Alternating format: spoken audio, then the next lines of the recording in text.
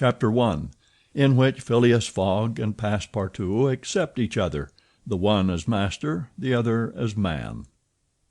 Mr. Phileas Fogg lived in 1872 at No. 7 Savile Row, Burlington Gardens, the house in which Sheridan died in 1814.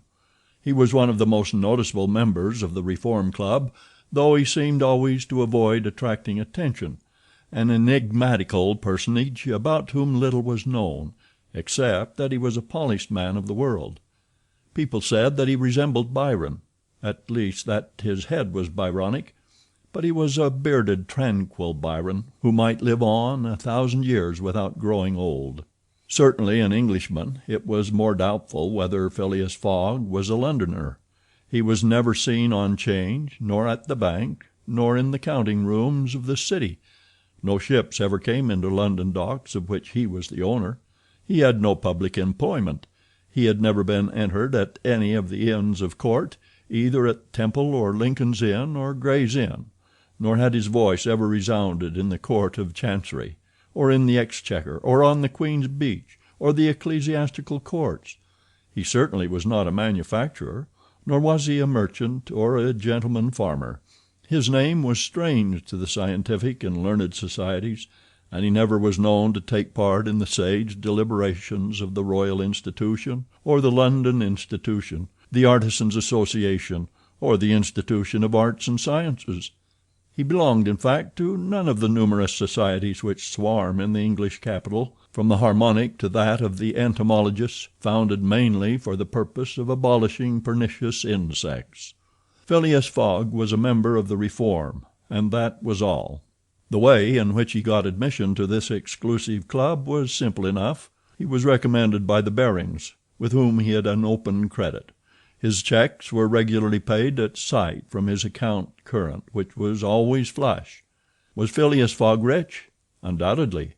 But those who knew him best could not imagine how he had made his fortune, and Mr. Fogg was the last person to whom to apply for the information. He was not lavish, nor, on the contrary, avaricious, for whenever he knew that money was needed for a noble, useful, or benevolent purpose, he supplied it quietly and sometimes anonymously. He was, in short, the least communicative of men. He talked very little, and seemed all the more mysterious for his taciturn manner. His daily habits were quite open to observation, but whatever he did was so exactly the same thing that he had always done before, that the wits of the curious were fairly puzzled. Had he traveled? It was likely, for no one seemed to know the world more familiarly.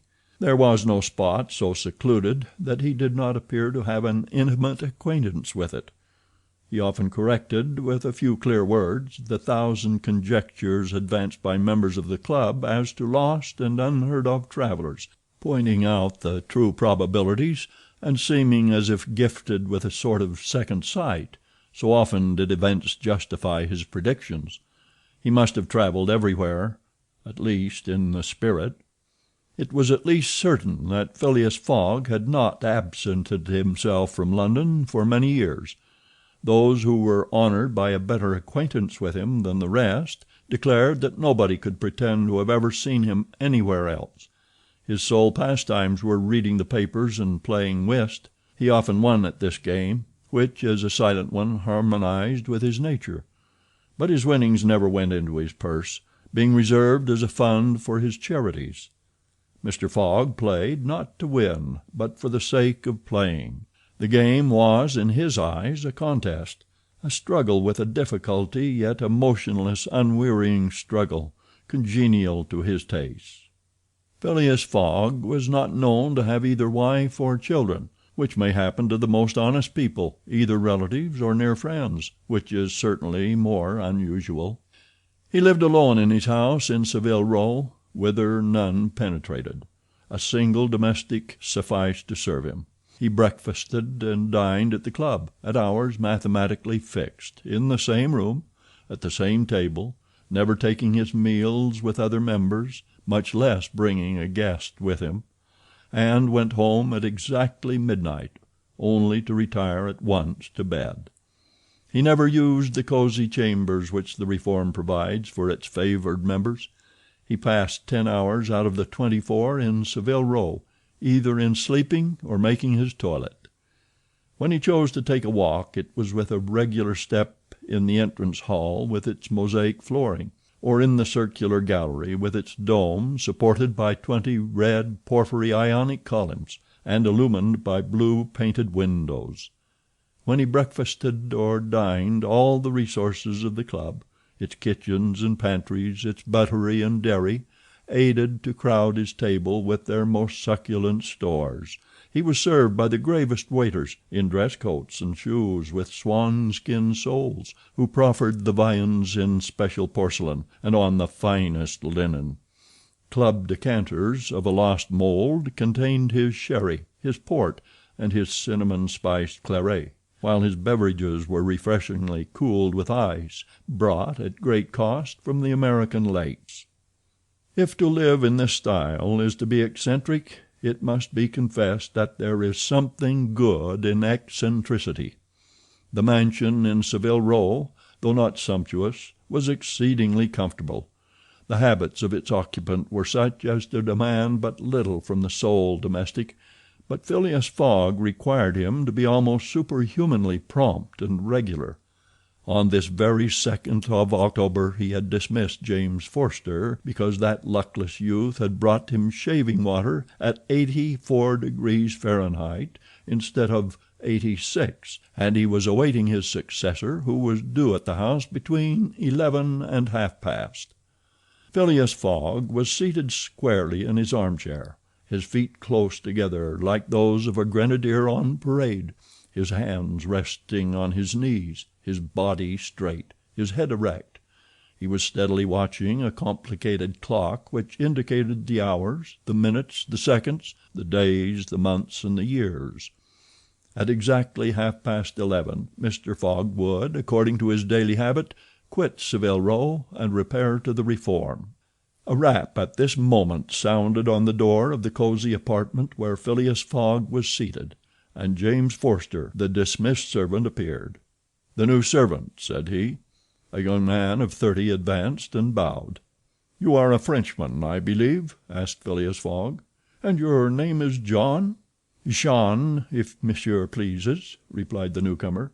"Jean Passepartout, a surname which has clung to me because I have a natural aptness for going out of one business into another. I believe I'm honest, monsieur, but to be outspoken I've had several trades. I've been an itinerant singer, a circus rider, when I used to vault like Leotard and dance on a rope like Blondin. Then I got to be a professor of gymnastics so as to make better use of my talents, and then I was a sergeant fireman at Paris and assisted at many a big fire. But I quitted France 5 years ago, and wishing to taste the sweets of domestic life took service as a valet here in England. Finding myself out of place, and hearing that Monsieur Phileas Fogg was the most exact and settled gentleman in the United Kingdom, I have come to Monsieur in the hope of living with him a tranquil life and forgetting even the name of Passepartout." "Passepartout suits me," responded Mr. Fogg. "You are well recommended to me. I hear a good report of you. You know my conditions?" "Yes, monsieur." "Good. What time is it?"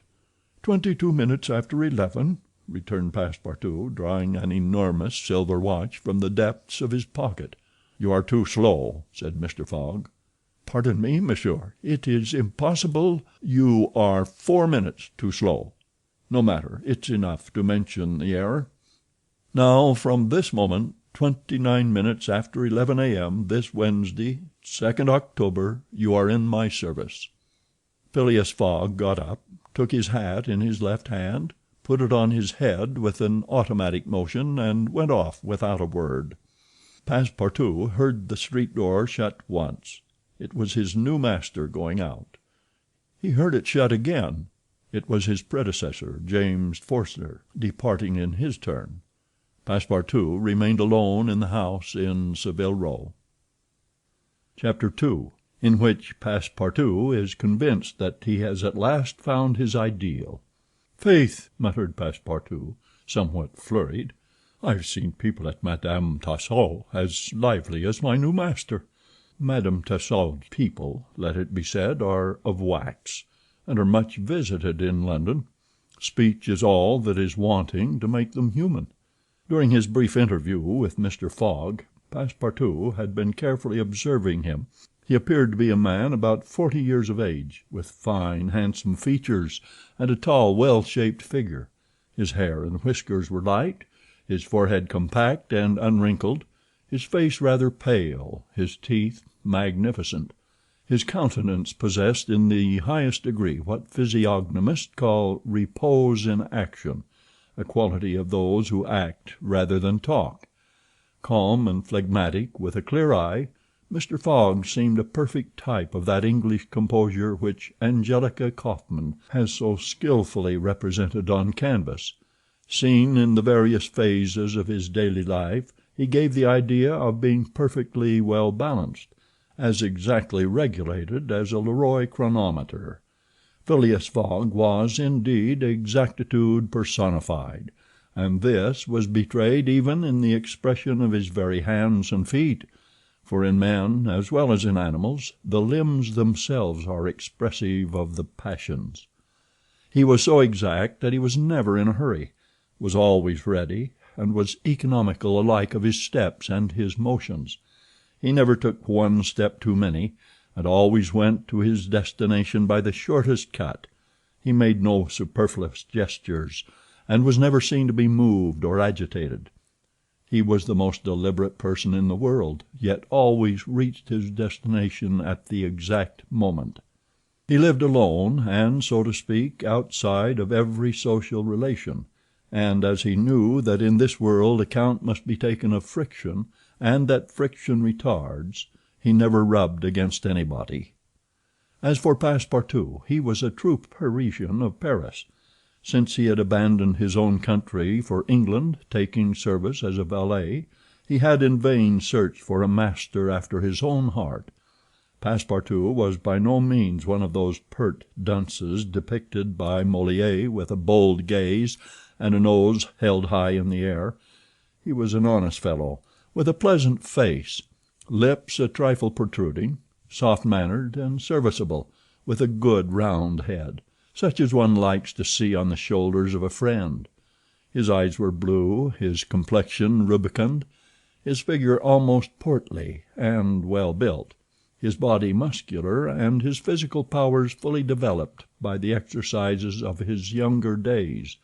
His brown hair was somewhat tumbled, for while the ancient sculptors are said to have known 18 methods of arranging Minerva's tresses, Passepartout was familiar with but one of dressing his own. 3 strokes of a large tooth comb completed his toilet. It would be rash to predict how Passepartout's lively nature would agree with Mr. Fogg. It was impossible to tell whether the new servant would turn out as absolutely methodical as his master required. Experience alone could solve the question. Passepartout had been a sort of vagrant in his early years, and now yearned for repose. But so far he had failed to find it, though he had already served in 10 English houses. But he could not take root in any of these.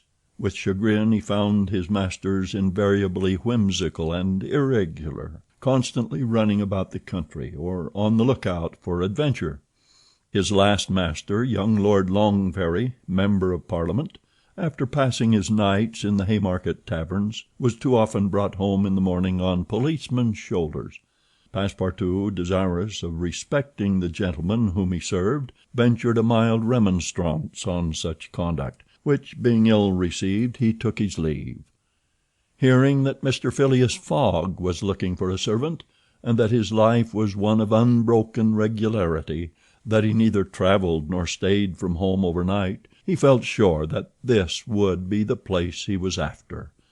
He presented himself and was accepted, as has been seen. At 11:30, then, Passepartout found himself alone in the house in Savile Row.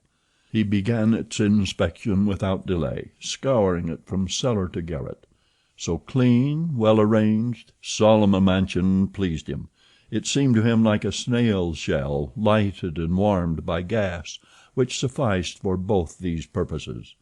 When Passepartout reached the second story, he recognized at once the room which he was to inhabit, and he was well satisfied with it. Electric bells and speaking tubes afforded communication with the lower stories, while on the mantel stood an electric clock, precisely like that in Mr. Fogg's bedchamber, both beating the same second at the same instant. "That's good, that will do," said Passepartout to himself. He suddenly observed, hung over the clock, a card which, upon inspection, proved to be a program of the daily routine of the house. It comprised all that was required of the servant, from 8 in the morning, exactly at which hour Phileas Fogg rose, till 11:30, when he left the house for the Reform Club. All the details of service, the tea and toast at 23 minutes past 8, the shaving water at 37 minutes past 9, and the toilet at 20 minutes before 10. Everything was regulated and foreseen that was to be done from 11:30 a.m. till midnight, the hour at which the methodical gentleman retired. Mr. Fogg's wardrobe was amply supplied, and in the best taste. Each pair of trousers, coat, and vest bore a number, indicating the time of year and season at which they were in turn to be laid out for wearing, and the same system was applied to the master's shoes. In short, the house in Savile Row, which must have been a very temple of disorder and unrest under the illustrious but dissipated Sheridan, was coziness, comfort, and method idealized. There was no study, nor were there books, which would have been quite useless to Mr. Fogg, for at the Reform 2 libraries, one of general literature and the other of law and politics, were at his service. A moderate-sized safe stood in his bedroom, constructed so as to defy fire as well as burglars, but Passepartout found neither arms nor hunting weapons anywhere. Everything betrayed the most tranquil and peaceable habits. Having scrutinized the house from top to bottom, he rubbed his hands. A broad smile overspread his features, and he said joyfully, "This is just what I wanted. Ah, we shall get on together, Mr. Fogg and I. What a domestic and regular gentleman! A real machine. Well, I don't mind serving a machine." Chapter 3, in which a conversation takes place which seems likely to cost Phileas Fogg dear. Phileas Fogg, having shut the door of his house at 11:30, and having put his right foot before his left 575 times, and his left foot before his right 576 times, reached the Reform Club, an imposing edifice in Pall Mall, which could not have cost less than 3 millions. He repaired at once to the dining room, the 9 windows of which open upon a tasteful garden, where the trees were already gilded with an autumn coloring, and took his place at the habitual table, the cover of which had already been laid for him. His breakfast consisted of a side dish, a broiled fish with reading sauce, a scarlet slice of roast beef garnished with mushrooms, a rhubarb and gooseberry tart, and a morsel of Cheshire cheese, the whole being washed down with several cups of tea, for which the Reform is famous. He rose at 13 minutes to 1, and directed his steps towards the large hall, a sumptuous apartment adorned with lavishly framed paintings. A flunky handed him an uncut Times, which he proceeded to cut with a skill which betrayed familiarity with this delicate operation. The perusal of this paper absorbed Phileas Fogg until 4:15, whilst the Standard, his next text, occupied him till the dinner hour. Dinner passed as breakfast had done, and Mr. Fogg reappeared in the reading room and sat down to the Pall Mall at 20 minutes before 6. Half an hour later several members of the Reform came in and drew up to the fireplace, where a coal fire was steadily burning. They were Mr. Fogg's usual partners at whist, Andrew Stewart, an engineer, John Sullivan and Samuel Fallentin, bankers, Thomas Flanagan, a brewer, and Gauthier Ralph, one of the directors of the Bank of England, all rich and highly respectable personages, even in a club which comprises the princes of English trade and finance. "Well, Ralph," said Thomas Flanagan, "what about that robbery?" "Oh," replied Stuart, "the bank will lose the money." "On the contrary," broke in Ralph, "I hope we may put our hands on the robber. Skillful detectives have been sent to all the principal ports of America and the Continent, and he'll be a clever fellow if he slips through their fingers." "But have you got the robber's description?" asked Stuart. "In the first place, he is no robber at all," returned Ralph positively. "What, a fellow who makes off with £55,000 no robber?" "No." "Perhaps he's a manufacturer, then?" "The Daily Telegraph says that he is a gentleman." It was Phileas Fogg, whose head now emerged from behind his newspapers, who made this remark. He bowed to his friends and entered into the conversation. The affair which formed its subject, and which was town talk, had occurred 3 days before at the Bank of England. A package of bank notes to the value of £55,000 had been taken from the principal cashier's table, that functionary being at the moment engaged in registering the receipt of 3 shillings and 6pence. Of course he could not have his eyes everywhere. Let it be observed that the Bank of England reposes a touching confidence in the honesty of the public. There are neither guards nor gratings to protect its treasures. Gold, silver, bank notes are freely exposed at the mercy of the first comer. A keen observer of English customs relates that being in one of the rooms of the bank one day he had the curiosity to examine a gold ingot weighing some 7 or 8 pounds. He took it up, scrutinized it, passed it to his neighbor, he to the next man, and so on until the ingot, going from hand to hand, was transferred to the end of a dark entry, nor did it return to its place for half an hour. Meanwhile the cashier had not so much as raised his head. But in the present instance things had not gone so smoothly. The package of notes not being found when 5 o'clock sounded from the ponderous clock in the drawing office, the amount was passed to the account of profit and loss. As soon as the robbery was discovered, picked detectives hastened off to Liverpool, Glasgow, Havre, Suez, Brindisi, New York, and other ports, inspired by the proffered reward of £2,000 and 5% on the sum that might be recovered. Detectives were also charged with narrowly watching those who arrived at or left London by rail, and a judicial examination was at once entered upon. There were real grounds for supposing, as the Daily Telegraph said, that the thief did not belong to a professional band. On the day of the robbery a well-dressed gentleman of polished manners and with a well-to-do air had been observed going to and fro in the paying room where the crime was committed. A description of him was easily procured and sent to the detectives, and some hopeful spirits, of whom Ralph was one, did not despair of his apprehension.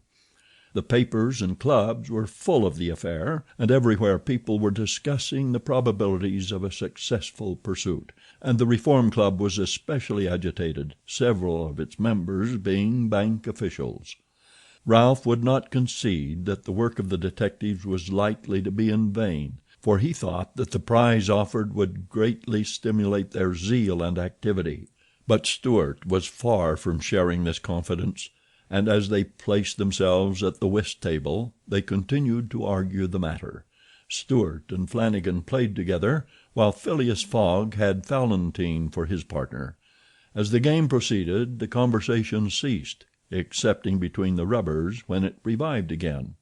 "I maintain," said Stuart, "that the chances are in favor of the thief, who must be a shrewd fellow." "Well, but where can he fly to?" asked Ralph. "No country is safe for him." "Pshaw! Where could he go, then?" "Oh, I don't know that. The world is big enough." "It was once," said Phileas Fogg in a low tone. "Cut, sir," he added, handing the cards to Thomas Flanagan. The discussion fell during the rubber, after which Stuart took up its thread. "What do you mean by 'once'? Has the world grown smaller?" "Certainly," returned Ralph. "I agree with Mr. Fogg. The world has grown smaller, since a man can now go round it 10 times more quickly than 100 years ago, and that is why the search for this thief will be more likely to succeed." "And also why the thief can get away more easily." "Be so good as to play, Mr. Stuart," said Phileas Fogg. But the incredulous Stuart was not convinced. and when the hand was finished said eagerly, "You have a strange way, Ralph, of proving that the world has grown smaller. So because you can go round it in 3 months—" "In 80 days," interrupted Phileas Fogg. "That is true, gentlemen," added John Sullivan. "Only 80 days, now that the section between Rothal and Allahabad on the Great Indian Peninsula Railway has been opened. Here is the estimate made by the Daily Telegraph. From London to Suez via Mont Cenis and Brindisi by rail and steamboats, 7 days. From Suez to Bombay by steamer, 13 days. From Bombay to Calcutta by rail, 3 days. From Calcutta to Hong Kong by steamer, 13 days. From Hong Kong to Yokohama, Japan by steamer, 6 days. From Yokohama to San Francisco by steamer, 22 days. From San Francisco to New York by rail, 7 days. From New York to London by steamer and rail, 9 days. Total, 80 days. "Yes, in 80 days!" exclaimed Stuart, who in his excitement made a false deal. "But that doesn't take into account bad weather, contrary winds, shipwrecks, railway accidents, and so on." "All included," returned Phileas Fogg, continuing to play despite the discussion. "But suppose the Hindus or Indians pull up the rails," replied Stuart. "Suppose they stop the trains, pillage the luggage vans, and scalp the passengers."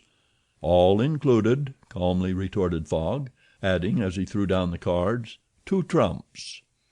Stuart, whose turn it was to deal, gathered them up and went on.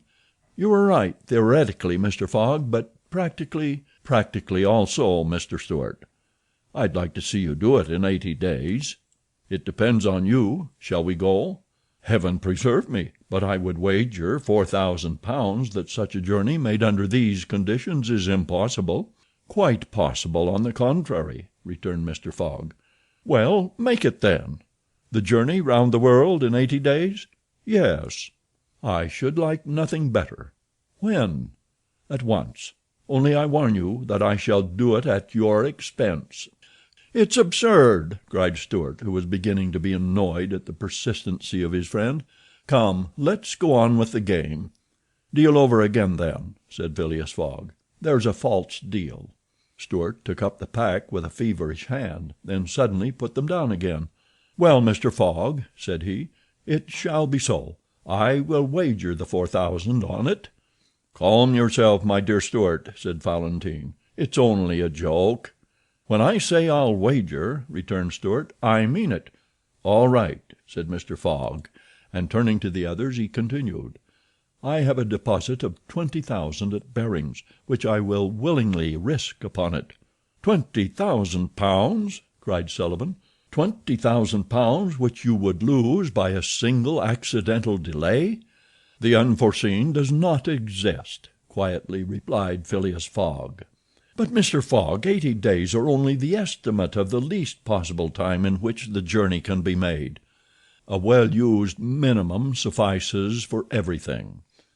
"But in order not to exceed it you must jump mathematically from the trains upon the steamers, and from the steamers upon the trains again." "I will jump mathematically." "You are joking." "A true Englishman doesn't joke when he is talking about so serious a thing as a wager," replied Phileas Fogg solemnly. "I will bet £20,000 against anyone who wishes that I will make the tour of the world in 80 days or less, in 1920 hours or 115,200 minutes. Do you accept?" "We accept," replied Mr. Stuart, Valentine, Sullivan, Flanagan, and Ralph, after consulting each other. "Good," said Mr. Fogg. "The train leaves for Dover at 9:15. I will take it." "This very evening?" asked Stuart. "This very evening," returned Phileas Fogg. He took out and consulted a pocket almanac, and added, "As today is Wednesday, the 2nd of October, I shall be due in London in this very room of the Reform Club on Saturday the 21st of December at 9:15 p.m. Or else the £20,000 now deposited in my name at Baring's will belong to you in fact and in right, gentlemen. Here is a check for the amount." A memorandum of the wager was at once drawn up and signed by the 6 parties, during which Phileas Fogg preserved a stoical composure. He certainly did not bet to win, and had only staked the £20,000, half of his fortune, because he foresaw that he might have to expend the other half to carry out this difficult, not to say unattainable, project. As for his antagonists, they seemed much agitated, not so much by the value of their stake as because they had some scruples about betting under conditions so difficult to their friend. The clock struck 7, and the party offered to suspend the game so that Mr. Fogg might make his preparations for departure. "I am quite ready now," was his tranquil response. "Diamonds or trumps? Be so good as to play, gentlemen." Chapter 4, in which Phileas Fogg astounds Passepartout, his servant. Having won 20 guineas at whist and taken leave of his friends, Phileas Fogg, at 25 minutes past 7, left the Reform Club. Passepartout, who had conscientiously studied the programme of his duties, was more than surprised to see his master guilty of the inexactness of appearing at this unaccustomed hour, for, according to rule, he was not due in Savile Row until precisely midnight. Mr. Fogg repaired to his bedroom and called out, "Passepartout!" Passepartout did not reply. It could not be he who was called. It was not the right hour. "Passepartout!" repeated Mr. Fogg, without raising his voice. Passepartout made his appearance. "I've called you twice," observed his master. "But it is not midnight," responded the other, showing his watch. "I know it. I don't blame you. We start for Dover and Calais in 10 minutes." A puzzled grin overspread Passepartout's round face. Clearly he had not comprehended his master. "Monsieur is going to leave home?" "Yes," returned Phileas Fogg. "We are going round the world." Passepartout opened wide his eyes, raised his eyebrows, held up his hands, and seemed about to collapse, so overcome was he with stupefied astonishment. "Round the world?" he murmured. "In 80 days," responded Mr. Fogg, "so we haven't a moment to lose." "But the trunks?" gasped Passepartout, unconsciously swaying his head from right to left.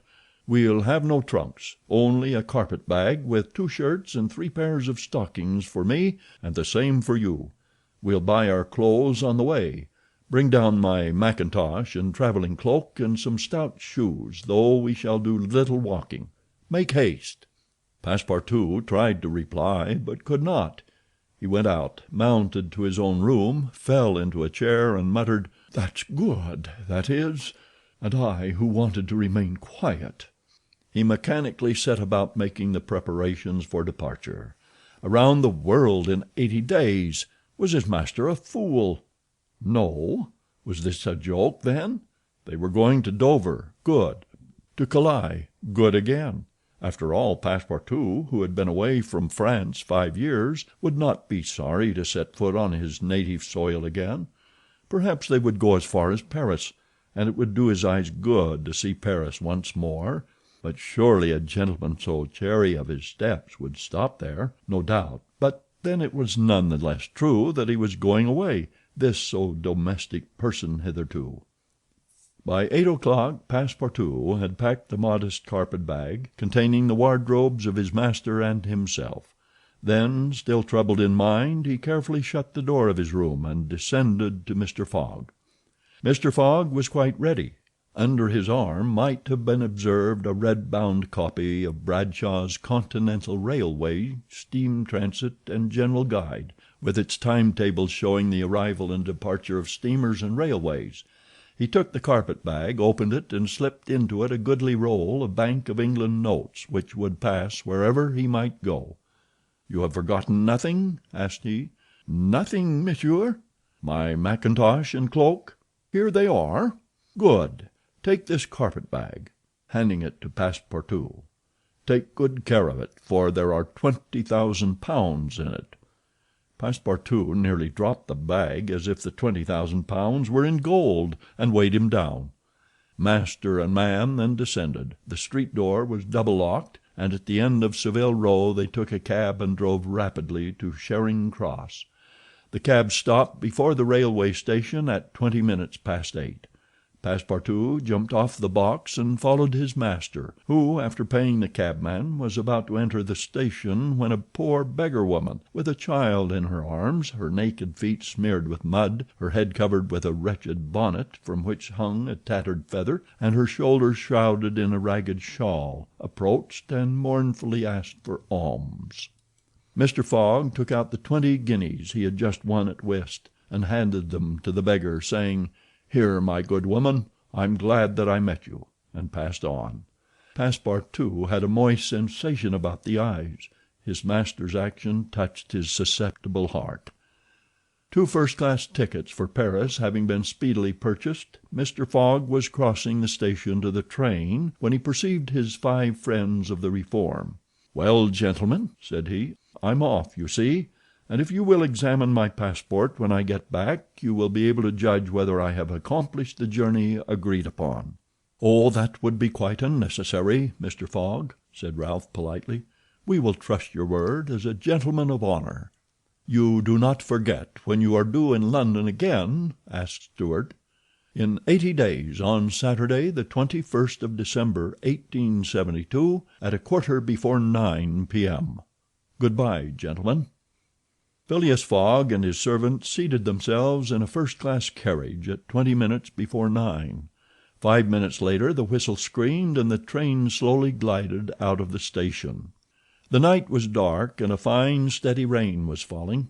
Phileas Fogg, snugly ensconced in his corner, did not open his lips. Passepartout, not yet recovered from his stupefaction, clung mechanically to the carpet-bag with its enormous treasure. Just as the train was whirling through Sydenham, Passepartout suddenly uttered a cry of despair. "What's the matter?" asked Mr. Fogg. "Alas! In my hurry I forgot—" "What?" "To turn off the gas in my room." "Very well, young man," returned Mr. Fogg coolly. "It will burn, at your expense." Chapter 5, in which a new species of funds unknown to the moneyed men appears on 'Change. Phileas Fogg rightly suspected that his departure from London would create a lively sensation at the West End. The news of the bet spread through the Reform Club, and afforded an exciting topic of conversation to its members. From the club it soon got into the papers throughout England. The boasted tour of the world was talked about, disputed, argued with as much warmth as if the subject were another Alabama claim. Some took sides with Phileas Fogg, but the large majority shook their heads and declared against him. It was absurd, impossible, they declared, that the tour of the world could be made, except theoretically and on paper, in this minimum of time, and with the existing means of traveling. The Times, Standard, Morning Post, and Daily News, and 20 other highly respectable newspapers scouted Mr. Fogg's project as madness. The Daily Telegraph alone hesitatingly supported him.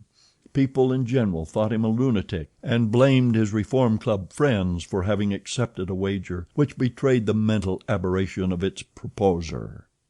Articles no less passionate than logical appeared on the question, for geography is one of the pet subjects of the English, and the columns devoted to Phileas Fogg's venture were eagerly devoured by all classes of readers. At first some rash individuals, principally of the gentler sex, espoused his cause, which became still more popular when the Illustrated London News came out with his portrait, copied from a photograph in the Reform Club. A few readers of the Daily Telegraph even dared to say, "Why not, after all? Stranger things have come to pass." At last a long article appeared on the 7th of October in the Bulletin of the Royal Geographical Society, which treated the question from every point of view and demonstrated the utter folly of the enterprise. Everything, it said, was against the travelers, every obstacle imposed alike by man and by nature. A miraculous agreement of the times of departure and arrival, which was impossible, was absolutely necessary to his success. He might perhaps reckon on the arrival of trains at the designated hours in Europe, where the distances were relatively moderate, but when he calculated upon crossing India in 3 days and the United States in 7, could he rely beyond misgiving upon accomplishing his task? There were accidents to machinery, the liability of trains to run off the line, collisions, bad weather, the blocking up by snow, Were not all these against Phileas Fogg? Would he not find himself, when traveling by steamer in winter, at the mercy of the winds and fogs? Is it uncommon for the best ocean steamers to be 2 or 3 days behind time? But a single delay would suffice to fatally break the chain of communication. Should Phileas Fogg once miss, even by an hour, a steamer, he would have to wait for the next, and that would irrevocably render his attempt vain. This article made a great deal of noise, and being copied into all the papers seriously depressed the advocates of the rash tourist. Everybody knows that England is the world of betting men, who are of a higher class than mere gamblers. To bet is in the English temperament. Not only the members of the Reform, but the general public made heavy wagers for or against Phileas Fogg, who was set down in the betting books as if he were a racehorse. Bonds were issued and made their appearance on 'Change. Phileas Fogg bonds were offered at par or at a premium, and a great business was done in them. But 5 days after the article in the Bulletin of the Geographical Society appeared, the demand began to subside. Phileas Fogg declined. They were offered by packages, at first of 5, then of 10, until at last nobody would take less than 20, 50, 100. Lord Albemarle, an elderly paralytic gentleman, was now the only advocate of Phileas Fogg left. This noble lord, who was fastened to his chair, would have given his fortune to be able to make the tour of the world if it took 10 years, and he bet £5,000 on Phileas Fogg. When the folly as well as the uselessness of the adventure was pointed out to him, he contented himself with replying, "If the thing is feasible, the first to do it ought to be an Englishman." The Fogg party dwindled more and more. Everybody was going against him, and the bets stood 150 and 200 to 1, and a week after his departure an incident occurred which deprived him of backers at any price. The Commissioner of Police was sitting in his office at 9 o'clock one evening when the following telegraphic dispatch was put into his hands: Suez to London. Rowan, Commissioner of Police, Scotland Yard. I found the bank robber, Phileas Fogg. Send without delay warrant of arrest to Bombay. Fix, Detective. The effect of this dispatch was instantaneous.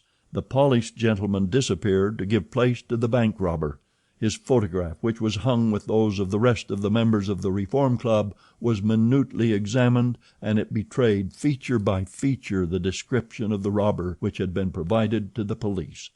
The mysterious habits of Phileas Fogg were recalled, his solitary ways, his sudden departure, and it seemed clear that in undertaking a tour round the world on the pretext of a wager he had had no other end in view than to elude the detectives and throw them off his track. Chapter 6, in which Fix, the detective, betrays a very natural impatience.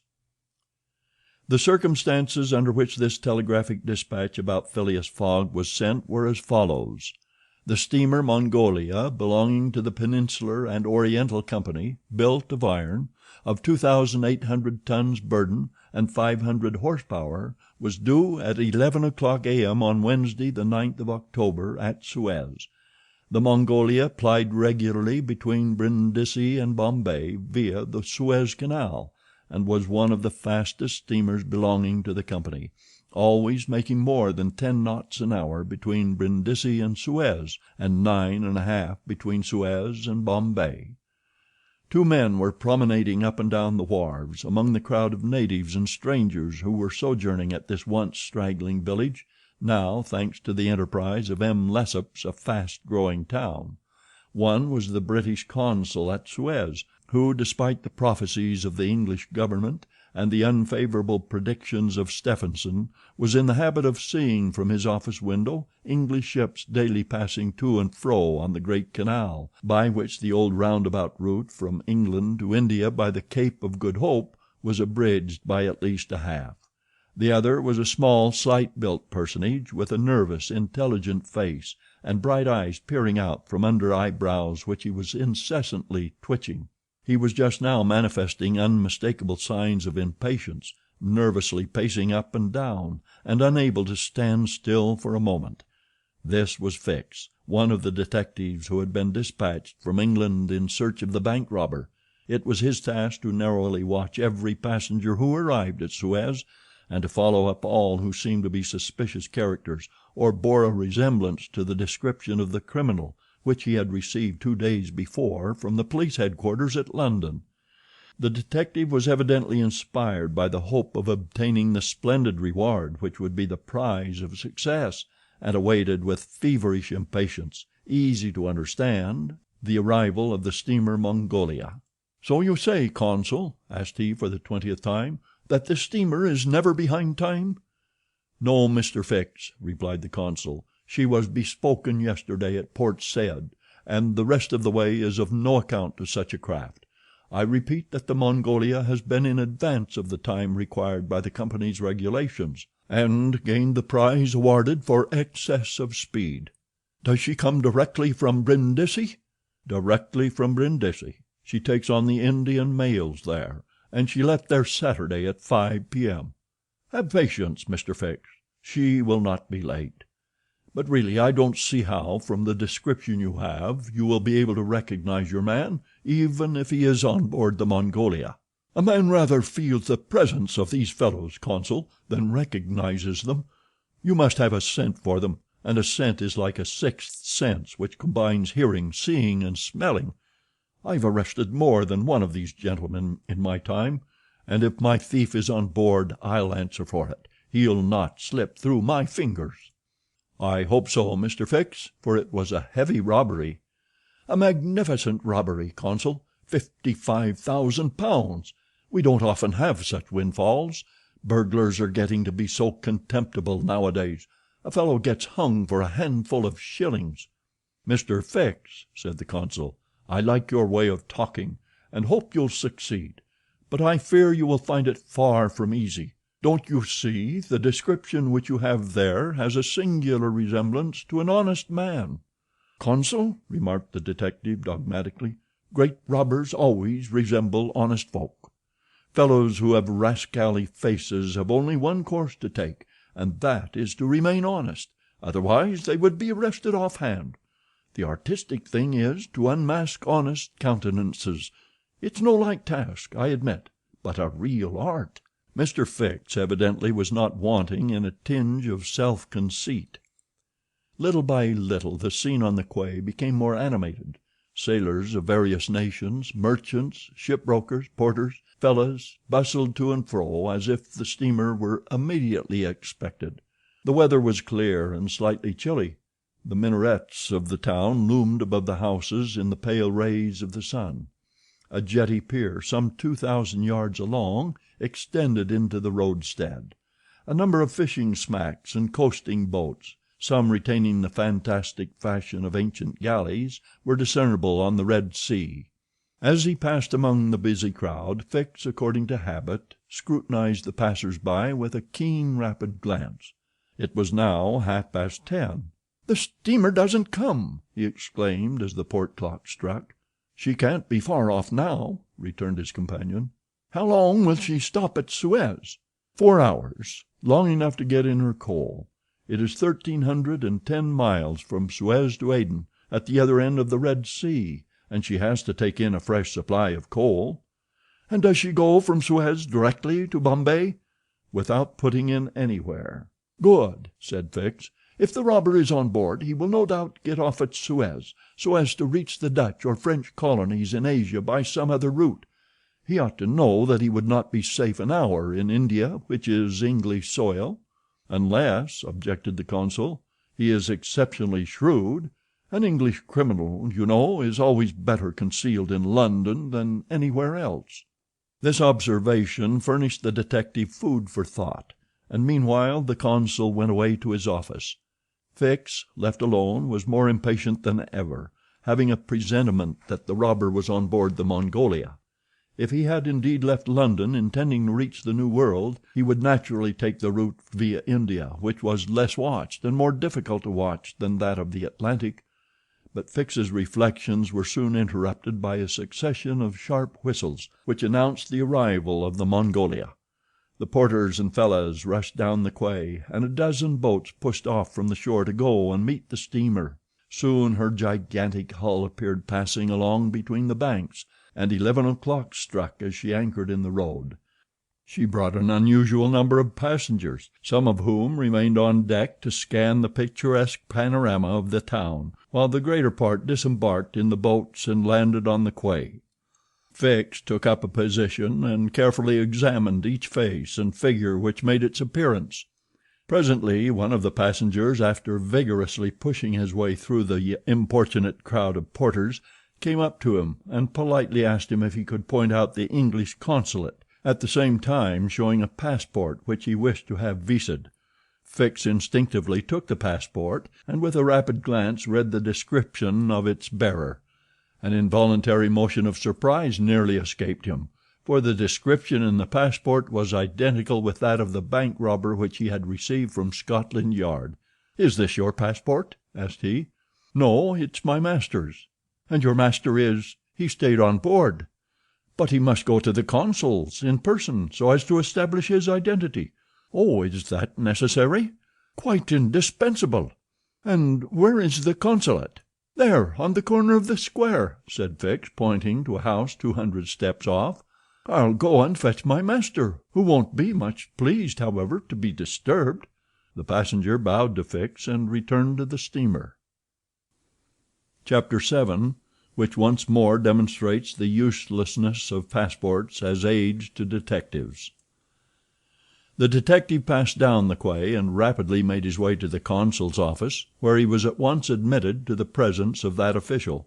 "Consul," said he, without preamble, "I have strong reasons for believing that my man is a passenger on the Mongolia," and he narrated what had just passed concerning the passport. "Well, Mr. Fix," replied the consul, "I shall not be sorry to see the rascal's face, but perhaps he won't come here. That is, if he is the person you suppose him to be.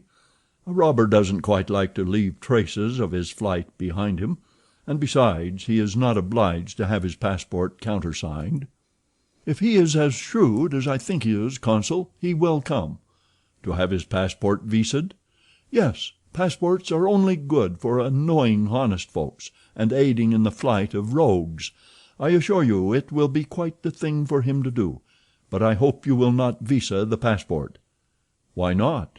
If the passport is genuine I have no right to refuse." "Still, I must keep this man here until I can get a warrant to arrest him from London." "Ah, that's your lookout. But I cannot—" The consul did not finish his sentence, for as he spoke a knock was heard at the door, and two strangers entered, one of whom was the servant whom Fix had met on the quay. The other, who was his master, held out his passport with the request that the consul would do him the favor to visa it. The consul took the document and carefully read it, whilst Fix observed, or rather devoured, the stranger with his eyes from a corner of the room. "You are Mr. Phileas Fogg?" said the consul, after reading the passport. "I am." "And this man is your servant?" "He is a Frenchman named Passepartout." "You are from London?" "Yes." "And you are going—" "To Bombay." "Very good, sir. You know that a visa is useless, and that no passport is required?" "I know it, sir," replied Phileas Fogg, "but I wish to prove by your visa that I came by Suez." "Very well, sir." The consul proceeded to sign and date the passport, after which he added his official seal. Mr. Fogg paid the customary fee, coldly bowed, and went out, followed by his servant. "Well?" queried the detective. "Well, he looks and acts like a perfectly honest man," replied the consul. "Possibly, but that is not the question. Do you think, Consul, that this phlegmatic gentleman resembles, feature by feature, the robber whose description I have received?" "I concede that. But then, you know, all descriptions—" "I'll make certain of it," interrupted Fix. "The servant seems to me less mysterious than the master. Besides, he's a Frenchman and can't help talking. Excuse me for a little while, Consul." Fix started off in search of Passepartout. Meanwhile, Mr. Fogg, after leaving the consulate, repaired to the quay, gave some orders to Passepartout, went off to the Mongolia in a boat, and descended to his cabin. He took up his notebook, which contained the following memoranda: Left London Wednesday, October 2nd, at 8:45 p.m. Reached Paris Thursday, October 3rd, at 7:20 a.m. Left Paris Thursday at 8:40 a.m. reached Turin by Mont Cenis Friday, October 4th at 6:35 a.m. Left Turin Friday at 7:20 a.m. Arrived at Brindisi Saturday, October 5th at 4 p.m. Sailed on the Mongolia Saturday at 5 p.m. Reached Suez Wednesday, October 9th at 11 a.m. Total of hours spent 158 plus, or in days 6 days and a half. These dates were inscribed in an itinerary divided into columns, indicating the month, the day of the month, and the day for the stipulated and actual arrivals at each principal point: Paris, Brindisi, Suez, Bombay, Calcutta, Singapore, Hong Kong, Yokohama, San Francisco, New York, and London, from the 2nd of October to the 21st of December, and giving a space for setting down the gain made or the loss suffered on arrival at each locality. This methodical record thus contained an account of everything needed, and Mr. Fogg always knew whether he was behindhand or in advance of his time. On this Friday, October 9th, he noted his arrival at Suez, and observed that he had as yet neither gained nor lost. He sat down quietly to breakfast in his cabin, never once thinking of inspecting the town, being one of those Englishmen who are wont to see foreign countries through the eyes of their domestics. Chapter 8, in which Passepartout talks rather more, perhaps, than is prudent. Fix soon rejoined Passepartout, who was lounging and looking about on the quay, as if he did not feel that he, at least, was obliged not to see anything. "Well, my friend," said the detective, coming up with him, "is your passport vised?" "Ah, it's you, is it, monsieur?" responded Passepartout. "Thanks, yes, the passport is all right." "And are you looking about you?" "Yes, but we travel so fast that I seem to be journeying in a dream. So this is Suez?" "Yes." "In Egypt?" "Certainly in Egypt." "And in Africa?" "In Africa."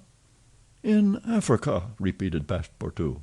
"Just think, monsieur, I had no idea that we should go farther than Paris, and all that I saw of Paris was between 20 minutes past 7 and 20 minutes before 9 in the morning, between the Northern and the Lyons stations, through the windows of a car, and in a driving rain. How I regret not having seen once more Père Lachaise and the circus in the Champs-Élysées." "You are in a great hurry, then?" "I am not, but my master is. By the way, I must buy some shoes and shirts. We came away without trunks, only with a carpet-bag." "I will show you an excellent shop for getting what you want." "Really, monsieur? You are very kind." And they walked off together, Passepartout chatting volubly as they went along. "Above all," said he, "don't let me lose the steamer." "You have plenty of time. It's only 12 o'clock." Passepartout pulled out his big watch. "12!" he exclaimed. "Why, it's only 8 minutes before 10. Your watch is slow." "My watch? A family watch, monsieur, which has come down from my great-grandfather. It doesn't vary 5 minutes in the year. It's a perfect chronometer. Look you." "I see how it is," said Fix. "You have kept London time, which is 2 hours behind that of Suez. You ought to regulate your watch at noon in each country." "I regulate my watch? Never!" "Well, then, it will not agree with the sun." "So much the worse for the sun, monsieur. The sun will be wrong, then." And the worthy fellow returned the watch to its fob with a defiant gesture. After a few minutes' silence, Fix resumed. "You left your London hastily, then?" "I rather think so. Last Friday at 8 o'clock in the evening Monsieur Fogg came home from his club, and 3/4 of an hour afterwards we were off." "But where is your master going?" "Always straight ahead. He is going round the world." "Round the world!" cried Fix. "Yes, and in 80 days. He says it is on a wager, but between us I don't believe a word of it. That wouldn't be common sense. There's something else in the wind." "Ah, Mr. Fogg is a character, is he?" "I should say he was." "Is he rich?" "No doubt, for he is carrying an enormous sum in brand new banknotes with him.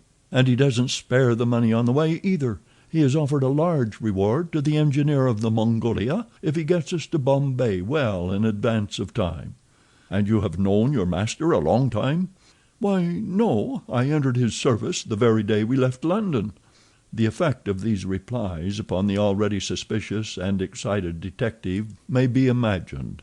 The hasty departure from London soon after the robbery, the large sum carried by Mr. Fogg, the eagerness to reach distant countries, the pretext of an eccentric and foolhardy bet, all confirmed Fix in his theory.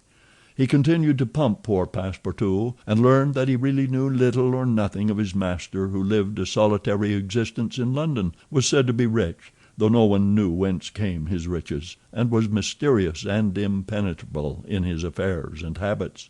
Fix felt sure that Phileas Fogg would not land at Suez, but was really going on to Bombay. "Is Bombay far from here?" asked Passepartout. "Pretty far. It is a 10 days' voyage by sea." "And in what country is Bombay? India? In Asia?" "Certainly." "The deuce! I was going to tell you there's one thing that worries me. My burner." "What burner?" "My gas burner, which I forgot to turn off, and which is at this moment burning at my expense.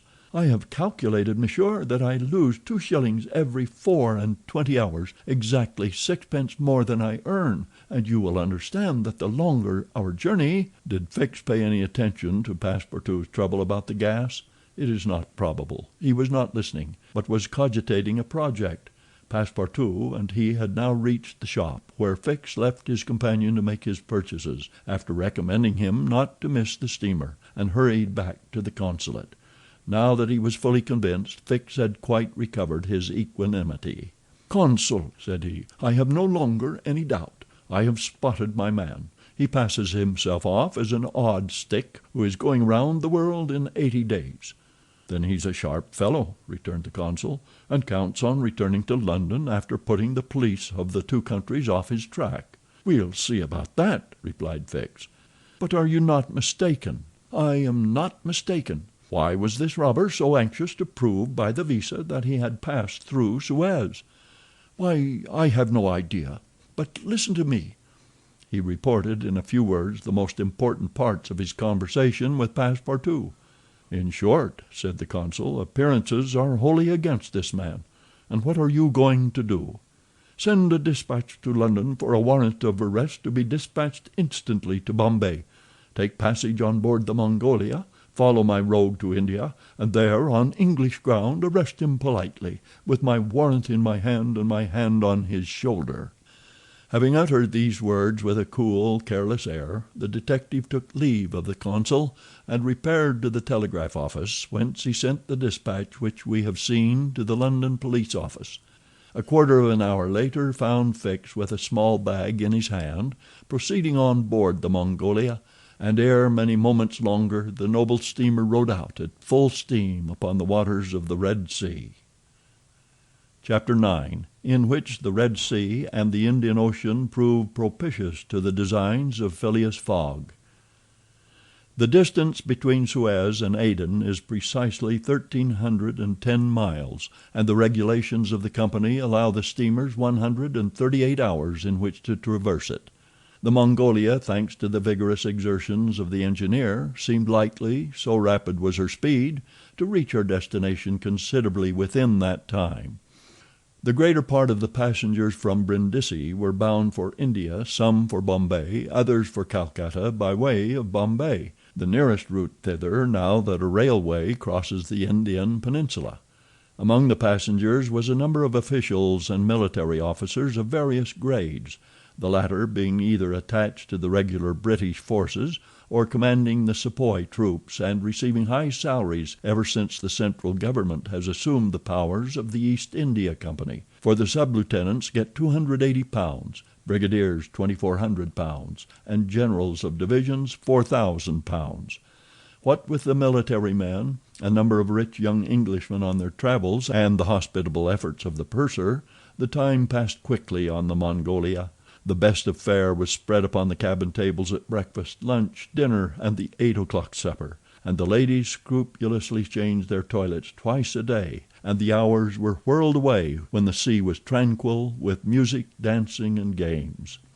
But the Red Sea is full of caprice, and often boisterous, like most long and narrow gulfs. When the wind came from the African or Asian coast, the Mongolia with her long hull rolled fearfully. Then the ladies speedily disappeared below. The pianos were silent. Singing and dancing suddenly ceased. Yet the good ship plowed straight on, unretarded by wind or wave, towards the straits of Bab el Mandeb. What was Phileas Fogg doing all this time? It might be thought that in his anxiety he would be constantly watching the changes of the wind, the disorderly raging of the billows. Every chance, in short, which might force the Mongolia to slacken her speed, and thus interrupt his journey. But if he thought of these possibilities, he did not betray the fact by any outward sign. Always the same impassible member of the Reform Club, whom no incident could surprise, as unvarying as the ship's chronometers, and seldom having the curiosity even to go up on the deck, he passed through the memorable scenes of the Red Sea with cold indifference, did not care to recognize the historic towns and villages which, along its borders, raised their picturesque outlines against the sky, and betrayed no fear of the dangers of the Arabic Gulf, which the old historians always spoke of with horror, and upon which the ancient navigators never ventured without propitiating the gods by ample sacrifices. How did this eccentric personage pass his time on the Mongolia? He made his 4 hearty meals every day, regardless of the most persistent rolling and pitching on the part of the steamer, and he played whist indefatigably, for he had found partners as enthusiastic in the game as himself. A tax collector on the way to his post at Goa, the Reverend Decimus Smith returning to his parish at Bombay, and a brigadier general of the English army, who was about to rejoin his brigade at Benares, made up the party, and with Mr. Fogg played whist by the hour together in absorbing silence. As for Passepartout, he too had escaped seasickness, and took his meals conscientiously in the forward cabin. He rather enjoyed the voyage, for he was well fed and well lodged, took a great interest in the scenes through which they were passing, and consoled himself with the delusion that his master's whim would end at Bombay. He was pleased on the day after leaving Suez to find on deck the obliging person with whom he had walked and chatted on the quays. "If I am not mistaken," said he, approaching this person with his most amiable smile, "you are the gentleman who so kindly volunteered to guide me at Suez." "Ah, I quite recognize you. You are the servant of the strange Englishman." "Just so, Monsieur Fix." "Monsieur Fix," resumed Passepartout, "I'm charmed to find you on board. Where are you bound?" "Like you, to Bombay." "That's capital. Have you made this trip before?" "Several times. I am one of the agents of the Peninsular Company." "Then you know India?" "Why, yes," replied Fix, who spoke cautiously. "A curious place, this India." "Oh, very curious. Mosques, minarets, temples, fakirs, pagodas, tigers, snakes, and elephants. I hope you will have ample time to see the sights." "I hope so, Monsieur Fix. You see, a man of sound sense ought not to spend his life jumping from a steamer upon a railway train, and from a railway train upon a steamer again, pretending to make the tour of the world in 80 days. No, all these gymnastics, you may be sure, will cease at Bombay." "And Mr. Fogg is getting on well?" asked Fix, in the most natural tone in the world. "Quite well, and I too. I eat like a famished ogre. It's the sea air." "But I never see your master on deck." "Never. He hasn't the least curiosity." "Do you know, Mr. Passepartout, that this pretended tour in 80 days may conceal some secret errand, perhaps a diplomatic mission?" "Faith, Monsieur Fix, I assure you I know nothing about it, nor would I give half a crown to find out."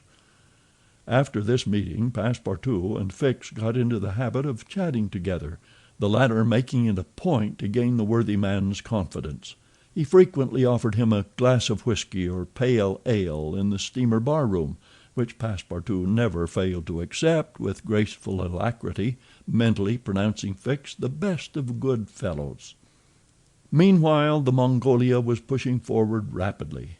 On the 13th, Mocha, surrounded by its ruined walls, whereon date trees were growing, was sighted, and on the mountains beyond were espied vast coffee fields.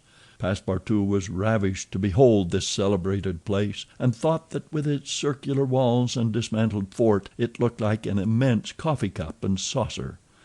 The following night they passed through the Strait of Bab el Mandeb, which means in Arabic the Bridge of Tears, and the next day they put in at Steamer Point, northwest of Aden Harbor, to take in coal. This matter of fueling steamers is a serious one at such distances from the coal mines. It costs the Peninsular Company some £800,000 a year. In these distant seas coal is worth £3 or £4 sterling a ton.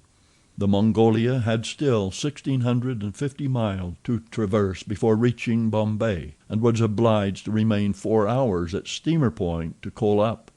But this delay, as it was foreseen, did not affect Phileas Fogg's program.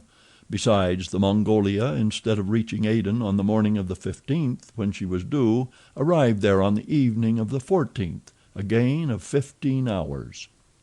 Mr. Fogg and his servant went ashore at Aden to have the passport again visaed. Fix, unobserved, followed them. The visa procured, Mr. Fogg returned on board to resume his former habits, while Passepartout, according to custom, sauntered about among the mixed population of Somalis, Banyans, Parsees, Jews, Arabs, and Europeans who comprised the 25,000 inhabitants of Aden. He gazed with wonder upon the fortifications which make this place the Gibraltar of the Indian Ocean, and the vast cisterns where the English engineers were still at work, 2,000 years after the engineers of Solomon. "Very curious, very curious," said Passepartout to himself on returning to the steamer. "I see that it is by no means useless to travel if a man wants to see something new." At 6 p.m. the Mongolia slowly moved out of the roadstead, and was soon once more on the Indian Ocean. She had 168 hours in which to reach Bombay, and the sea was favorable, the wind being in the northwest, and all sails aiding the engine. The steamer rolled but little. The ladies in fresh toilets reappeared on deck, and the singing and dancing were resumed. The trip was being accomplished most successfully, and Passepartout was enchanted with the congenial companion which chance had secured him in the person of the delightful Fix. On Sunday, October 20th, towards noon, they came in sight of the Indian coast. 2 hours later the pilot came on board. A range of hills lay against the sky in the horizon, and soon the rows of palms which adorn Bombay came distinctly into view. The steamer entered the road formed by the islands in the bay, and at 4:30 she hauled up at the quays of Bombay. Phileas Fogg was in the act of finishing the 33rd rubber of the voyage, and his partner and himself having, by a bold stroke, captured all 13 of the tricks, concluded this fine campaign with a brilliant victory. The Mongolia was due at Bombay on the 22nd. She arrived on the 20th. This was a gain to Phileas Fogg of 2 days since his departure from London, and he calmly entered the fact in the itinerary in the column of gains. Chapter 10, in which Passepartout is only too glad to get off with the loss of his shoes. Everybody knows that the great reversed triangle of land, with its base in the north and its apex in the south, which is called India, embraces 1,400,000 square miles, upon which is spread unequally a population of 180 millions of souls. The British Crown exercises a real and despotic dominion over the larger portion of this vast country, and has a Governor-General stationed at Calcutta, governors at Madras, Bombay, and in Bengal, and a Lieutenant Governor at Agra. But British India, properly so called, only embraces 700,000 square miles, and a population of from 100 to 110 millions of inhabitants. A considerable portion of India is still free from British authority, and there are certain ferocious Rajas in the interior who are absolutely independent. The celebrated East India Company was all-powerful from 1756, when the English first gained a foothold on the spot where now stands the city of Madras, down to the time of the great Sepoy insurrection. It gradually annexed province after province, purchasing them of the native chiefs, whom it seldom paid, and appointed the Governor-General and his subordinates, civil and military. But the East India Company has now passed away, leaving the British possessions in India directly under the control of the Crown. The aspect of the country, as well as the manners and distinctions of race, is daily changing. Formerly one was obliged to travel in India by the old cumbrous methods of going on foot or on horseback, in palanquins or unwieldy coaches. Now fast steamboats ply on the Indus and the Ganges, and a great railway, with branch lines joining the main line at many points on its route, traverses the peninsula from Bombay to Calcutta in 3 days. This railway does not run in a direct line across India. The distance between Bombay and Calcutta, as the bird flies, is only from 1,000 to 1,100 miles, but the deflections of the road increase this distance by more than a third. The general route of the Great Indian Peninsula Railway is as follows. Leaving Bombay, it passes through Salsetta, crossing to the continent opposite, Tanna, goes over the chain of the Western Ghauts, runs thence northeast as far as Burhampur, skirts the nearly independent territory of Bundelkund, ascends to Allahabad, turns thence eastwardly, meeting the Ganges at Benares, then departs from the river a little, and descending southeastward by Berdivian and the French town of Chandernagore, has its terminus at Calcutta. The passengers of the Mongolia went ashore at 4:30 p.m. At exactly 8 the train would start for Calcutta. Mr. Fogg, after bidding good-bye to his whist partners, left the steamer, gave his servant several errands to do, urged it upon him to be at the station promptly at 8, and with his regular step, which beat to the second like an astronomical clock, directed his steps to the passport office. As for the wonders of Bombay, its famous city hall, its splendid library, its forts and docks, its bazaars, mosques, synagogues, its Armenian churches, and the noble pagoda on Malabar Hill, with its 2 polygonal towers, he cared not a straw to see them. He would not deign to examine even the masterpieces of Elephanta, or the mysterious Hypagia, concealed southeast from the docks, or those fine remains of Buddhist architecture, the Canharian grottos of the island of Salsetta. Having transacted his business at the passport office, Phileas Fogg repaired quietly to the railway station, where he ordered dinner. Among the dishes served up to him, the landlord especially recommended a certain giblet of native rabbit, on which he prided himself. Mr. Fogg accordingly tasted the dish, but despite its spice sauce found it far from palatable. He rang for the landlord, and on his appearance said, fixing his clear eyes upon him, "Is this rabbit, sir?" "Yes, my lord," the rogue boldly replied. "Rabbit from the jungles." "And this rabbit did not mew when he was killed?"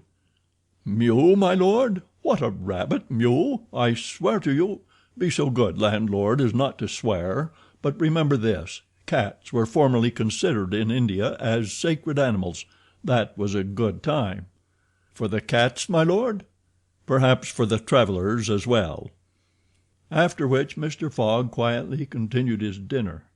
Fix had gone on shore shortly after Mr. Fogg, and his first destination was the headquarters of the Bombay police. He made himself known as a London detective, told his business at Bombay, and the position of affairs relative to the supposed robber, and nervously asked if a warrant had arrived from London.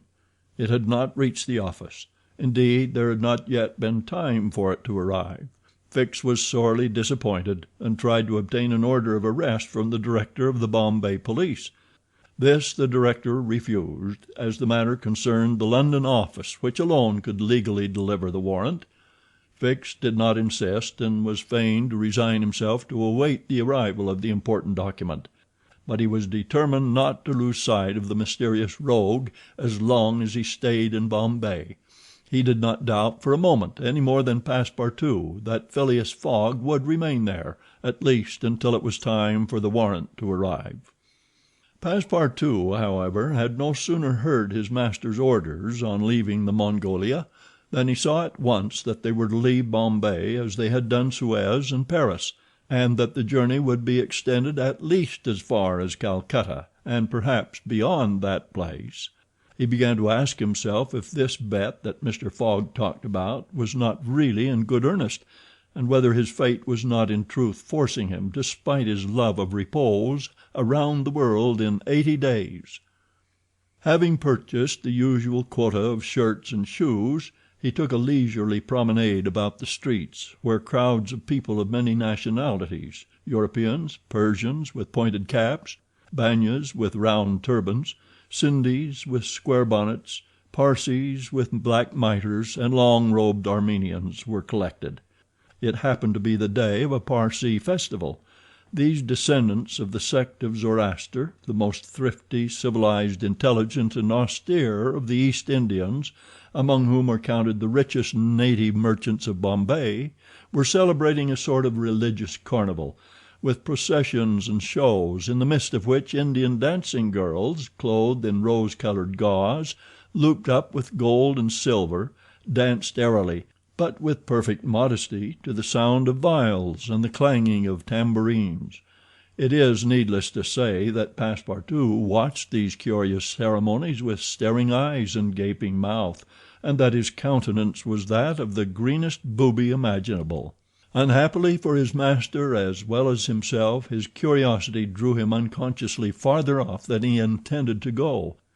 At last, having seen the Parsee carnival wind away in the distance, he was turning his steps towards the station when he happened to espy the splendid pagoda on Malabar Hill, and was seized with an irresistible desire to see its interior. He was quite ignorant that it is forbidden to Christians to enter certain Indian temples, and that even the faithful must not go in without first leaving their shoes outside the door. It may be said here that the wise policy of the British government severely punishes a disregard of the practices of the native religions. Passepartout, however, thinking no harm, went in like a simple tourist, and was soon lost in admiration of the splendid Brahmin ornamentation which everywhere met his eyes, when of a sudden he found himself sprawling on the sacred flagging. He looked up to behold 3 enraged priests, who forthwith fell upon him, tore off his shoes, and began to beat him with loud, savage exclamations. The agile Frenchman was soon upon his feet again, and lost no time in knocking down 2 of his long-gowned adversaries with his fists and a vigorous application of his toes. Then, rushing out of the pagoda as fast as his legs could carry him, he soon escaped the 3rd priest by mingling with the crowd in the streets. At 5 minutes before 8, Passepartout, hatless, shoeless, and having in the squabble lost his package of shirts and shoes, rushed breathlessly into the station. Fix, who had followed Mr. Fogg to the station and saw that he was really going to leave Bombay, was there upon the platform. He had resolved to follow the supposed robber to Calcutta, and farther if necessary. Passepartout did not observe the detective, who stood in an obscure corner, but Fix heard him relate his adventures in a few words to Mr. Fogg. "I hope that this will not happen again," said Phileas Fogg coldly, as he got into the train. Poor Passepartout, quite crestfallen, followed his master without a word. Fix was on the point of entering another carriage when an idea struck him which induced him to alter his plan. "No, I'll stay," muttered he. "An offense has been committed on Indian soil. I've got my man." Just then the locomotive gave a sharp screech, and the train passed out into the darkness of the night. Chapter 11, in which Phileas Fogg secures a curious means of conveyance at a fabulous price. The train had started punctually. Among the passengers were a number of officers, government officials, and opium and indigo merchants whose business called them to the eastern coast. Passepartout rode in the same carriage with his master, and a 3rd passenger occupied a seat opposite to them. This was Sir Francis Cromarty, one of Mr. Fogg's whist partners on the Mongolia, now on his way to join his corps at Benares. Sir Francis was a tall, fair man of 50, who had greatly distinguished himself in the last Sepoy revolt. He made India his home, only paying brief visits to England at rare intervals, and was almost as familiar as a native with the customs, history, and character of India and its people. But Phileas Fogg, who was not traveling but only describing a circumference, took no pains to inquire into these subjects. He was a solid body traversing an orbit around the terrestrial globe, according to the laws of rational mechanics. He was at this moment calculating in his mind the number of hours spent since his departure from London, and had it been in his nature to make a useless demonstration, would have rubbed his hands for satisfaction. Sir Francis Cromarty had observed the oddity of his traveling companion, although the only opportunity he had for studying him had been while he was dealing the cards and between two rubbers, and questioned himself whether a human heart really beat beneath this cold exterior, and whether Phileas Fogg had any sense of the beauties of nature. The brigadier general was free to mentally confess that of all the eccentric persons he had ever met, none was comparable to this product of the exact sciences. Phileas Fogg had not concealed from Sir Francis his design of going round the world, nor the circumstances under which he set out, and the general only saw in the wager a useless eccentricity and a lack of sound common sense. In the way this strange gentleman was going on, he would leave the world without having done any good to himself or anybody else. An hour after leaving Bombay, the train had passed the viaducts and the island of Salsetta, and had got into the open country. At Kalyan they reached the junction of the branch line which descends towards southeastern India by Kandala and Poonah, and passing Pauwel they entered the defiles of the mountains, with their basalt bases and their summits crowned with thick and verdant forests. Phileas Fogg and Sir Francis Cromarty exchanged a few words from time to time, and now Sir Francis, reviving the conversation, observed: "Some years ago, Mr. Fogg, you would have met with a delay at this point which would probably have lost you your wager." "How so, Sir Francis?" "Because the railway stopped at the base of these mountains, which the passengers were obliged to cross in palanquins or on ponies to Kandala on the other side." "Such a delay would not have deranged my plans in the least," said Mr. Fogg. "I have constantly foreseen the likelihood of certain obstacles." "But, Mr. Fogg," pursued Sir Francis, "you run the risk of having some difficulty about this worthy fellow's adventure at the pagoda." Passepartout, his feet comfortably wrapped in his traveling blanket, was sound asleep, and did not dream that anybody was talking about him.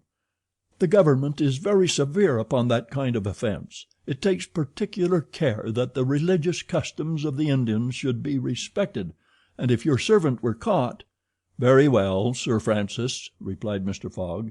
"If he had been caught he would have been condemned and punished, and then would have quietly returned to Europe. I don't see how this affair could have delayed his master." The conversation fell again. During the night the train left the mountains behind and passed Nassik, and the next day proceeded over the flat, well-cultivated country of the Candiche, with its straggling villages, above which rose the minarets of the pagodas. This fertile territory is watered by numerous small rivers and limpid streams, mostly tributaries of the Godavery. Passepartout, on waking and looking out, could not realize that he was actually crossing India in a railway train. The locomotive, guided by an English engineer and fed with English coal, threw out its smoke upon cotton, coffee, nutmeg, clove, and pepper plantations, while the steam curled in spirals around groups of palm trees, in the midst of which were seen picturesque bungalows, viharis, sort of abandoned monasteries, and marvelous temples enriched by the exhaustless ornamentation of Indian architecture. Then they came upon vast tracts extending to the horizon, with jungles inhabited by snakes and tigers, which fled at the noise of the train, succeeded by forests penetrated by the railway and still haunted by elephants, which, with pensive eyes, gazed at the train as it passed. The travelers crossed, beyond Milligom, the fatal country so often stained with blood by the sectaries of the goddess Kali. Not far off rose Elora, with its graceful pagodas, and the famous Aurungabad, capital of the ferocious Aurangzeb, now the chief town of one of the detached provinces of the kingdom of the Nizam. It was thereabouts that Feringhea, the Thugi chief, king of the Stranglers, held his sway. These ruffians, united by a secret bond, strangled victims of every age in honor of the goddess Death, without ever shedding blood. There was a period when this part of the country could scarcely be traveled over without corpses being found in every direction. The English government has succeeded in greatly diminishing these murders, though the Thugis still exist and pursue the exercise of their horrible rites. At 12:30 the train stopped at Burhampur, where Passepartout was able to purchase some Indian slippers, ornamented with false pearls, in which, with evident vanity, he proceeded to encase his feet. The travelers made a hasty breakfast and started off for Asurgur, after skirting for a little the banks of the small river Tapti, which empties into the Gulf of Cambrai near Surat. Passepartout was now plunged into absorbing reverie. Up to his arrival at Bombay he had entertained hopes that their journey would end there, but now that they were plainly whirling across India at full speed a sudden change had come over the spirit of his dreams. His old vagabond nature returned to him. The fantastic ideas of his youth once more took possession of him. He came to regard his master's project as intended in good earnest, believed in the reality of the bet, and therefore in the tour of the world and the necessity of making it without fail within the designated period. Already he began to worry about possible delays and accidents which might happen on the way. He recognized himself as being personally interested in the wager, and trembled at the thought that he might have been the means of losing it by his unpardonable folly of the night before. Being much less cool-headed than Mr. Fogg, he was much more restless, counting and recounting the days passed over, uttering maledictions when the train stopped, and accusing it of sluggishness, and mentally blaming Mr. Fogg for not having bribed the engineer. The worthy fellow was ignorant that while it was possible by such means to hasten the rate of a steamer, it could not be done on the railway. The train entered the defiles of the Sutpur Mountains, which separate the Khandish from Bundelkund, towards evening. The next day Sir Francis Cromarty asked Passepartout what time it was, to which, on consulting his watch, he replied that it was 3 in the morning. This famous timepiece, always regulated on the Greenwich meridian, which was now some 77 degrees westward, was at least 4 hours slow. Sir Francis corrected Passepartout's time, whereupon the latter made the same remark that he had done to Fix, and upon the general insisting that the watch should be regulated in each new meridian, since he was constantly going eastward, that it is in the face of the sun, and therefore the days were shorter by 4 minutes for each degree gone over. Passepartout obstinately refused to alter his watch, which he kept at London time. It was an innocent delusion which could harm no one. The train stopped at 8 o'clock in the midst of a glade some 15 miles beyond Rothal, where there were several bungalows and workmen's cabins. The conductor, passing along the carriages, shouted, "Passengers will get out here." Phileas Fogg looked at Sir Francis Cromarty for an explanation, but the general could not tell what meant a halt in the midst of this forest of dates and acacias. Passepartout, not less surprised, rushed out and speedily returned, crying, "Monsieur, no more railway." "What do you mean?" asked Sir Francis. "I mean to say that the train isn't going on." The general at once stepped out, while Phileas Fogg calmly followed him, and they proceeded together to the conductor. "Where are we?" asked Sir Francis. "At the hamlet of Colby." "Do we stop here?" "Certainly. The railway isn't finished." "What? Not finished?" "No, there's still a matter of 50 miles to be laid from here to Allahabad, where the line begins again." "But the papers announced the opening of the railway throughout." "What would you have, officer? The papers were mistaken." "Yet you sell tickets from Bombay to Calcutta," retorted Sir Francis, who was growing warm. "No doubt," replied the conductor, "but the passengers know that they must provide means of transportation for themselves from Colby to Allahabad." Sir Francis was furious.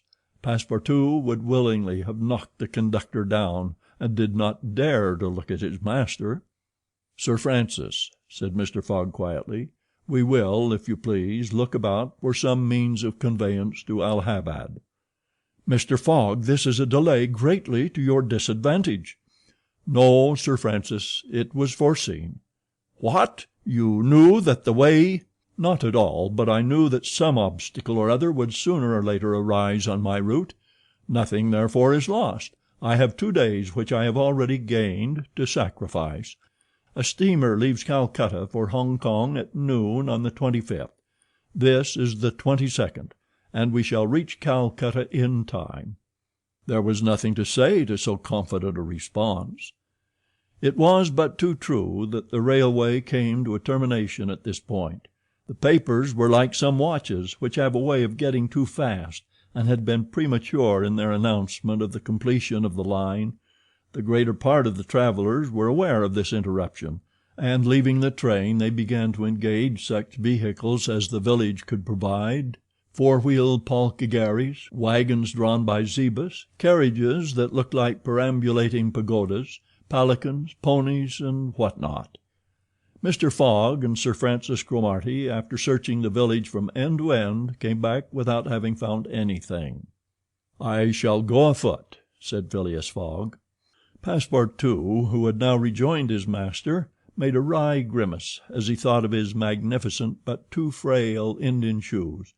Happily he too had been looking about him, and after a moment's hesitation said: "Monsieur, I think I have found a means of conveyance." "What?" "An elephant! An elephant that belongs to an Indian who lives but 100 steps from here." "Let's go and see the elephant," replied Mr. Fogg. They soon reached a small hut, near which, enclosed within some high palings, was the animal in question. An Indian came out of the hut, and at their request conducted them within the enclosure. The elephant, which its owner had reared not for a beast of burden but for warlike purposes, was half domesticated. The Indian had begun already, by often irritating him and feeding him every 3 months on sugar and butter, to impart to him a ferocity not in his nature, this method being often employed by those who train the Indian elephants for battle. Happily, however, for Mr. Fogg, the animal's instruction in this direction had not gone far, and the elephant still preserved his natural gentleness. Kiauni, this was the name of the beast, could doubtless travel rapidly for a long time, and, in default of any other means of conveyance, Mr. Fogg resolved to hire him.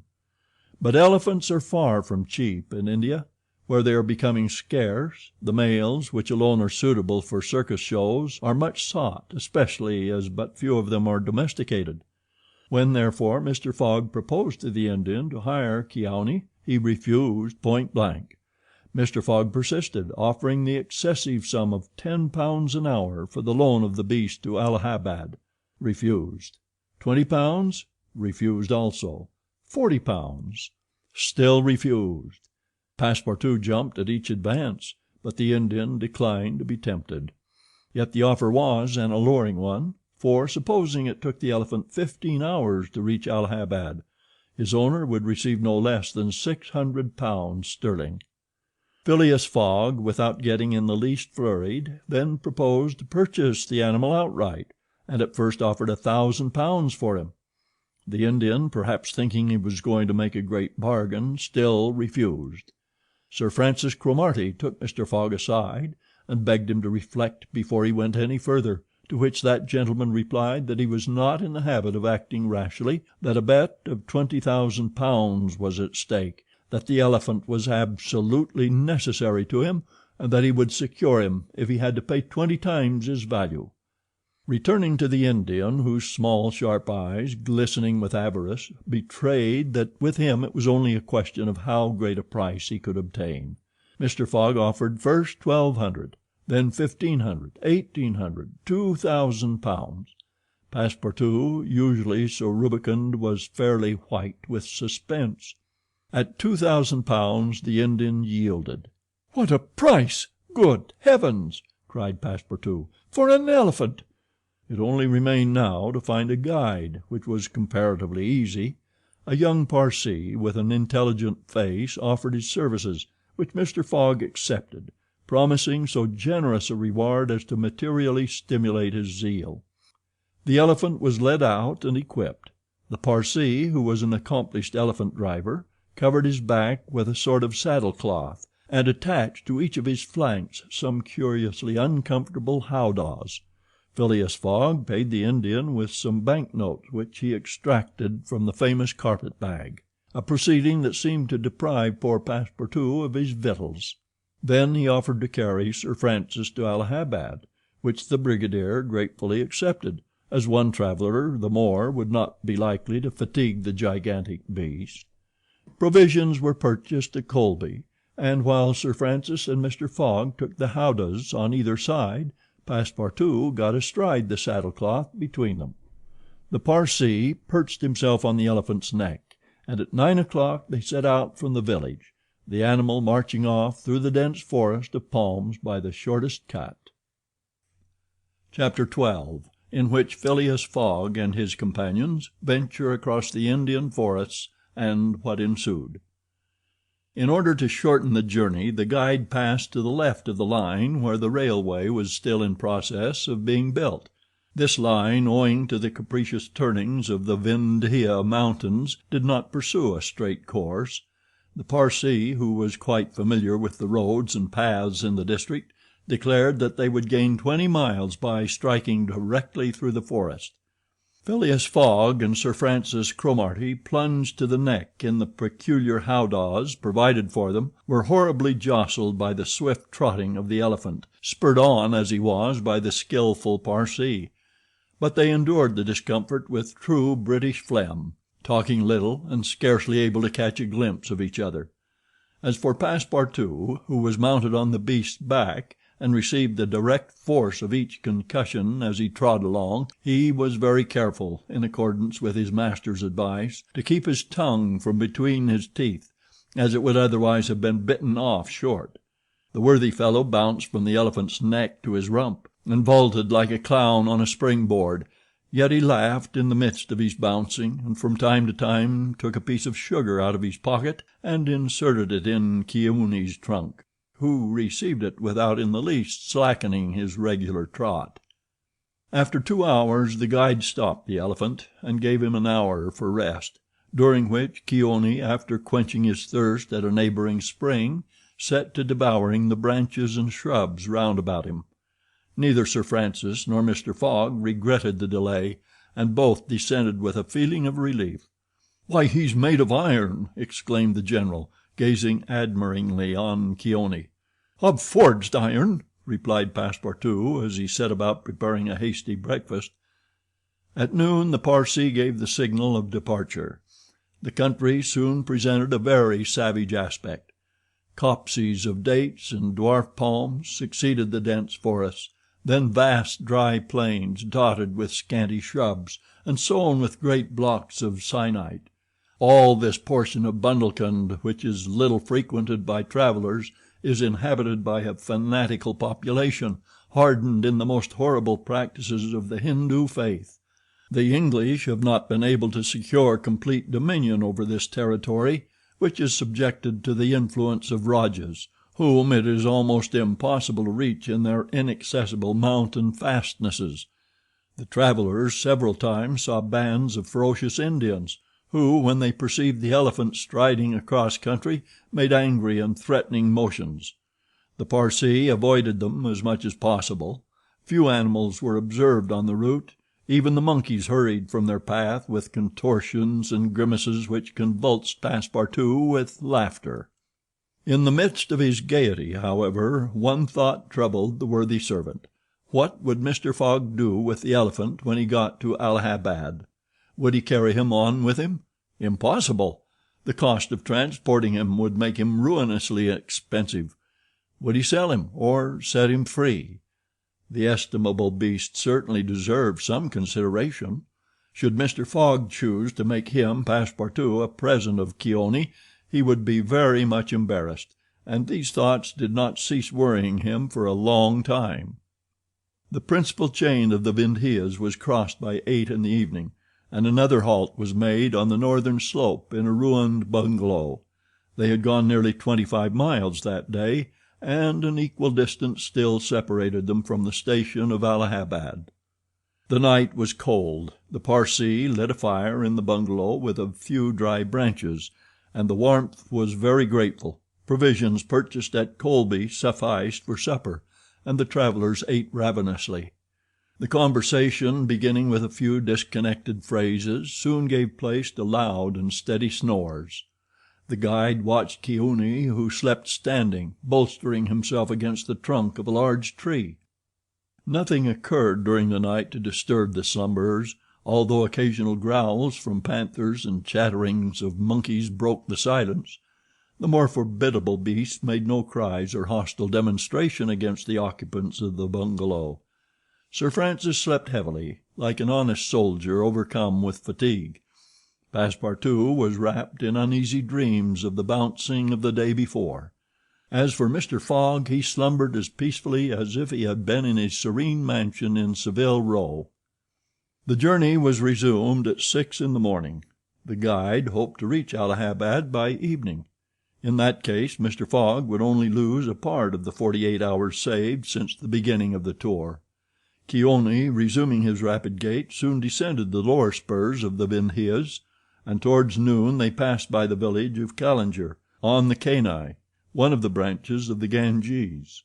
The guide avoided inhabited places, thinking it safer to keep the open country, which lies along the first depressions of the basin of the great river. Allahabad was now only 12 miles to the northeast. They stopped under a clump of bananas, the fruit of which, as healthy as bread and as succulent as cream, was amply partaken of and appreciated. At 2 o'clock the guide entered a thick forest which extended several miles. He preferred to travel under cover of the woods. They had not as yet had any unpleasant encounters, and the journey seemed on the point of being successfully accomplished, when the elephant, becoming restless, suddenly stopped. It was then 4 o'clock. "What's the matter?" asked Sir Francis, putting out his head. "I don't know, officer," replied the Parsee, listening attentively to a confused murmur which came through the thick branches. The murmur soon became more distinct. It now seemed like a distant concert of human voices accompanied by brass instruments. Passepartout was all eyes and ears. Mr. Fogg patiently waited without a word. The Parsee jumped to the ground, fastened the elephant to a tree, and plunged into the thicket. He soon returned, saying, "A procession of Brahmins is coming this way. We must prevent their seeing us, if possible." The guide unloosed the elephant and led him into a thicket, at the same time asking the travelers not to stir. He held himself ready to bestride the animal at a moment's notice, should flight become necessary, but he evidently thought that the procession of the faithful would pass without perceiving them, amid the thick foliage in which they were wholly concealed. The discordant tones of the voices and instruments drew nearer, and now droning songs mingled with the sound of the tambourines and cymbals. The head of the procession soon appeared beneath the trees 100 paces away, and the strange figures who performed the religious ceremony were easily distinguished through the branches. First came the priests with mitres on their heads, and clothed in long lace robes. They were surrounded by men, women, and children, who sang a kind of lugubrious psalm, interpreted at regular intervals by the tambourines and cymbals, while behind them was drawn a car with large wheels, the spokes of which represented serpents entwined with each other. Upon the car, which was drawn by 4 richly caparisoned zebus, stood a hideous statue with 4 arms, the body colored a dull red, with haggard eyes, disheveled hair, protruding tongue, and lips tinted with betel. It stood upright upon the figure of a prostrate and headless giant. Sir Francis, recognizing the statue, whispered, "The goddess of Kali, the goddess of love and death." "Of death, perhaps," muttered back Passepartout, "but of love? That ugly old hag? Never." The Parsee made a motion to keep silence. A group of old fakirs were capering and making a wild ado round the statue. These were striped with ochre and covered with cuts whence their blood issued drop by drop, stupid fanatics who, in the great Indian ceremonies, still throw themselves under the wheels of Juggernaut. Some Brahmins, clad in all the sumptuousness of Oriental apparel, and leading a woman who faltered at every step, followed. This woman was young and as fair as a European. Her head and neck, shoulders, ears, arms, hands, and toes were loaded down with jewels and gems, with bracelets, earrings, and rings. while a tunic bordered with gold and covered with a light muslin robe betrayed the outline of her form. The guards who followed the young woman presented a violent contrast to her, armed as they were with naked sabers hung at their waists and long Damascene pistols, and bearing a corpse on a palanquin.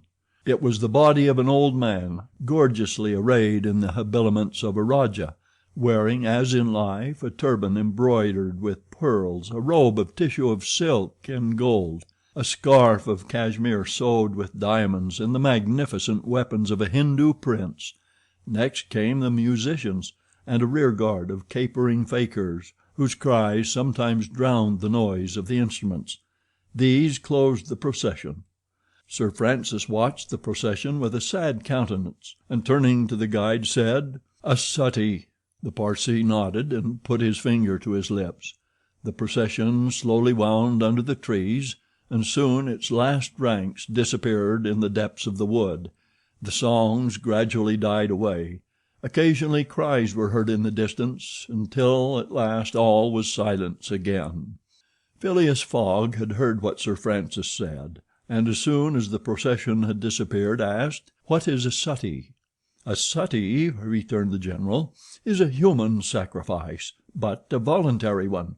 The woman you have just seen will be burned tomorrow at the dawn of day." "Oh, the scoundrels!" cried Passepartout, who could not repress his indignation. "And the corpse," asked Mr. Fogg. "Is that of the prince, her husband," said the guide, "an independent Rajah of Bundelkund." "Is it possible," resumed Phileas Fogg, his voice betraying not the least emotion, "that these barbarous customs still exist in India, and that the English have been unable to put a stop to them?" "These sacrifices do not occur in the larger portion of India," replied Sir Francis, "but we have no power over these savage territories, and especially here in Bundelkund. The whole district north of the Vindhyas is the theater of incessant murders and pillage." "The poor wretch!" exclaimed Passepartout. "To be burned alive!" "Yes," returned Sir Francis, "burned alive. And if she were not, you cannot conceive what treatment she would be obliged to submit to from her relatives. They would shave off her hair, feed her on a scanty allowance of rice, treat her with contempt. She would be looked upon as an unclean creature, and would die in some corner like a scurvy dog. The prospect of so frightful an existence drives these poor creatures to the sacrifice much more than love or religious fanaticism. Sometimes, however, the sacrifice is really voluntary, and it requires the active interference of the government to prevent it. Several years ago, when I was living at Bombay, a young widow asked permission of the governor to be burned along with her husband's body, but, as you may imagine, he refused. The woman left the town, took refuge with an independent Rajah, and there carried out her self-devoted purpose." While Sir Francis was speaking, the guide shook his head several times, and now said, "The sacrifice which will take place tomorrow at dawn is not a voluntary one." "How do you know?" "Everybody knows about this affair in Bundelkund." "But the wretched creature did not seem to be making any resistance," observed Sir Francis. "That was because they had intoxicated her with fumes of hemp and opium." "But where are they taking her?" "To the pagoda of Pilajai, 2 miles from here. She will pass the night there." "And the sacrifice will take place?" "Tomorrow at the first light of dawn." The guide now led the elephant out of the thicket and leaped upon his neck. Just at the moment that he was about to urge Keone forward with a peculiar whistle, Mr. Fogg stopped him, and turning to Sir Francis Cromarty said, "Suppose we save this woman." "Save the woman, Mr. Fogg?" "I have yet 12 hours to spare. I can devote them to that." "Why, you are a man of heart." "Sometimes," replied Phileas Fogg quietly, "when I have the time." Chapter 13, in which Passepartout receives a new proof that fortune favors the brave. The project was a bold one, full of difficulty, perhaps impracticable. Mr. Fogg was going to risk life, or at least liberty, and therefore the success of his tour. But he did not hesitate, and he found in Sir Francis Cromarty an enthusiastic ally. As for Passepartout, he was ready for anything that might be proposed. His master's idea charmed him. He perceived a heart, a soul, under that icy exterior. He began to love Phileas Fogg. There remained the guide. What course would he adopt? Would he not take part with the Indians? In default of his assistance, it was necessary to be assured of his neutrality. Sir Francis frankly put the question to him. "Officers," replied the guide, "I am a Parsee, and this woman is a Parsee. Command me as you will." "Excellent," said Mr. Fogg. "However," resumed the guide, "it is certain not only that we shall risk our lives, but horrible tortures if we are taken." "That is foreseen," replied Mr. Fogg. "I think we must wait till night before acting." "I think so," said the guide. The worthy Indian then gave some account of the victim, who, he said, was a celebrated beauty of the Parsee race, and the daughter of a wealthy Bombay merchant. She had received a thoroughly English education in that city, and from her manners and intelligence would be thought a European. Her name was Aouda. Left an orphan, she was married against her will to the old Rajah of Bundelkund, and knowing the fate that awaited her, she escaped and was retaken and devoted by the Rajah's relatives, who had an interest in her death, to the sacrifice from which it seemed she could not escape. The Parsee's narrative only confirmed Mr. Fogg and his companions in their generous design. It was decided that the guide should direct the elephant towards the pagoda of Pillagi, which he accordingly approached as quickly as possible. They halted, half an hour afterwards, in a copse, some 500 feet from the pagoda, where they were well concealed, but they could hear the groans and cries of the fakirs distinctly. They then discussed the means of getting at the victim. The guide was familiar with the pagoda of Pillagi, in which, as he declared, the young woman was imprisoned. Could they enter any of its doors while the whole party of Indians was plunged in a drunken sleep, or was it safer to attempt to make a hole in the walls? This could only be determined at the moment and the place themselves, but it was certain that the abduction must be made that night, and not when at break of day the victim was led to her funeral pyre. Then no human intervention could save her. As soon as night fell, about 6 o'clock, they decided to make a reconnaissance around the pagoda. The cries of the fakirs were just ceasing. The Indians were in the act of plunging themselves into the drunkenness caused by liquid opium mingled with hemp, and it might be possible to slip between them to the temple itself. The Parsee, leading the others, noiselessly crept through the wood, and in 10 minutes they found themselves on the banks of a small stream, whence, by the light of the rosin torches, they perceived a pyre of wood, on the top of which lay the embalmed body of the Rajah, which was to be burned with his wife.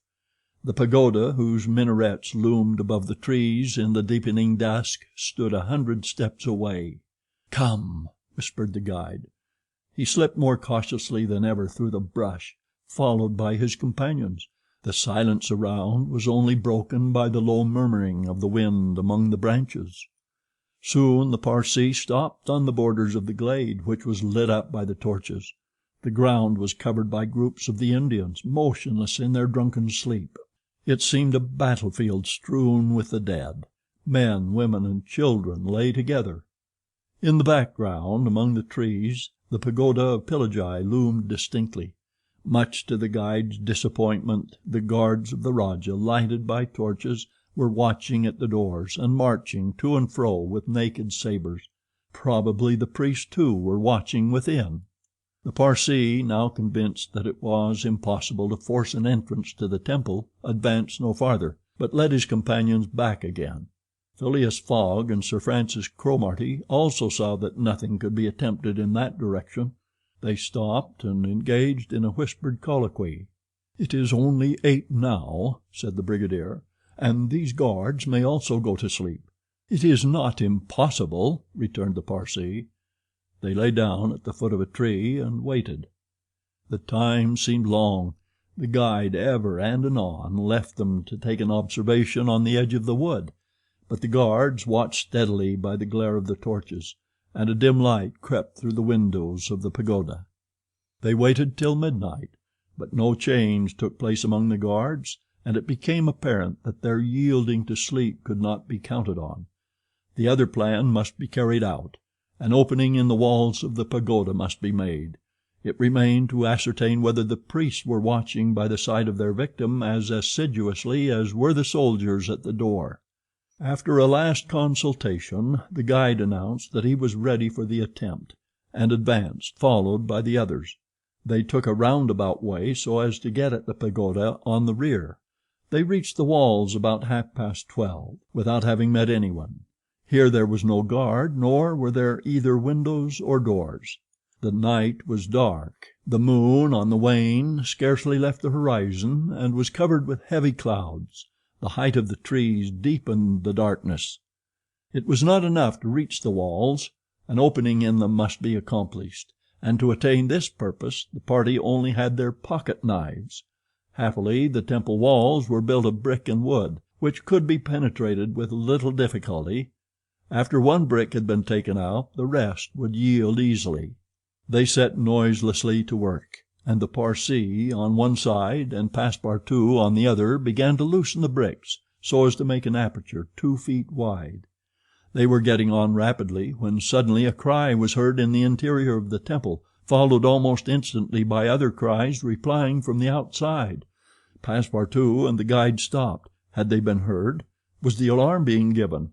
Common prudence urged them to retire, and they did so, followed by Phileas Fogg and Sir Francis. They again hid themselves in the wood, and waited till the disturbance, whatever it might be, ceased, holding themselves ready to resume their attempt without delay. But awkwardly enough the guards now appeared at the rear of the temple, and there installed themselves in readiness to prevent a surprise. It would be difficult to describe the disappointment of the party, thus interrupted in their work. They could not now reach the victim. How then could they save her? Sir Francis shook his fists, Passepartout was beside himself, and the guide gnashed his teeth with rage.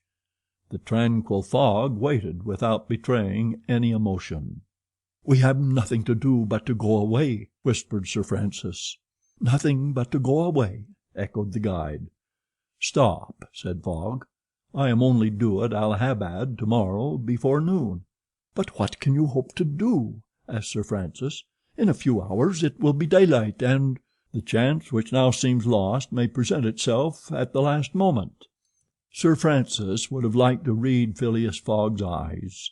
What was this cool Englishman thinking of? Was he planning to make a rush for the young woman at the very moment of the sacrifice and boldly snatch her from her executioners? This would be utter folly, and it was hard to admit that Fogg was such a fool. Sir Francis consented, however, to remain to the end of this terrible drama. The guide led them to the rear of the glade, where they were able to observe the sleeping groups. Meanwhile Passepartout, who had perched himself on the lower branches of a tree, was revolving an idea which had at first struck him like a flash, and which was now firmly lodged in his brain. He had commenced by saying to himself, "What folly!" and then he repeated, "Why not, after all? It's a chance, perhaps the only one, and with such sots." Thinking thus, he slipped with the suppleness of a serpent to the lowest branches, the ends of which bent almost to the ground.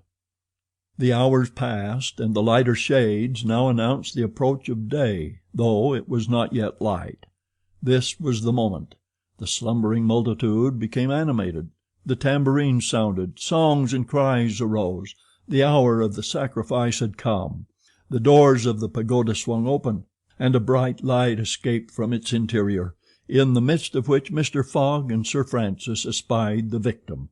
She seemed, having shaken off the stupor of intoxication, to be striving to escape from her executioner. Sir Francis's heart throbbed, and convulsively seizing Mr. Fogg's hand, found in it an open knife. Just at this moment the crowd began to move. The young woman had again fallen into a stupor caused by the fumes of hemp, and passed among the fakirs, who escorted her with their wild, religious cries. Phileas Fogg and his companions, mingling in the rear ranks of the crowd, followed, and in 2 minutes they reached the banks of the stream and stopped 50 paces from the pyre, upon which still lay the Rajah's corpse. In the semi-obscurity they saw the victim, quite senseless, stretched out beside her husband's body. Then a torch was brought, and the wood, heavily soaked with oil, instantly took fire. At this moment Sir Francis and the guide seized Phileas Fogg, who in an instant of mad generosity was about to rush upon the pyre. But he had quickly pushed them aside when the whole scene suddenly changed. A cry of terror arose. The whole multitude prostrated themselves, terror-stricken, on the ground. The old Rajah was not dead then, since he rose of a sudden like a spectre, took up his wife in his arms, and descended from the pyre in the midst of the clouds of smoke which only heightened his ghostly appearance. Fakirs and soldiers and priests, seized with instant terror, lay there with their faces on the ground, not daring to lift their eyes and behold such a prodigy. The inanimate victim was borne along by the vigorous arms which supported her, and which she did not seem in the least to burden. Mr. Fogg and Sir Francis stood erect, the Parsee bowed his head, and Passepartout was, no doubt, scarcely less stupefied. The resuscitated Rajah approached Sir Francis and Mr. Fogg, and in an abrupt tone said, "Let us be off." It was Passepartout himself who had slipped upon the pyre in the midst of the smoke, and, profiting by the still overhanging darkness, had delivered the young woman from death. It was Passepartout who, playing his part with a happy audacity, had passed through the crowd amid the general terror. A moment after, all four of the party had disappeared in the woods, and the elephant was bearing them away at a rapid pace. But the cries and noise, and a ball which whizzed through Phileas Fogg's hat, apprised them that the trick had been discovered. The old Rajah's body, indeed, now appeared upon the burning pyre, and the priests, recovered from their terror, perceived that an abduction had taken place. They hastened into the forest, followed by the soldiers, who fired a volley after the fugitives. But the latter rapidly increased the distance between them, and ere long found themselves beyond the reach of the bullets and arrows. Chapter 14, in which Phileas Fogg descends the whole length of the beautiful valley of the Ganges without ever thinking of seeing it. The rash exploit had been accomplished, and for an hour Passepartout laughed gaily at his success. Sir Francis pressed the worthy fellow's hand, and his master said, "Well done," which from him was high commendation, to which Passepartout replied that all the credit of the affair belonged to Mr. Fogg. As for him, he had only been struck with a queer idea, and he laughed to think that for a few moments he, Passepartout, the ex-gymnast, ex-sergeant fireman, had been the spouse of a charming woman, a venerable embalmed Rajah. As for the young Indian woman, she had been unconscious throughout of what was passing, and now, wrapped up in a traveling blanket, was reposing in one of the howdahs. The elephant, thanks to the skillful guidance of the Parsee, was advancing rapidly through the still darksome forest, and an hour after leaving the pagoda had crossed a vast plain. They made a halt at 7 o'clock, the young woman being still in a state of complete prostration. The guide made her a drink, a little brandy and water, but the drowsiness which stupefied her could not yet be shaken off. Sir Francis, who was familiar with the effects of the intoxication produced by the fumes of hemp, reassured his companions on her account, but he was more disturbed at the prospect of her future fate. He told Phileas Fogg that should Aouda remain in India, she would inevitably fall again into the hands of her executioners. These fanatics were scattered throughout the country, and would, despite the English police, recover their victim at Madras, Bombay, or Calcutta. She would only be safe by quitting India forever. Phileas Fogg replied that he would reflect upon the matter. The station at Allahabad was reached about 10 o'clock, and the interrupted line of railway being resumed would enable them to reach Calcutta in less than 24 hours. Phileas Fogg would thus be able to arrive in time to take the steamer which left Calcutta the next day, October 25th, at noon, for Hong Kong.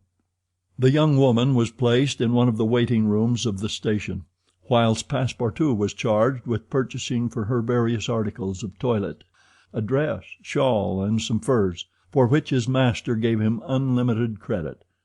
Passepartout started off forthwith, and found himself in the streets of Allahabad, that is, the City of God, one of the most venerated in India, being built at the junction of the two sacred rivers, Ganges and Jumna, the waters of which attract pilgrims from every part of the peninsula.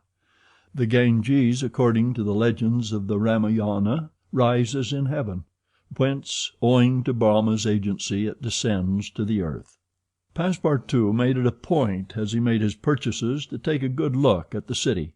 It was formerly defended by a noble fort, which has since become a state prison. Its commerce has dwindled away, and Passepartout in vain looked about him for such a bazaar as he used to frequent in Regent Street.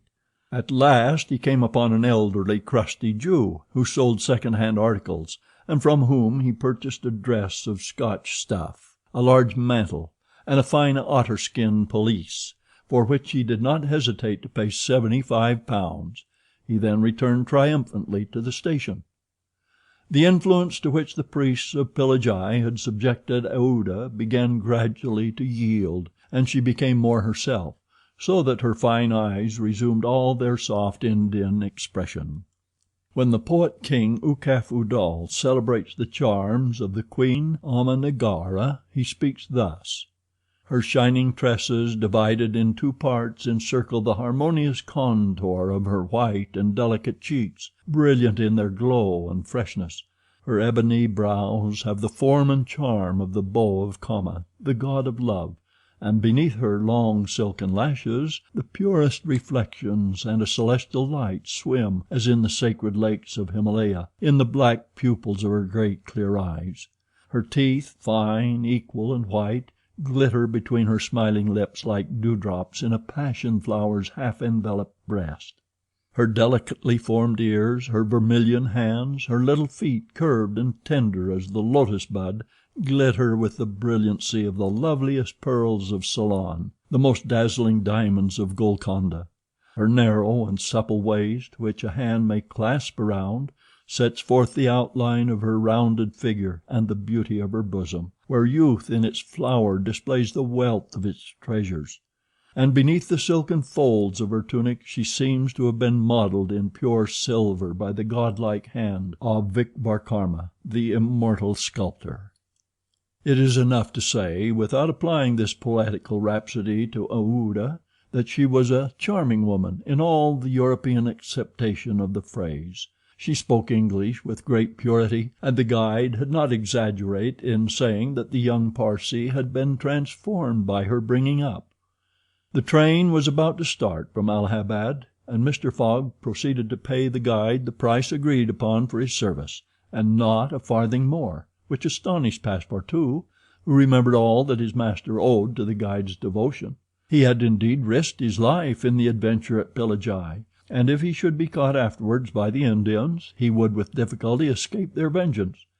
Kearney also must be disposed of. What should be done with the elephant, which had been so dearly purchased? Phileas Fogg had already determined this question. "Parsee," said he to the guide, "you have been serviceable and devoted. I have paid for your service, but not for your devotion. Would you like to have this elephant? He is yours." The guide's eyes glistened.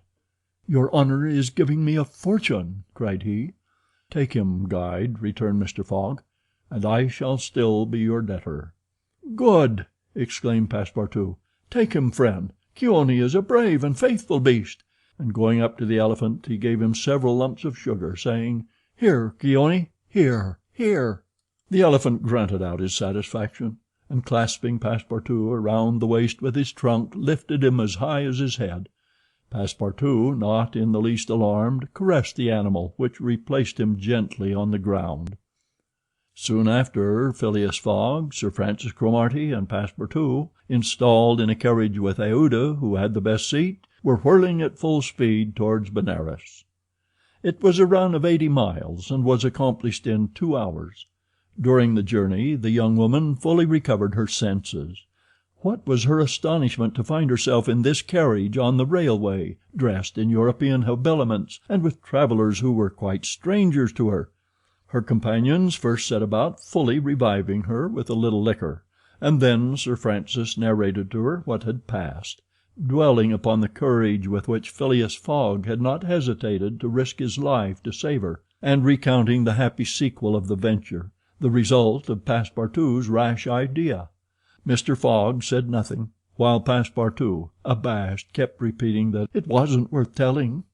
Aouda pathetically thanked her deliverers, rather with tears than words. Her fine eyes interpreted her gratitude better than her lips. Then, as her thoughts strayed back to the scene of the sacrifice, and recalled the dangers which still menaced her, she shuddered with terror. Phileas Fogg understood what was passing in Aouda's mind, and offered, in order to reassure her, to escort her to Hong Kong, where she might remain safely until the affair was hushed up, an offer which she eagerly and gratefully accepted.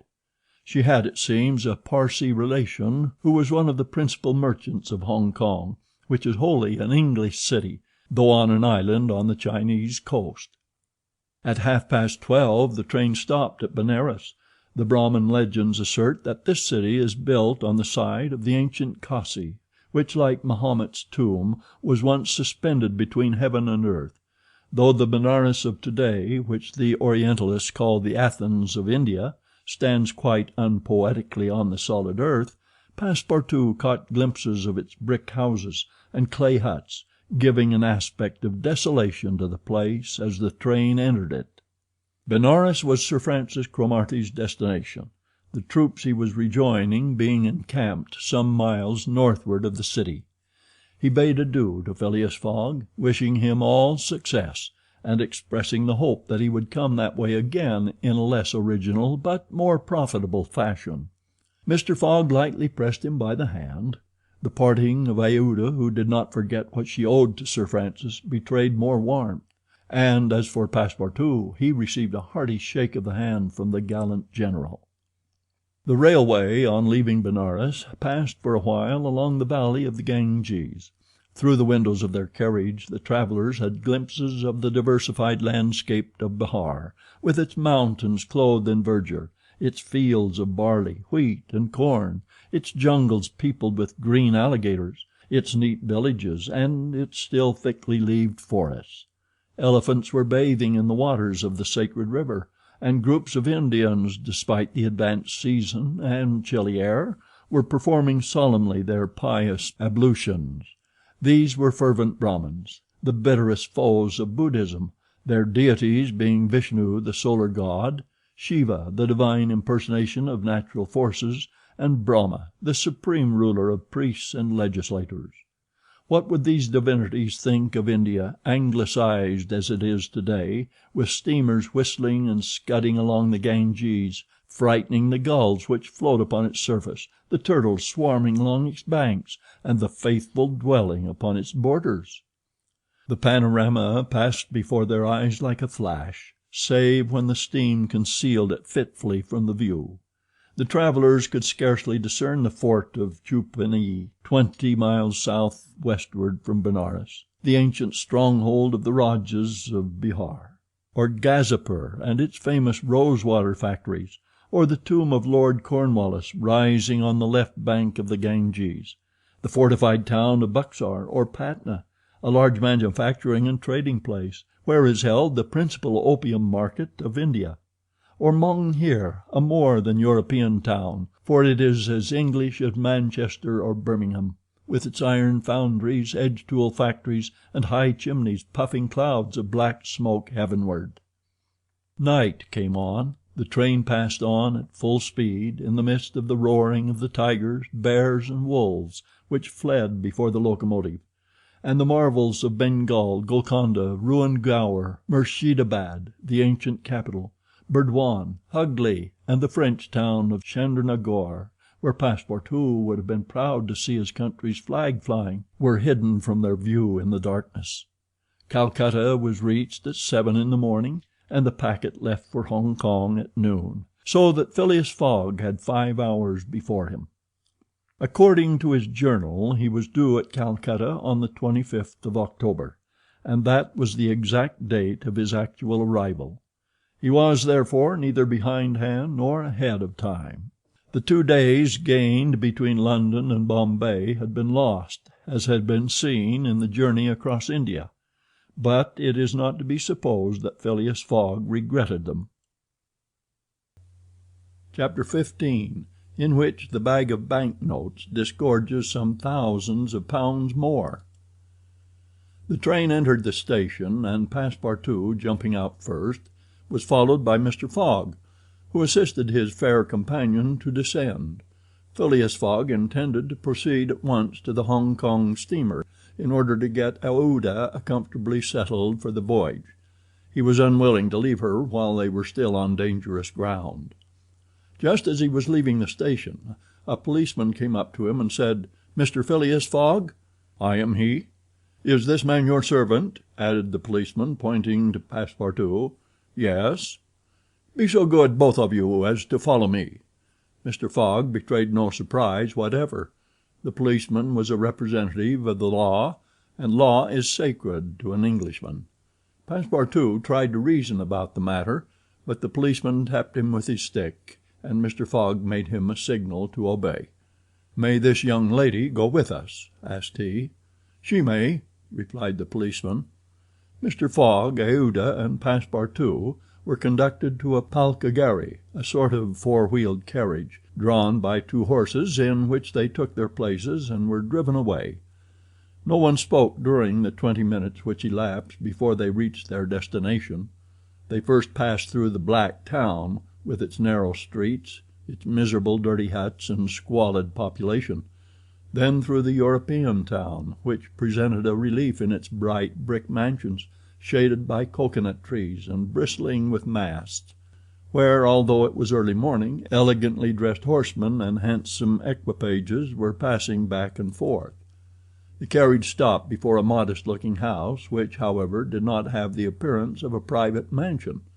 The policeman, having requested his prisoners, for so truly they might be called, to descend, conducted them into a room with barred windows, and said, "You will appear before Judge Obadiah at 8:30. He then retired and closed the door. "Why, we are prisoners!" exclaimed Passepartout, falling into a chair. Aouda, with an emotion she tried to conceal, said to Mr. Fogg, "Sir, you must leave me to my fate. It is on my account that you receive this treatment. It is for having saved me." Phileas Fogg contented himself with saying that it was impossible. It was quite unlikely that he should be arrested for preventing a suttee. The complainants would not dare present themselves with such a charge. There was some mistake. Moreover, he would not, in any event, abandon Aouda, but would escort her to Hong Kong. "But the steamer leaves at noon," observed Passepartout nervously. "We shall be on board by noon," replied his master placidly. It was said so positively that Passepartout could not help muttering to himself, "Parbleu, that's certain. Before noon we shall be on board." But he was by no means reassured. At 8:30 the door opened. The policeman appeared, and, requesting them to follow him, led the way to an adjoining hall. It was evidently a court-room, and a crowd of Europeans and natives already occupied the rear of the apartment. Mr. Fogg and his two companions took their places on a bench opposite the desks of the magistrate and his clerk. Immediately after, Judge Obadiah, a fat, round man, followed by the clerk, entered. He proceeded to take down a wig which was hanging on a nail, and put it hurriedly on his head. "The first case," said he. Then, putting his hand to his head, exclaimed, "This is not my wig." "No, your worship," returned the clerk, "it is mine." "My dear Mr. Oysterpuff, how can a judge give a wise sentence in a clerk's wig?" The wigs were exchanged. Passepartout was getting nervous, for the hands on the face of the big clock over the judge seemed to go around with terrible rapidity. "The first case," repeated Judge Obadiah. "Phileas Fogg?" demanded Oysterpuff. "I am here," replied Mr. Fogg. "Passepartout?" "Present," responded Passepartout. "Good," said the judge. "You have been looked for, prisoners, for 2 days on the trains from Bombay." "But of what are we accused?" asked Passepartout impatiently. "You are about to be informed." "I am an English subject, sir," said Mr. Fogg, "and I have the right—" "Have you been ill-treated?" "Not at all." "Very well, let the complainants come in." A door was swung open by order of the judge, and 3 Indian priests entered. "That's it," muttered Passepartout. "These are the rogues who were going to burn our young lady." The priests took their places in front of the judge, and the clerk proceeded to read in a loud voice a complaint of sacrilege against Phileas Fogg and his servant, who were accused of having violated a place held consecrated by the Brahmin religion. "You hear the charge?" asked the judge. "Yes, sir," replied Mr. Fogg, consulting his watch, "and I admit it." "You admit it?" "I admit it, and I wish to hear these priests admit, in their turn, what they were going to do at the pagoda of Pillaji." The priests looked at each other. They did not seem to understand what was said. "Yes," cried Passepartout, warmly, "at the pagoda of Pillaji, where they were on the point of burning their victim." The judge stared with astonishment, and the priests were stupefied. "What victim?" said Judge Obadiah. "Burn whom? In Bombay itself?" "Bombay!" cried Passepartout. "Certainly. We are not talking of the pagoda of Pillaji, but of the pagoda of Malabar Hill at Bombay." "And as proof," added the clerk, "here are the desecrator's very shoes which he left behind him." Whereupon he placed a pair of shoes on his desk. "My shoes!" cried Passepartout, in his surprise permitting this imprudent exclamation to escape him. The confusion of master and man, who had quite forgotten the affair at Bombay, for which they were now detained at Calcutta, may be imagined. Fix, the detective, had foreseen the advantage which Passepartout's escapade gave him, and, delaying his departure for 12 hours, had consulted the priests of Malabar Hill. Knowing that the English authorities dealt very severely with this kind of misdemeanor, he promised them a goodly sum in damages, and sent them forward to Calcutta by the next train. Owing to the delay caused by the rescue of the young widow, Fix and the priests reached the Indian capital before Mr. Fogg and his servant, the magistrates having been already warned by a dispatch to arrest them should they arrive. Fix's disappointment when he learned that Phileas Fogg had not made his appearance in Calcutta may be imagined. He made up his mind that the robber had stopped somewhere on the route and taken refuge in the southern provinces. For 24 hours Fix watched the station with feverish anxiety. At last he was rewarded by seeing Mr. Fogg and Passepartout arrive, accompanied by a young woman, whose presence he was wholly at a loss to explain. He hastened for a policeman, and this was how the party came to be arrested and brought before Judge Obadiah. Had Passepartout been a little less preoccupied, he would have espied the detective ensconced in a corner of the court-room, watching the proceedings with an interest easily understood, for the warrant had failed to reach him at Calcutta as it had done at Bombay and Suez. Judge Obadiah had, unfortunately, caught Passepartout's rash exclamation, which the poor fellow would have given the world to recall. "The facts are admitted?" asked the judge. "Admitted," replied Mr. Fogg coldly.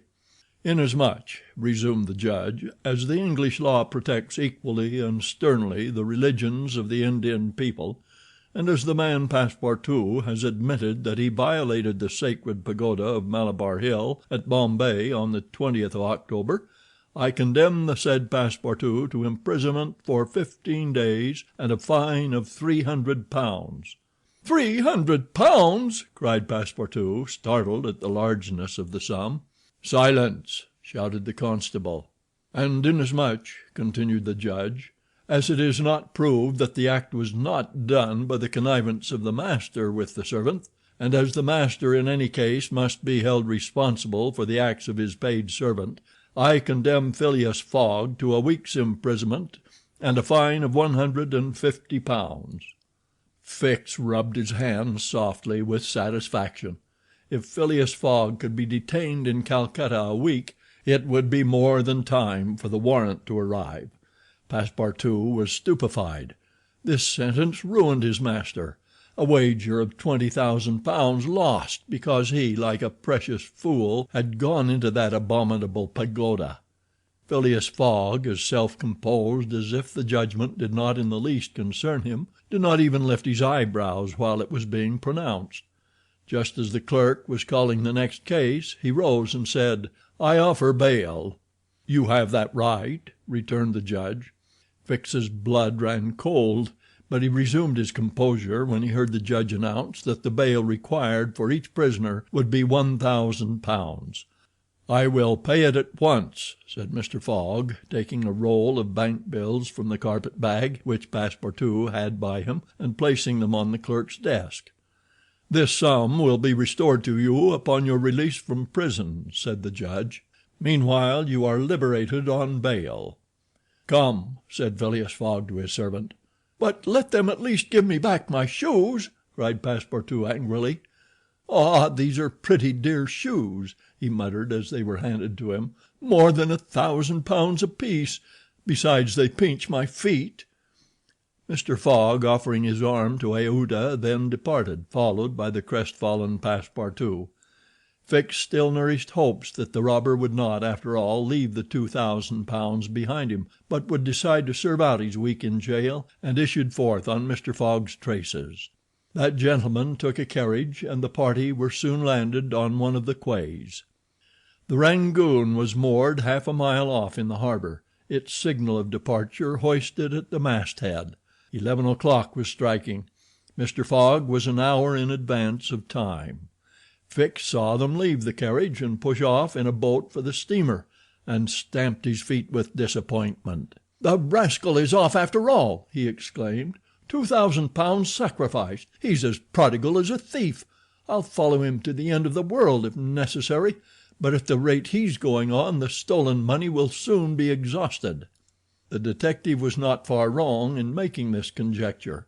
Since leaving London, what with traveling expenses, bribes, the purchase of the elephant, bails and fines, Mr. Fogg had already spent more than £5,000 on the way, and the percentage of the sum recovered from the bank robber promised to the detectives was rapidly diminishing. Chapter 16, in which Fix does not seem to understand in the least what is said to him. The Rangoon, one of the Peninsular and Oriental Company's boats plying in the Chinese and Japanese seas, was a screw steamer, built of iron, weighing about 1,770 tons, and with engines of 400 horsepower. She was as fast, but not as well fitted up as the Mongolia, and Aouda was not as comfortably provided for on board of her as Phileas Fogg could have wished. However, the trip from Calcutta to Hong Kong only comprised some 3,500 miles, occupying from 10 to 12 days, and the young woman was not difficult to please. During the first days of the journey, Aouda became better acquainted with her protector, and constantly gave evidence of her deep gratitude for what he had done. The phlegmatic gentleman listened to her, apparently at least with coldness, neither his voice nor his manner betraying the slightest emotion, but he seemed to be always on the watch that nothing should be wanting to Aouda's comfort. He visited her regularly each day at certain hours, not so much to talk himself as to sit and hear her talk. He treated her with the strictest politeness, but with the precision of an automaton, the movements of which had been arranged for this purpose. Aouda did not quite know what to make of him, though Passepartout had given her some hints of his master's eccentricity, and made her smile by telling her of the wager which was sending him around the world. After all, she owed Phileas Fogg her life, and she always regarded him through the exalting medium of her gratitude. Aouda confirmed the Parsee guide's narrative of her touching history. She did indeed belong to the highest of the native races of India. Many of the Parsee merchants have made great fortunes there by dealing in cotton, and one of them, Sir Jametsi Jejeebhoy, was made a baronet by the English government. Aouda was a relative of this great man, and it was his cousin Jeejee whom she hoped to join at Hong Kong. Whether she would find a protector in him she could not tell, but Mr. Fogg essayed to calm her anxieties and to assure her that everything would be mathematically, he used the very word, arranged. Aouda fastened her great eyes, clear as the sacred lakes of the Himalaya, upon him, but the intractable Fogg, as reserved as ever, did not seem at all inclined to throw himself into this lake. The first few days of the voyage passed prosperously, amid favorable weather and propitious winds, and they soon came in sight of the great Andaman, the principal of the islands in the Bay of Bengal, with its picturesque saddle peak, 2,400 feet high, looming above the waters. The steamer passed along near the shores, but the savage Papuans, who are in the lowest scale of humanity, but are not, as has been asserted, cannibals, did not make their appearance. The panorama of the islands as they steamed by them was superb. Vast forests of palms, arex, bamboo, teakwood, of the gigantic mimosa, and the tree-like ferns covered the foreground, while behind the graceful outlines of the mountains were traced against the sky, and along the coast swarmed by thousands the precious swallows whose nests furnish a luxurious dish to the tables of the celestial empire. The varied landscape afforded by the Andaman Islands was soon passed, however, and the Rangoon rapidly approached the Straits of Malacca, which gave access to the China seas. What was Detective Fix, so unluckily drawn on from country to country, doing all this while? He had managed to embark on the Rangoon at Calcutta without being seen by Passepartout, after leaving orders that if the warrant should arrive it should be forwarded to him at Hong Kong, and he hoped to conceal his presence to the end of the voyage. It would have been difficult to explain why he was on board without awakening Passepartout's suspicions, who thought him still at Bombay. But necessity impelled him, nevertheless, to renew his acquaintance with the worthy servant, as will be seen. All the detective's hopes and wishes were now centered on Hong Kong, for the steamer's stay at Singapore would be too brief to enable him to take any steps there. The arrest must be made at Hong Kong, or the robber would probably escape him forever. Hong Kong was the last English ground on which he would set foot. Beyond, China, Japan, America offered to Fogg an almost certain refuge. If the warrant should at last make its appearance at Hong Kong, Fix could arrest him and give him into the hands of the local police, and there would be no further trouble. But beyond Hong Kong a simple warrant would be of no avail. An extradition warrant would be necessary, and that would result in delays and obstacles of which the rascal would take advantage to elude justice. Fix thought over these probabilities during the long hours which he spent in his cabin, and kept repeating to himself, "Now, either the warrant will be at Hong Kong, in which case I shall arrest my man, or it will not be there, and this time it is absolutely necessary that I should delay his departure. I have failed at Bombay, and I have failed at Calcutta. If I fail at Hong Kong, my reputation is lost. Cost what it may, I must succeed. But how shall I prevent his departure if that should turn out to be my last resource?" Fix made up his mind that if worst came to worst he would make a confidant of Passepartout and tell him what kind of a fellow his master really was. That Passepartout was not Fogg's accomplice he was very certain. The servant, enlightened by his disclosure, and afraid of being himself implicated in the crime, would doubtless become an ally of the detective. But this method was a dangerous one, only to be employed when everything else had failed. A word from Passepartout to his master would ruin all. The detective was therefore in a sore strait. But suddenly a new idea struck him. The presence of Aouda on the Rangoon, in company with Phileas Fogg, gave him new material for reflection. Who was this woman? What combination of events had made her Fogg's traveling companion?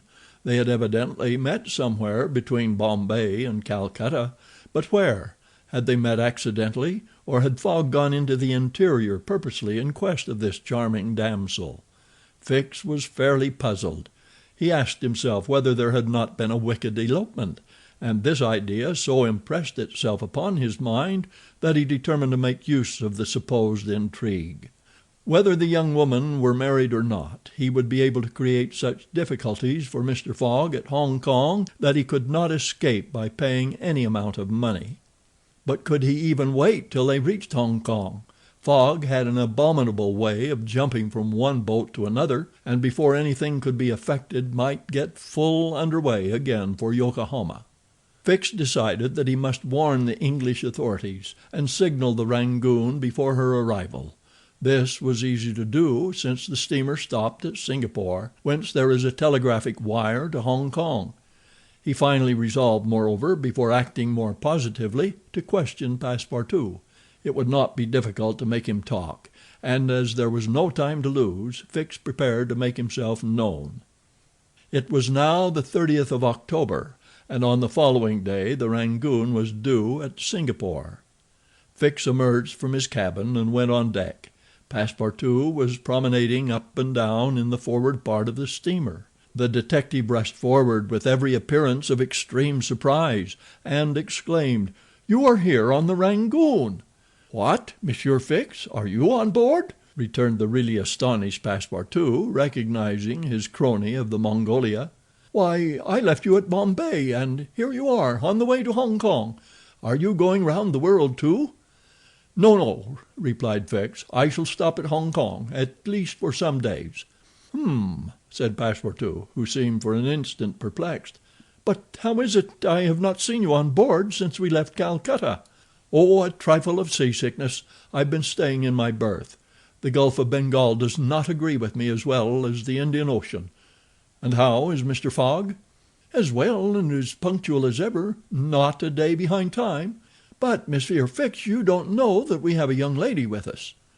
"A young lady?" replied the detective, not seeming to comprehend what was said. Passepartout thereupon recounted Aouda's history, the affair at the Bombay Pagoda, the purchase of the elephant for £2,000, the rescue, the arrest, and sentence of the Calcutta court, and the restoration of Mr. Fogg and himself to liberty on bail. Fix, who was familiar with the last events, seemed to be equally ignorant of all that Passepartout related, and the latter was charmed to find so interested a listener. "But does your master propose to carry this young woman to Europe?" "Not at all. We are simply going to place her under the protection of one of her relatives, a rich merchant at Hong Kong." "Nothing to be done there," said Fix to himself, concealing his disappointment. "A glass of gin, Mr. Passepartout?" "Willingly, Monsieur Fix. We must at least have a friendly glass on board the Rangoon." Chapter 17. Showing what happened on the voyage from Singapore to Hong Kong. The detective and Passepartout met often on deck after this interview, though Fix was reserved and did not attempt to induce his companion to divulge any more facts concerning Mr. Fogg. He caught a glimpse of that mysterious gentleman once or twice, but Mr. Fogg usually confined himself to the cabin, where he kept Aouda company, or, according to his inveterate habit, took a hand at whist. Passepartout began very seriously to conjecture what strange chance kept Fix still on the route that his master was pursuing. It was really worth considering why this certainly very amiable and complacent person, whom he had first met at Suez, had then encountered on board the Mongolia, who disembarked at Bombay, which he announced as his destination, and now turned up so unexpectedly on the Rangoon, was following Mr. Fogg's tracks step by step. What was Fix's object?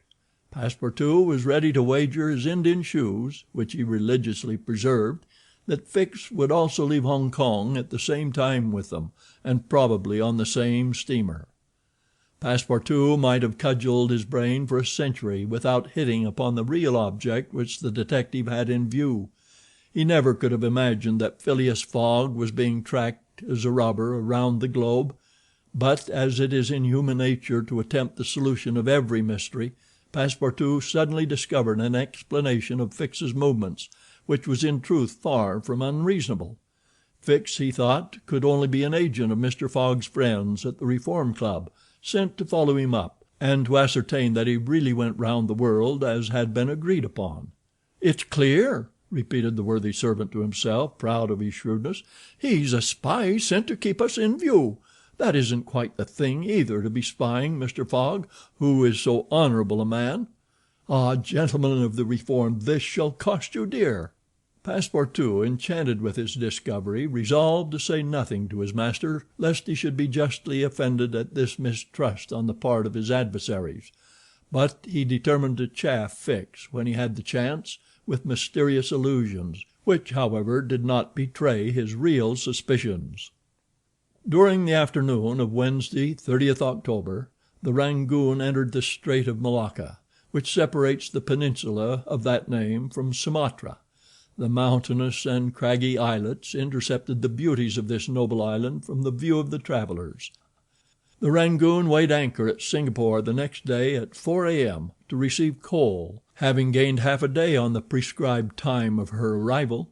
Phileas Fogg noted this gain in his journal, and then, accompanied by Aouda, who betrayed a desire for a walk on shore, disembarked. Fix, who suspected Mr. Fogg's every movement, followed them cautiously, without being himself perceived, while Passepartout, laughing in his sleeve at Fix's maneuvers, went about his usual errands.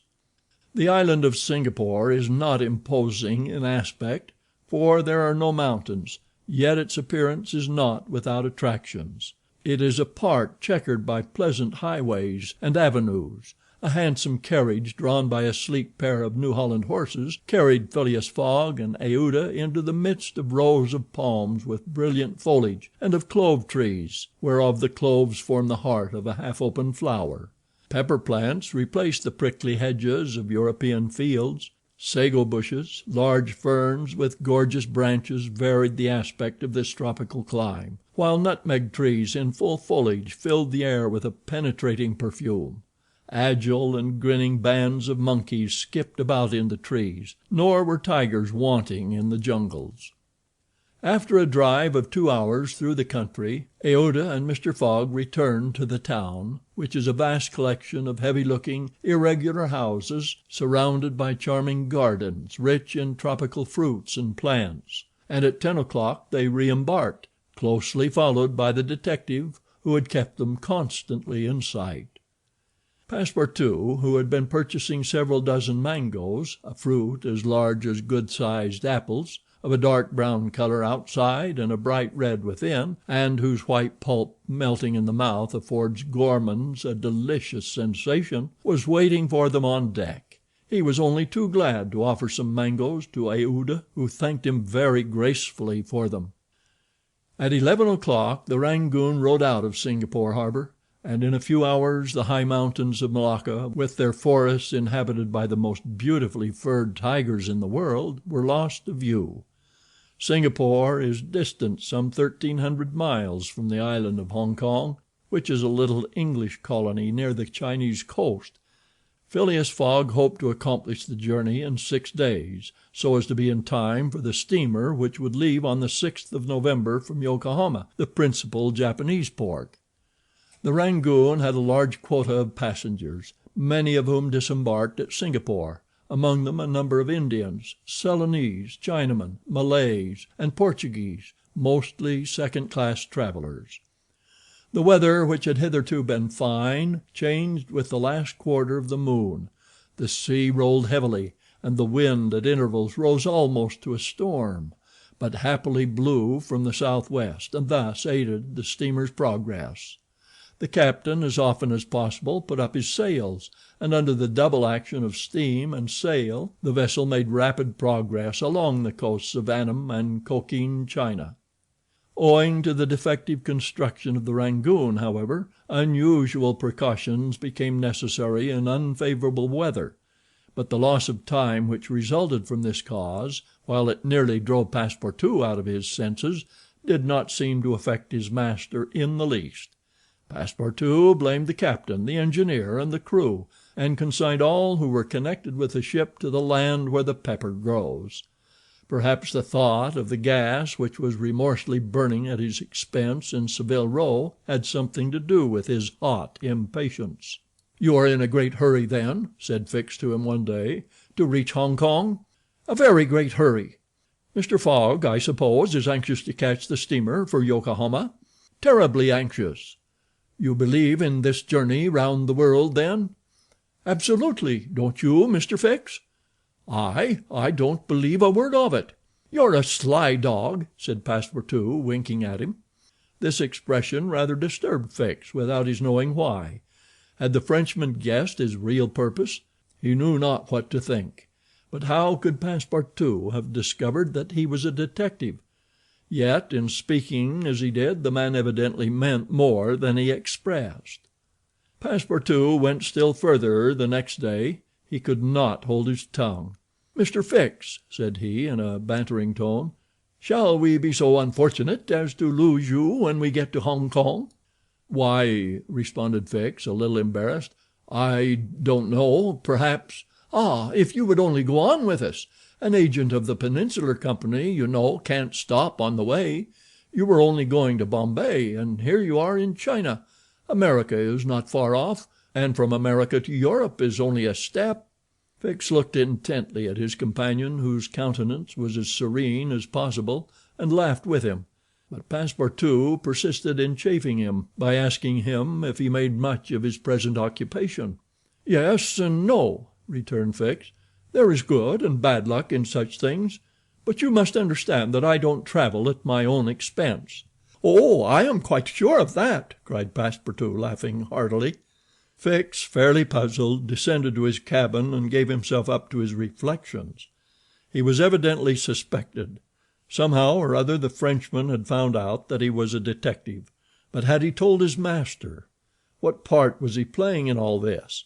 Was he an accomplice or not? Was the game then up? Fix spent several hours turning these things over in his mind, sometimes thinking that all was lost, then persuading himself that Fogg was ignorant of his presence, and then undecided what course it was best to take. Nevertheless, he preserved his coolness of mind, and at last resolved to deal plainly with Passepartout. If he did not find it practicable to arrest Fogg at Hong Kong, and if Fogg made preparations to leave that last foothold of English territory, he, Fix, would tell Passepartout all.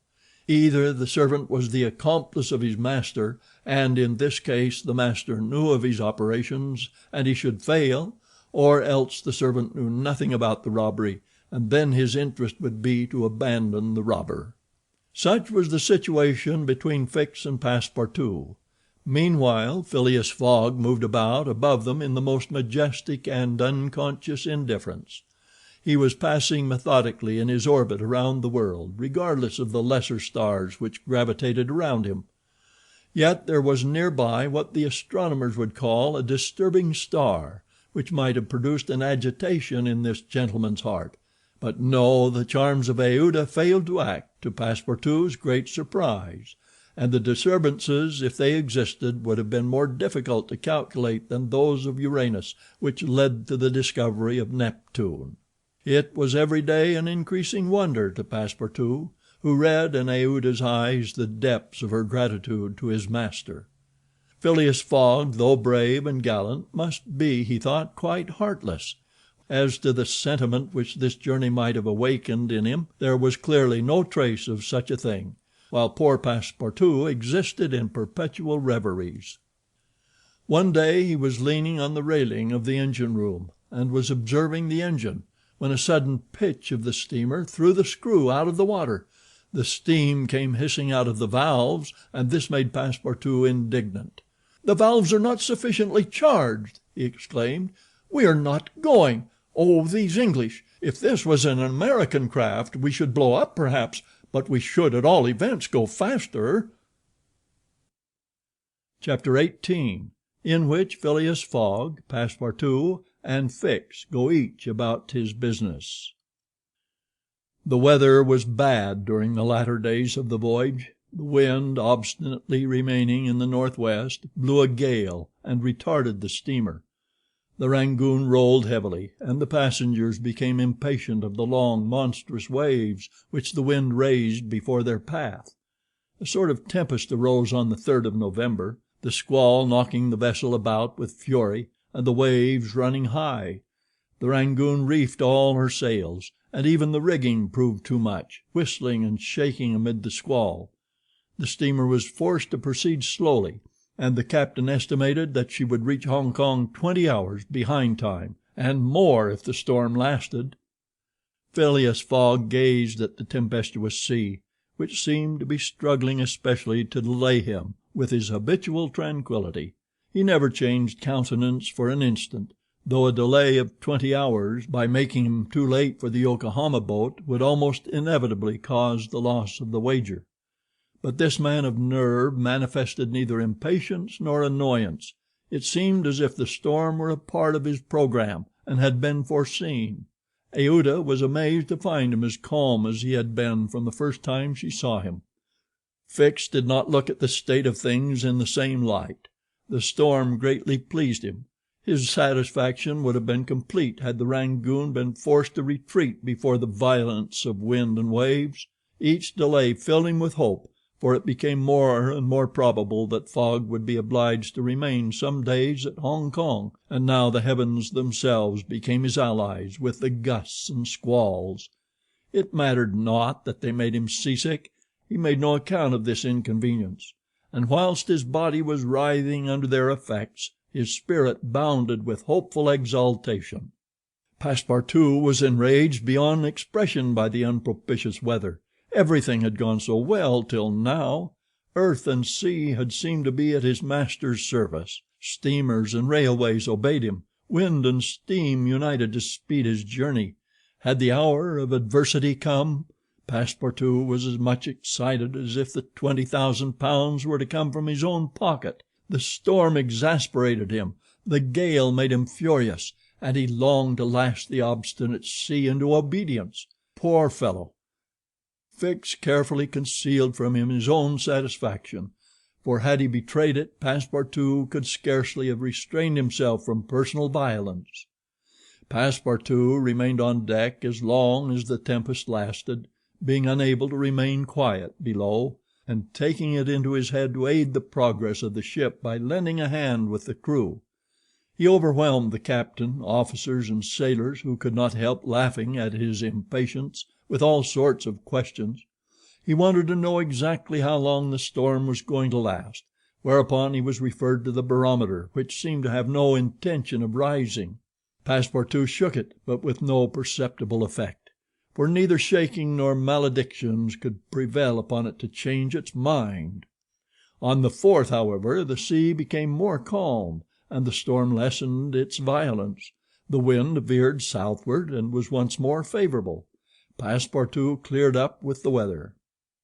Some of the sails were unfurled, and the Rangoon resumed its most rapid speed. The time lost could not, however, be regained. Land was not signaled until 5 o'clock on the morning of the 6th. The steamer was due on the 5th. Phileas Fogg was 24 hours behindhand, and the Yokohama steamer would, of course, be missed. The pilot went on board at 6 and took his place on the bridge to guide the Rangoon through the channels to the port of Hong Kong. Passepartout longed to ask him if the steamer had left for Yokohama, but he dared not, for he wished to preserve the spark of hope which still remained till the last moment. He had confided his anxiety to Fix, who, the sly rascal, tried to console him by saying that Mr. Fogg would be in time if he took the next boat, but this only put Passepartout in a passion. Mr. Fogg, bolder than his servant, did not hesitate to approach the pilot and tranquilly ask him if he knew when a steamer would leave Hong Kong for Yokohama. "At high tide tomorrow morning," answered the pilot. "Ah," said Mr. Fogg, without betraying any astonishment. Passepartout, who heard what passed, would willingly have embraced the pilot, while Fix would have been glad to twist his neck. "What is the steamer's name?" asked Mr. Fogg. "The Carnatic." "Ought she not to have gone yesterday?" "Yes, sir, but they had to repair one of her boilers, and so her departure was postponed till tomorrow." "Thank you," returned Mr. Fogg, descending mathematically to the saloon. Passepartout clasped the pilot's hand and shook it heartily in his delight, exclaiming, "Pilot, you are the best of good fellows." The pilot probably does not know to this day why his responses won him this enthusiastic greeting. He remounted the bridge and guided the steamer through the flotilla of junks, tankas, and fishing boats which crowd the harbor of Hong Kong. At 1 o'clock the Rangoon was at the quay, and the passengers were going ashore. Chance had strangely favored Phileas Fogg, for had not the Carnatic been forced to lie over for repairing her boilers, she would have left on the 6th of November, and the passengers for Japan would have been obliged to await for a week the sailing of the next steamer. Mr. Fogg was, it is true, 24 hours behind his time, but this could not seriously imperil the remainder of his tour. The steamer which crossed the Pacific from Yokohama to San Francisco made a direct connection with that from Hong Kong, and it could not sail until the latter reached Yokohama. And if Mr. Fogg was 24 hours late on reaching Yokohama, this time would no doubt be easily regained in the voyage of 22 days across the Pacific. He found himself then about 24 hours behindhand, 35 days after leaving London. The Carnatic was announced to leave Hong Kong at 5 the next morning. Mr. Fogg had 16 hours in which to attend to his business there, which was to deposit Aouda safely with her wealthy relative. On landing he conducted her to a palanquin, in which they repaired to the club hotel. A room was engaged for the young woman, and Mr. Fogg, after seeing that she wanted for nothing, set out in search of her cousin Gigi. He instructed Passepartout to remain at the hotel until his return, that Aouda might not be left entirely alone. Mr. Fogg repaired to the Exchange, where, he did not doubt, everyone would know so wealthy and considerable a personage as the Parsee merchant. Meeting a broker, he made the inquiry, to learn that Gigi had left China 2 years before, and retiring from business with an immense fortune had taken up his residence in Europe, in Holland, the broker thought, with the merchants of which country he had principally traded. Phileas Fogg returned to the hotel, begged a moment's conversation with Aouda, and without more ado apprised her that Gigi was no longer at Hong Kong, but probably in Holland. Aouda at first said nothing. She passed her hand across her forehead, and reflected a few moments. Then, in her sweet, soft voice, she said, "What ought I to do, Mr. Fogg?" "It is very simple," responded the gentleman. "Go on to Europe." "But I cannot intrude." "You do not intrude, nor do you in the least embarrass my project. Passepartout." "Monsieur?" "Go to the Carnatic and engage 3 cabins."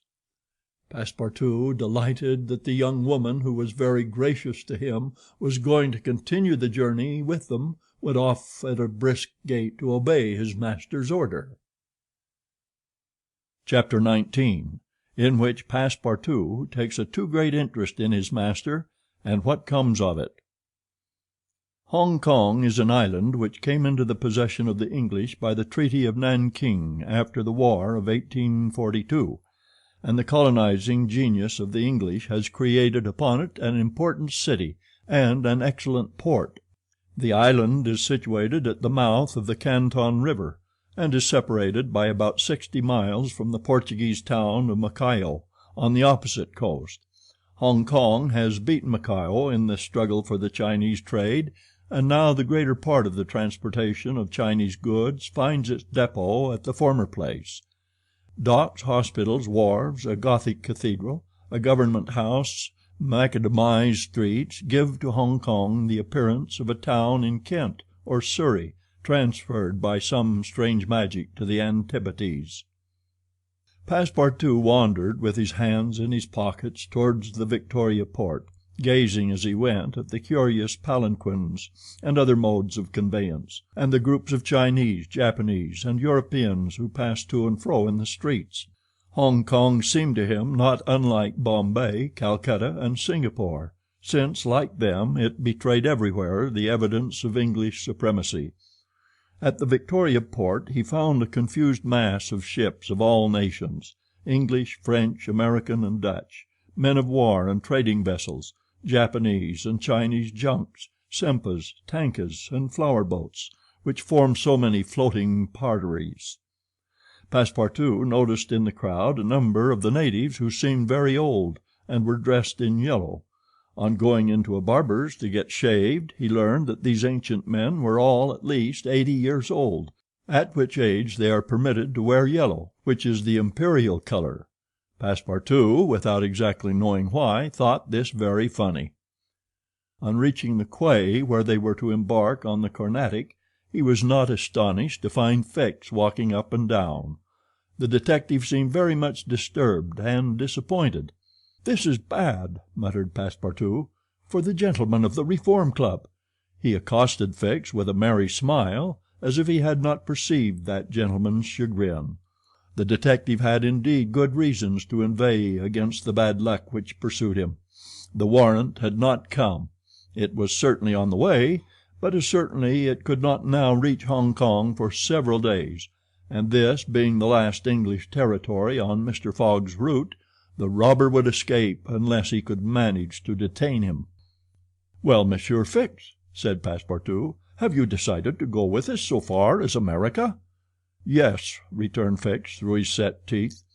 "Good!" exclaimed Passepartout, laughing heartily. "I knew you could not persuade yourself to separate from us. Come and engage your berth." They entered the steamer office and secured cabins for 4 persons. The clerk, as he gave them the tickets, informed them that the repairs on the Carnatic having been completed, the steamer would leave that very evening, and not next morning as had been announced. "That will suit my master all the better," said Passepartout. "I will go and let him know." Fix now decided to make a bold move. He resolved to tell Passepartout all. It seemed to be the only possible means of keeping Phileas Fogg several days longer at Hong Kong. He accordingly invited his companion into a tavern which caught his eye on the quay. On entering they found themselves in a large room handsomely decorated, at the end of which was a large camp bed furnished with cushions. Several persons lay upon this bed in a deep sleep. At the small tables which were arranged about the room some 30 customers were drinking English beer, porter, gin, and brandy, smoking the while long red clay pipes stuffed with little balls of opium mingled with essence of rose. From time to time one of the smokers, overcome with the narcotic, would slip under the table, whereupon the waiters, taking him by the head and feet, carried and laid him upon the bed. The bed already supported 20 of these stupefied sots. Fix and Passepartout saw that they were in a smoking house haunted by those wretched, cadaverous, idiotic creatures to whom the English merchants sell every year the miserable drug called opium, to the amount of £1,400,000, thousands devoted to one of the most despicable vices which afflict humanity. The Chinese government has in vain attempted to deal with the evil by stringent laws. It passed gradually from the rich, to whom it was at first exclusively reserved, to the lower classes, and then its ravages could not be arrested. Opium is smoked everywhere at all times by men and women in the Celestial Empire, and once accustomed to it the victims cannot dispense with it, except by suffering horrible bodily contortions and agonies. A great smoker can smoke as many as 8 pipes a day, but he dies in 5 years.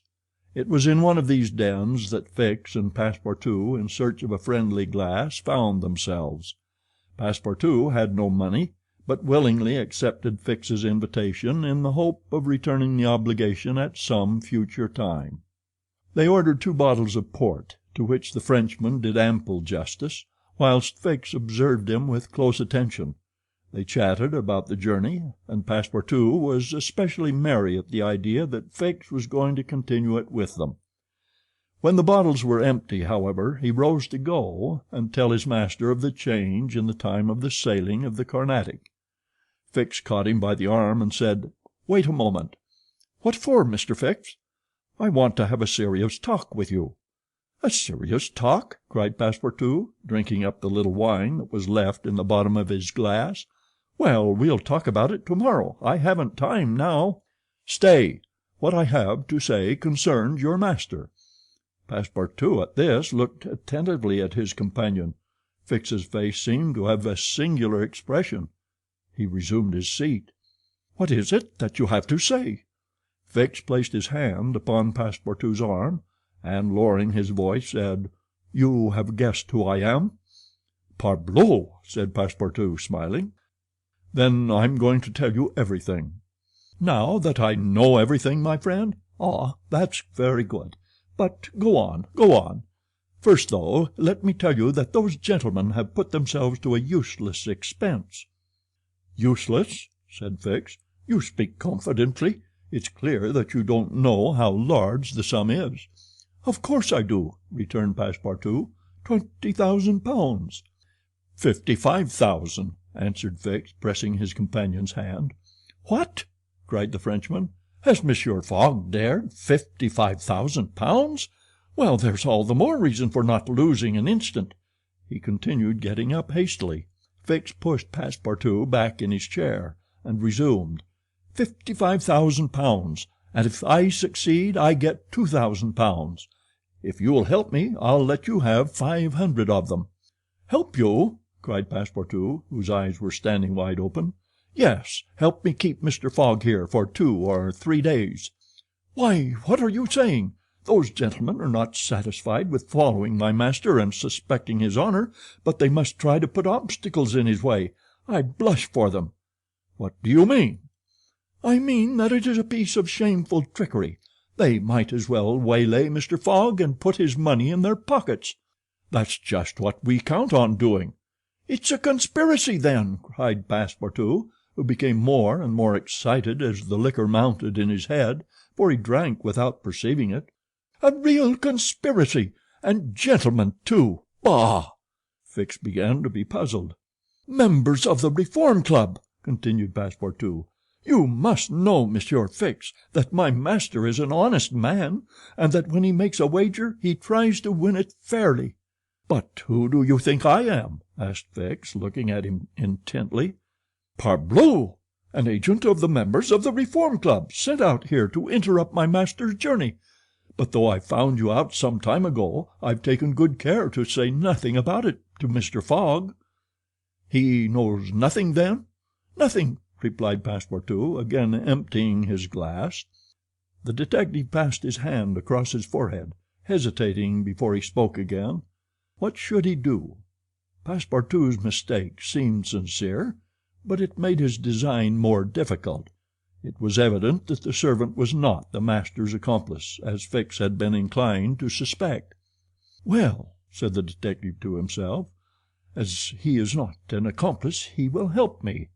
He had no time to lose. Fogg must be detained at Hong Kong, so he resolved to make a clean breast of it. "Listen to me," said Fix abruptly. "I am not, as you think, an agent of the members of the Reform Club." "Bah!" retorted Passepartout with an air of raillery. "I am a police detective sent out here by the London office." "You a detective?" "I will prove it. Here is my commission." Passepartout was speechless with astonishment when Fix displayed this document, the genuineness of which could not be doubted. "Mr. Fogg's wager," resumed Fix, "is only a pretext of which you and the gentlemen of the Reform are dupes. He had a motive for securing your innocent complicity." "But why?" "Listen. On the 28th of last September a robbery of £55,000 was committed at the Bank of England by a person whose description was fortunately secured. Here is his description. It answers exactly to that of Mr. Phileas Fogg." "What nonsense!"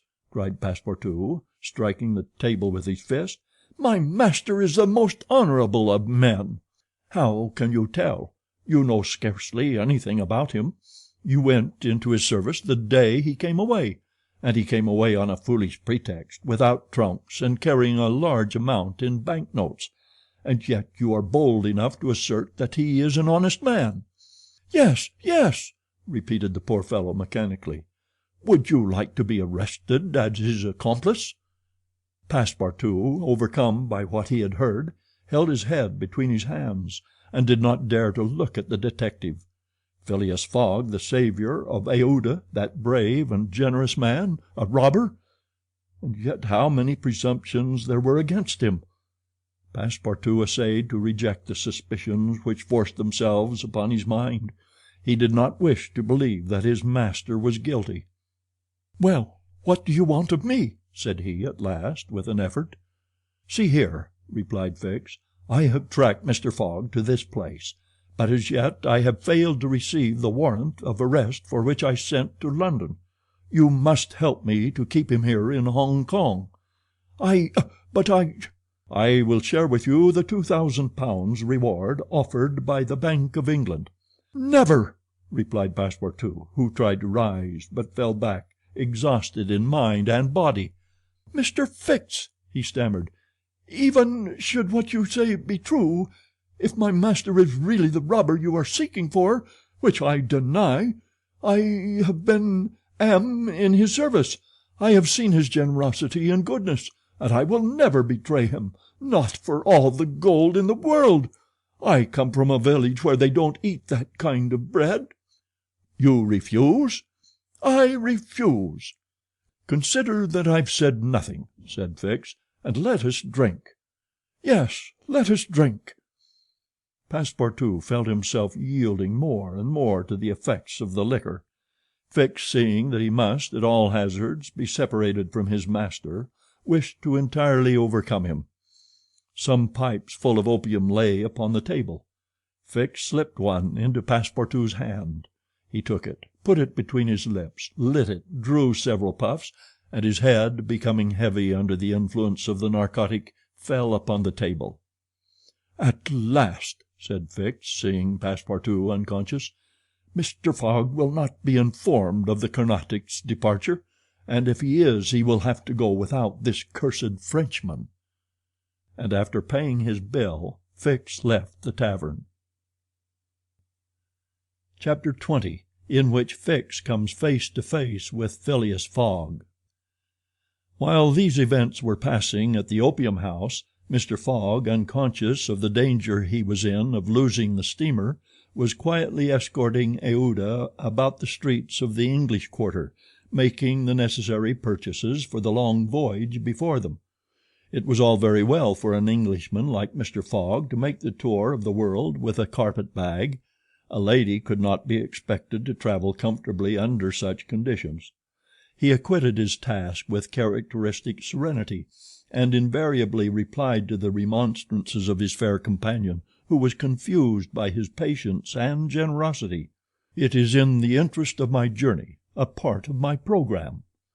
The purchases made, they returned to the hotel, where they dined at a sumptuously served table d'hôte, after which Aouda, shaking hands with her protector, after the English fashion, retired to her room for rest.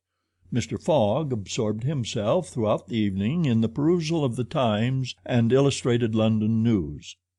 Had he been capable of being astonished at anything, it would have been not to see his servant return at bedtime. But knowing that the steamer was not to leave for Yokohama until the next morning, he did not disturb himself about the matter. When Passepartout did not appear the next morning to answer his master's bell, Mr. Fogg, not betraying the least vexation, contented himself with taking his carpet bag, calling Aouda, and sending for a palanquin. It was then 8 o'clock. At 9:30, it being then high tide, the Carnatic would leave the harbor. Mr. Fogg and Aouda got into the palanquin, their luggage being brought after on a wheelbarrow, and half an hour later stepped upon the quay whence they were to embark. Mr. Fogg then learned that the Carnatic had sailed the evening before. He had expected to find not only the steamer, but his domestic, and was forced to give up both.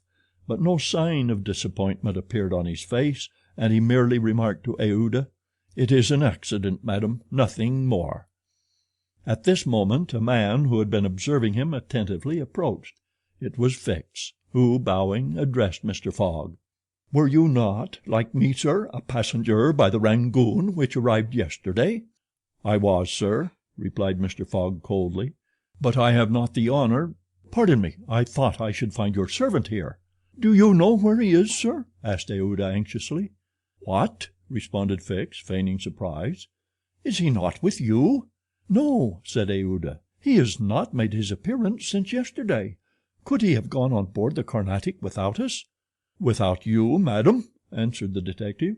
"Excuse me, did you intend to sail in the Carnatic?" "Yes, sir." "So did I, madam, and I am excessively disappointed. The Carnatic, its repairs being completed, left Hong Kong 12 hours before the stated time, without any notice being given, and we must now wait a week for another steamer." As he said "a week," Fix felt his heart leap for joy. Fogg detained at Hong Kong for a week. There would be time for the warrant to arrive, and fortune at last favored the representative of the law. His horror may be imagined when he heard Mr. Fogg say, in his placid voice, "But there are other vessels besides the Carnatic, it seems to me, in the harbor of Hong Kong." and offering his arm to Aouda, he directed his steps toward the docks in search of some craft about to start. Fix, stupefied, followed. It seemed as if he were attached to Mr. Fogg by an invisible thread. Chance, however, appeared really to have abandoned the man it had hitherto served so well. For 3 hours Phileas Fogg wandered about the docks, with the determination, if necessary, to charter a vessel to carry him to Yokohama, but he could only find vessels which were loading or unloading, and which could not, therefore, set sail. Fix began to hope again. But Mr. Fogg, far from being discouraged, was continuing his search, resolved not to stop if he had to resort to Macao, when he was accosted by a sailor on one of the wharves. "Is your honor looking for a boat?" "Have you a boat ready to sail?" "Yes, your honor, a pilot boat, number 43, the best in the harbor." "Does she go fast?" "Between 8 and 9 knots the hour. Will you look at her?" "Yes." "Your honor will be satisfied with her. Is it for a sea excursion?" "No, for a voyage." "A voyage?" "Yes. Will you agree to take me to Yokohama?" The sailor leaned on the railing, opened his eyes wide, and said, "Is your honor joking?" "No, I have missed the Carnatic, and I must get to Yokohama by the 14th at the latest to take the boat for San Francisco." "I am sorry," said the sailor, "but it is impossible." "I offer you £100 per day, and an additional reward of £200 if I reach Yokohama in time." "Are you in earnest?" "Very much so." The pilot walked away a little distance and gazed out to sea, evidently struggling between the anxiety to gain a large sum and the fear of venturing so far. Fix was in mortal suspense. Mr. Fogg turned to Aouda and asked her, "You would not be afraid, would you, madam?" "Not with you, Mr. Fogg," was her answer. The pilot now returned, shuffling his hat in his hands. "Well, pilot?" said Mr. Fogg. "Well, your honor," replied he, "I could not risk myself, my men, or my little boat of scarcely 20 tons on so long a voyage at this time of year. Besides, we could not reach Yokohama in time, for it is 1,660 miles from Hong Kong." "Only 1,600," said Mr. Fogg. "It's the same thing." Fix breathed more freely. "But," added the pilot, "it might be arranged another way." Fix ceased to breathe at all. "How?" asked Mr. Fogg. "By going to Nagasaki at the extreme south of Japan, or even to Shanghai, which is only 800 miles from here. In going to Shanghai we should not be forced to sail wide of the Chinese coast, which would be a great advantage, as the currents run northward and would aid us." "Pilot," said Mr. Fogg, "I must take the American steamer at Yokohama, and not at Shanghai or Nagasaki." "Why not?" returned the pilot. "The San Francisco steamer does not start from Yokohama. It puts in at Yokohama and Nagasaki, but it starts from Shanghai." "You are sure of that?" "Perfectly." "And when does the boat leave Shanghai?" "On the 11th at 7 in the evening. We have, therefore, 4 days before us, that is 96 hours, and in that time, if we had good luck and a southwest wind, and the sea was calm, we could make those 800 miles to Shanghai." "And you could go?" "In an hour, as soon as provisions could be got aboard and the sails put up." "It is a bargain. Are you the master of the boat?" "Yes, John Bunsby, master of the Tankadere." "Would you like some earnest money?" "If it would not put your honor out." "Here are £200 on account, sir," added Phileas Fogg, turning to Fix. "If you would like to take advantage—" "Thanks, sir. I was about to ask the favor." "Very well. In half an hour we shall go on board." "But poor Passepartout," urged Aouda, who was much disturbed by the servant's disappearance. "I shall do all I can to find him," replied Phileas Fogg. While Fix, in a feverish, nervous state, repaired to the pilot boat, the others directed their course to the police station at Hong Kong. Phileas Fogg there gave Passepartout's description, and left a sum of money to be spent in the search for him. The same formalities having been gone through at the French consulate, and the palanquin having stopped at the hotel for the luggage, which had been sent back there, they returned to the wharf. It was now 3 o'clock, and pilot boat number 43, with its crew on board and its provisions stored away, was ready for departure. The Tankadere was a neat little craft of 20 tons, as gracefully built as if she were a racing yacht. Her shining copper sheathing, her galvanized ironwork, her deck, white as ivory, betrayed the pride taken by John Bunsby in making her presentable. Her 2 masts leaned a trifle backward. She carried brigantine, foresail, storm jib, and standing jib, and was well rigged for running before the wind, and she seemed capable of brisk speed, which indeed she had already proved by gaining several prizes in pilot boat races. The crew of the Tankadere was composed of John Bunsby, the master, and 4 hardy mariners who were familiar with the Chinese seas. John Bunsby himself, a man of 45 or thereabouts, vigorous, sunburnt, with a sprightly expression of the eye, and energetic and self-reliant countenance, would have inspired confidence in the most timid.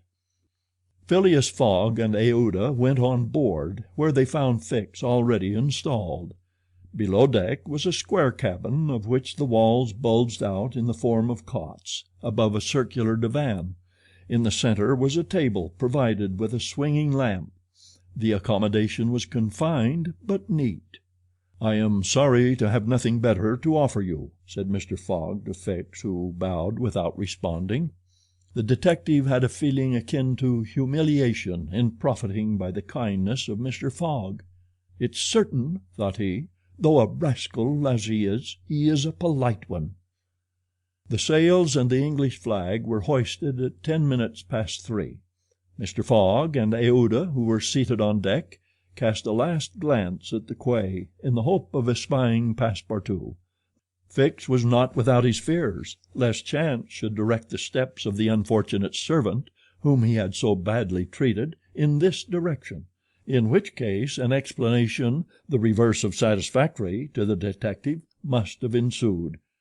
But the Frenchman did not appear, and without doubt was still lying under the stupefying influence of the opium. John Bunsby, master, at length gave the order to start, and the Tankadere, taking the wind under her brigantine, foresail, and standing jib, bounded briskly forward over the waves. Chapter 21, in which the master of the Tankadere runs great risk of losing a reward of £200. This voyage of 800 miles was a perilous venture on a craft of 20 tons, and at that season of the year. The Chinese seas were usually boisterous, subject to terrible gales of wind, and especially during the equinoxes, and it was now early November. It would clearly have been to the master's advantage to carry his passengers to Yokohama, since he was paid a certain sum per day, but he would have been rash to attempt such a voyage, and it was imprudent even to attempt to reach Shanghai. But John Bunsby believed in the Tankadere, which rode on the waves like a seagull, and perhaps he was not wrong. Late in the day they passed through the capricious channels of Hong Kong, and the Tankadere, impelled by favorable winds, conducted herself admirably. "I do not need, pilot," said Phileas Fogg when they got into the open sea, "to advise you to use all possible speed. Trust me, your honor, we are carrying all the sail the wind will let us. The poles would add nothing, and are only used when we are going into port. It's your trade, not mine, pilot, and I confide in you." Phileas Fogg, with body erect and legs wide apart, standing like a sailor, gazed without staggering at the swelling waters. The young woman, who was seated aft, was profoundly affected as she looked out upon the ocean, darkening now with the twilight, on which she had ventured in so frail a vessel. Above her head rustled the white sails, which seemed like great white wings. The boat, carried forward by the wind, seemed to be flying in the air. Night came. The moon was entering her first quarter, and her insufficient light would soon die out in the mist on the horizon. Clouds were rising from the east and already overcast a part of the heavens. The pilot had hung out his lights, which was very necessary in these seas crowded with vessels bound landward, for collisions are not uncommon occurrences, and at the speed she was going the least shock would shatter the gallant little craft. Fix, seated in the bow, gave himself up to meditation. He kept apart from his fellow travelers, knowing Mr. Fogg's taciturn tastes. Besides, he did not quite like to talk to the man whose favors he had accepted. He was thinking, too, of the future. It seemed certain that Fogg would not stop at Yokohama, but would at once take the boat for San Francisco, and the vast extent of America would ensure him impunity and safety. Fogg's plan appeared to him the simplest in the world. Instead of sailing directly from England to the United States like a common villain, he had traversed 3/4 of the globe so as to gain the American continent more surely, and there, after throwing the police off his track, he would quietly enjoy himself with the fortune stolen from the bank. But once in the United States, what should he, Fix, do? Should he abandon this man? No, 100 times no. Until he had secured his extradition he would not lose sight of him for an hour. It was his duty, and he would fulfill it to the end. At all events, there was one thing to be thankful for. Passepartout was not with his master, and it was above all important, after the confidences Fix had imparted to him, that the servant should never have speech with his master. Phileas Fogg was also thinking of Passepartout, who had so strangely disappeared. Looking at the matter from every point of view, it did not seem to him impossible that by some mistake the man might have embarked on the Carnatic at the last moment, and this was also Aouda's opinion, who regretted very much the loss of the worthy fellow to whom she owed so much. They might then find him at Yokohama, for if the Carnatic was carrying him thither, it would be easy to ascertain if he had been on board. A brisk breeze arose about 10 o'clock, but though it might have been prudent to take in a reef, the pilot, after carefully examining the heavens, let the craft remain rigged as before. The Tankadere bore sail admirably, as she drew a great deal of water, and everything was prepared for high speed in case of a gale. Mr. Fogg and Aouda descended into the cabin at midnight, having been already preceded by Fix, who had lain down on one of the cots. The pilot and crew remained on deck all night. At sunrise the next day, which was the 8th of November, the boat had made more than 100 miles. The log indicated a mean speed of between 8 and 9 miles. The Tankadere still carried all sail, and was accomplishing her greatest capacity of speed. If the wind held as it was, the chances would be in her favor. During the day she kept along the coast, where the currents were favorable. The coast, irregular in profile and visible sometimes across the clearings, was at most 5 miles distant. The sea was less boisterous, since the wind came off land, a fortunate circumstance for the boat, which would suffer, owing to its small tonnage, by a heavy surge on the sea. The breeze subsided a little towards noon, and set in from the southwest. The pilot put up his poles, but took them down again within 2 hours, as the wind freshened up anew. Mr. Fogg and Aouda, happily unaffected by the roughness of the sea, ate with a good appetite, Fix being invited to share their repast, which he accepted with secret chagrin. To travel at this man's expense and live upon his provisions was not palatable to him. Still, he was obliged to eat, and so he ate. When the meal was over, he took Mr. Fogg apart and said, "Sir?" This "sir" scorched his lips, and he had to control himself to avoid collaring this gentleman. "Sir, you have been very kind to give me a passage on this boat, but though my means will not admit of my expending them as freely as you, I must ask to pay my share." "Let us not speak of that, sir," replied Mr. Fogg. "But if I insist?" "No, sir," repeated Mr. Fogg in a tone which did not admit of a reply.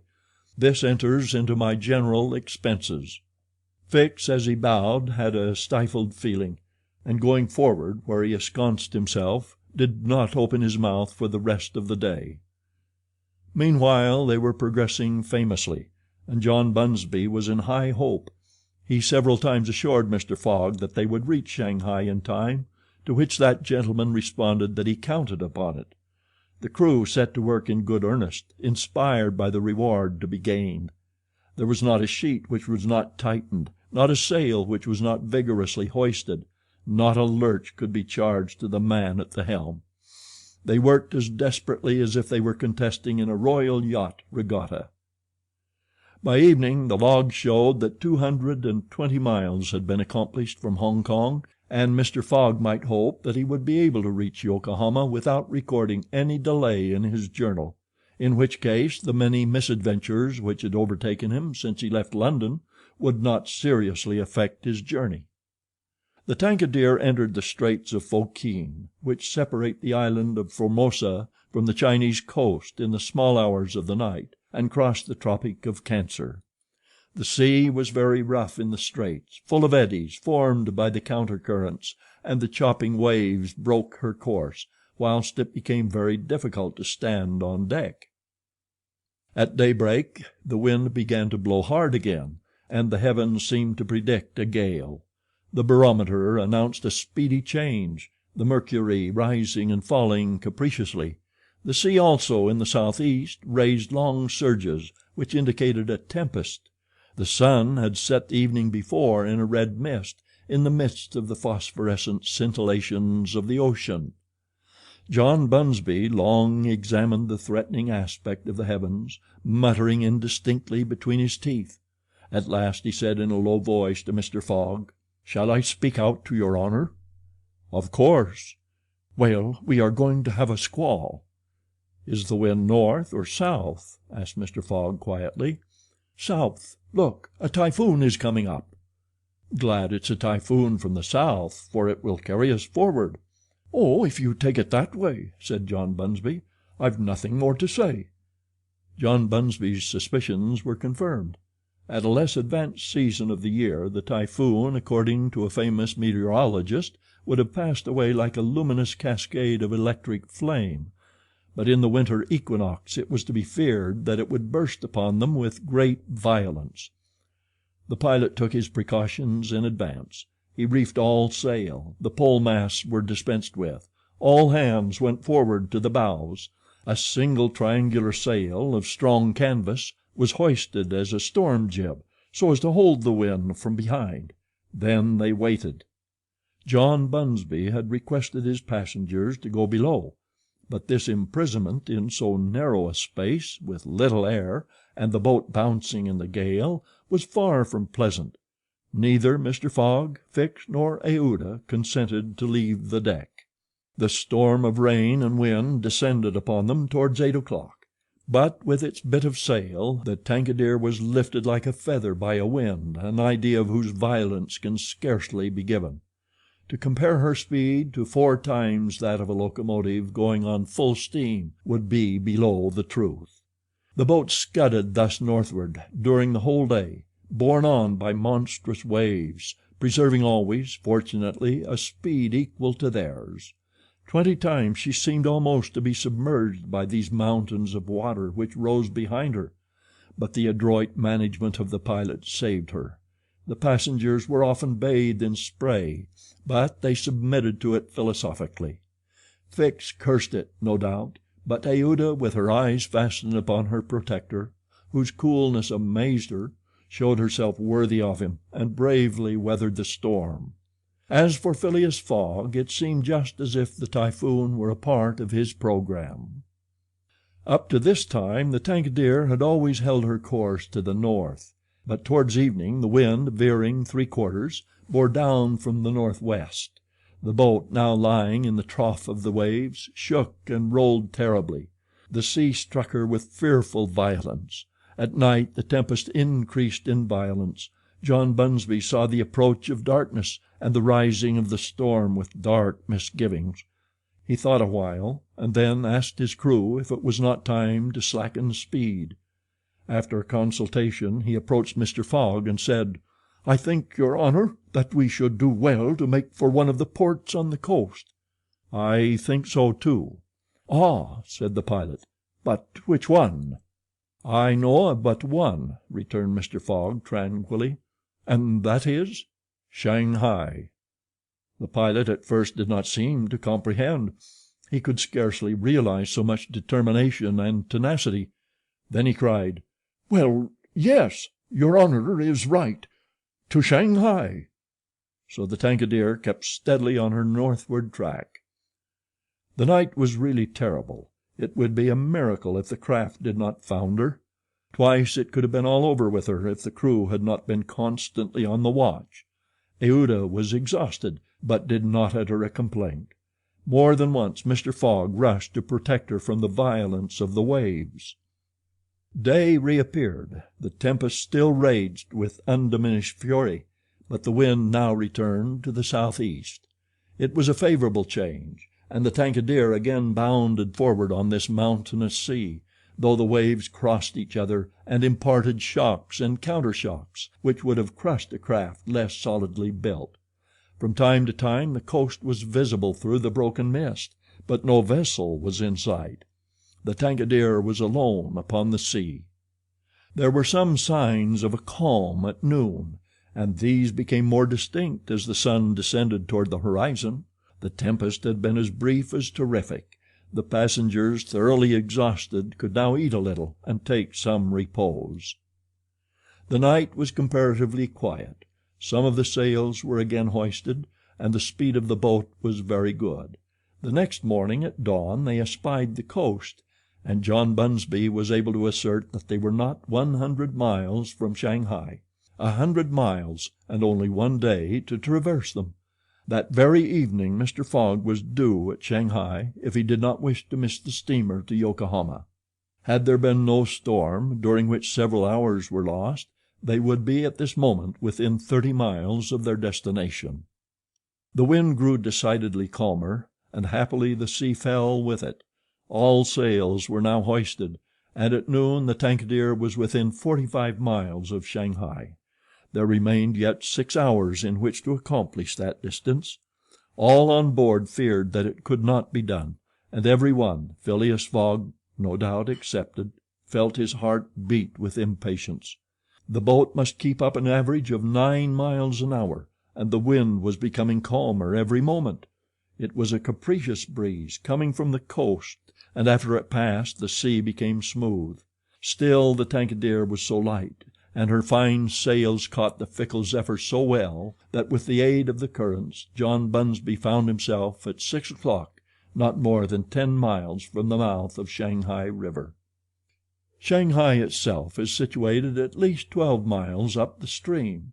At 7 they were still 3 miles from Shanghai. The pilot swore an angry oath. The reward of £200 was evidently on the point of escaping him. He looked at Mr. Fogg. Mr. Fogg was perfectly tranquil, and yet his whole fortune was at this moment at stake. At this moment also a long black funnel crowned with wreaths of smoke appeared on the edge of the waters. It was the American steamer leaving for Yokohama at the appointed time. "Confound her!"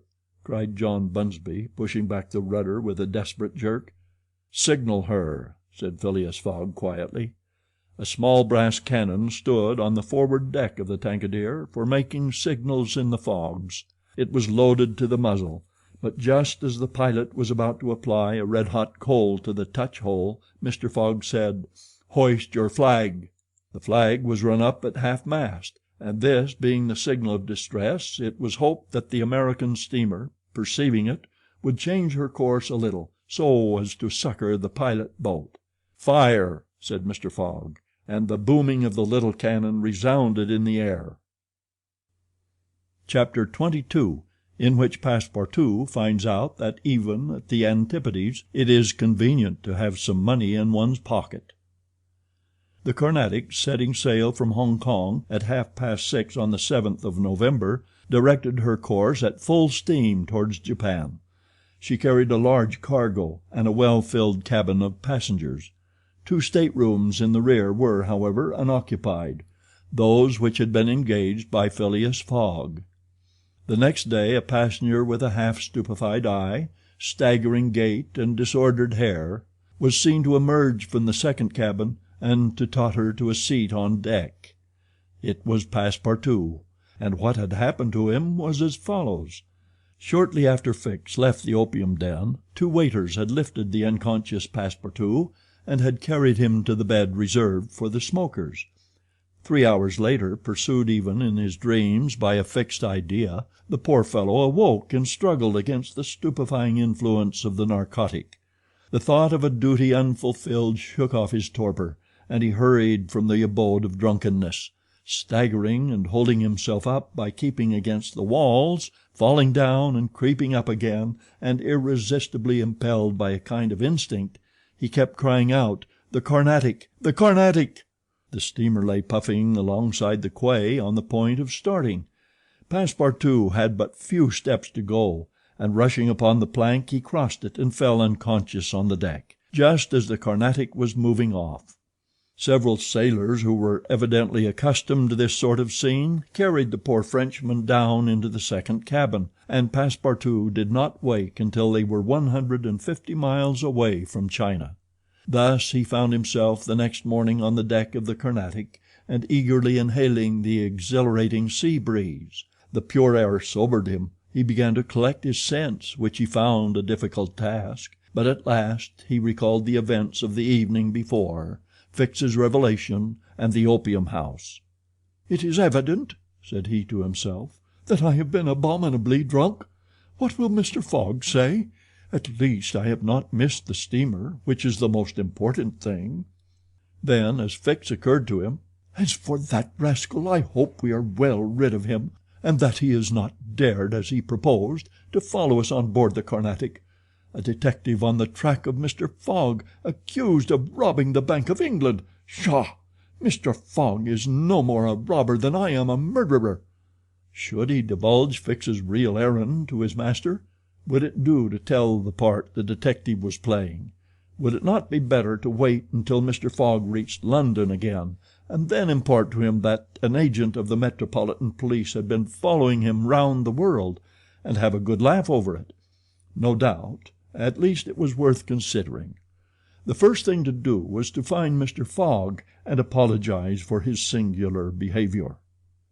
Passepartout got up and proceeded, as well as he could with the rolling of the steamer, to the after deck. He saw no one who resembled either his master or Aouda. "Good," muttered he. "Aouda has not got up yet, and Mr. Fogg has probably found some partners at whist." He descended to the saloon. Mr. Fogg was not there. Passepartout had only, however, to ask the purser the number of his master's stateroom. The purser replied that he did not know any passenger by the name of Fogg. "I beg your pardon," said Passepartout persistently. "He is a tall gentleman, quiet, not very talkative, and has with him a young lady." "There is no young lady on board," interrupted the purser. "Here is a list of the passengers. You may see for yourself." Passepartout scanned the list, but his master's name was not upon it. All at once an idea struck him. "Ah, am I on the Carnatic?" "Yes." "On the way to Yokohama?" "Certainly." Passepartout had for an instant feared that he was on the wrong boat, but though he was really on the Carnatic, his master was not there. He fell thunderstruck on a seat. He saw it all now. He remembered that the time of sailing had been changed, that he should have informed his master of that fact, and that he had not done so. It was his fault, then, that Mr. Fogg and Aouda had missed the steamer. Yes, but it was still more the fault of the traitor who, in order to separate him from his master and detain the latter at Hong Kong, had inveigled him into getting drunk. He now saw the detective's trick, and at this moment Mr. Fogg was certainly ruined. His bet was lost, and he himself perhaps arrested and imprisoned. At this thought Passepartout tore his hair. Ah, if Fix ever came within his reach, what a settling of accounts there would be! After his first depression, Passepartout became calmer, and began to study his situation. It was certainly not an enviable one. He found himself on the way to Japan, and what should he do when he got there? His pocket was empty. He had not a solitary shilling, not so much as a penny. His passage had fortunately been paid for in advance, and he had 5 or 6 days in which to decide upon his future course. He fell to at meals with an appetite, and ate for Mr. Fogg, Aouda, and himself. He helped himself as generously as if Japan were a dessert, where nothing to eat was to be looked for. At dawn on the 13th, the Carnatic entered the port of Yokohama. This is an important port of call in the Pacific, where all the mail steamers and those carrying travelers between North America, China, Japan, and the Oriental Islands put in. It is situated in the Bay of Yedo, and at but a short distance from that second capital of the Japanese Empire, and the residence of the Tycoon, the civil emperor, before the Mikado, the spiritual emperor, absorbed his office in his own. The Carnatic anchored at the quay near the custom house in the midst of a crowd of ships bearing the flags of all nations. Passepartout went timidly ashore on this so curious territory of the Sons of the Sun. He had nothing better to do than, taking chance for his guide, to wander aimlessly through the streets of Yokohama. He found himself at first in a thoroughly European quarter, the houses having low fronts and being adorned with verandas, beneath which he caught glimpses of neat peristyles. This quarter occupied with its streets, squares, docks, and warehouses all the space between the promontory of the treaty and the river.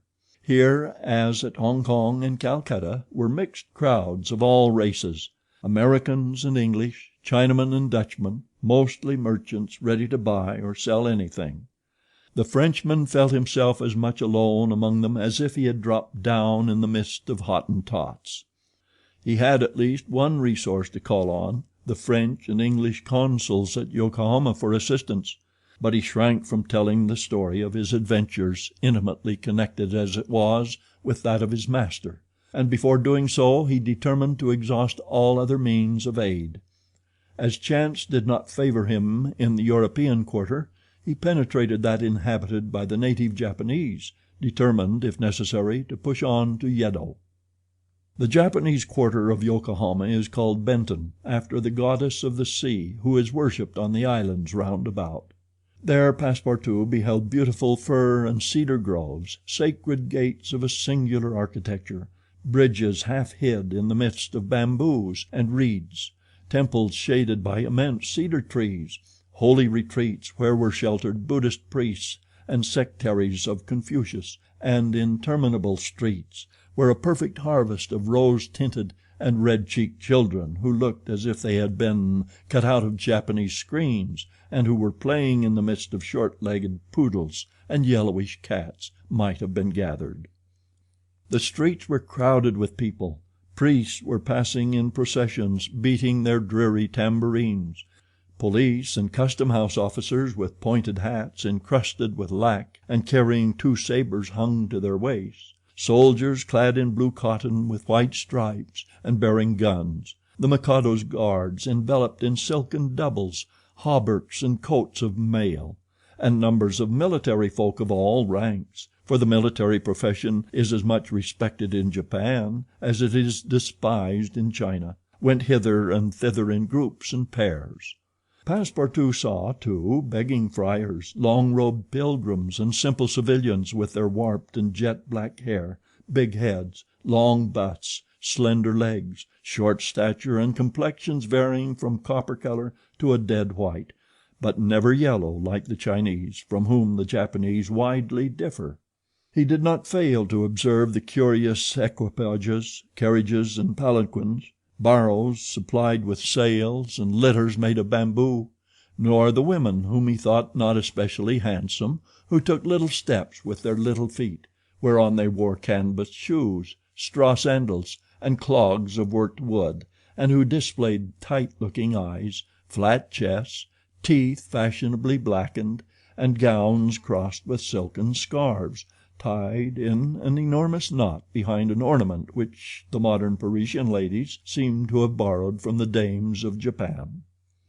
Passepartout wandered for several hours in the midst of this motley crowd, looking in at the windows of the rich and curious shops, the jewelry establishments glittering with quaint Japanese ornaments, the restaurants decked with streamers and banners, the tea houses where the odorous beverage was being drunk with sake, a liquor concocted from the fermentation of rice, and the comfortable smoking houses where they were puffing, not opium, which is almost unknown in Japan, but a very fine, stringy tobacco. He went on till he found himself in the fields, in the midst of vast rice plantations.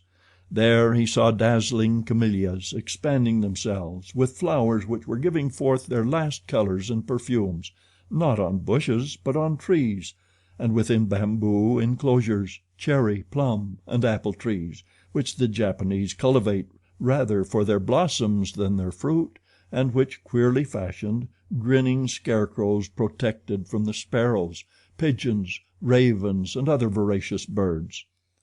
On the branches of the cedars were perched large eagles. Amid the foliage of the weeping willows were herons solemnly standing on one leg, and on every hand were crows, ducks, hawks, wild birds, and a multitude of cranes, which the Japanese consider sacred, and which to their minds symbolize long life and prosperity.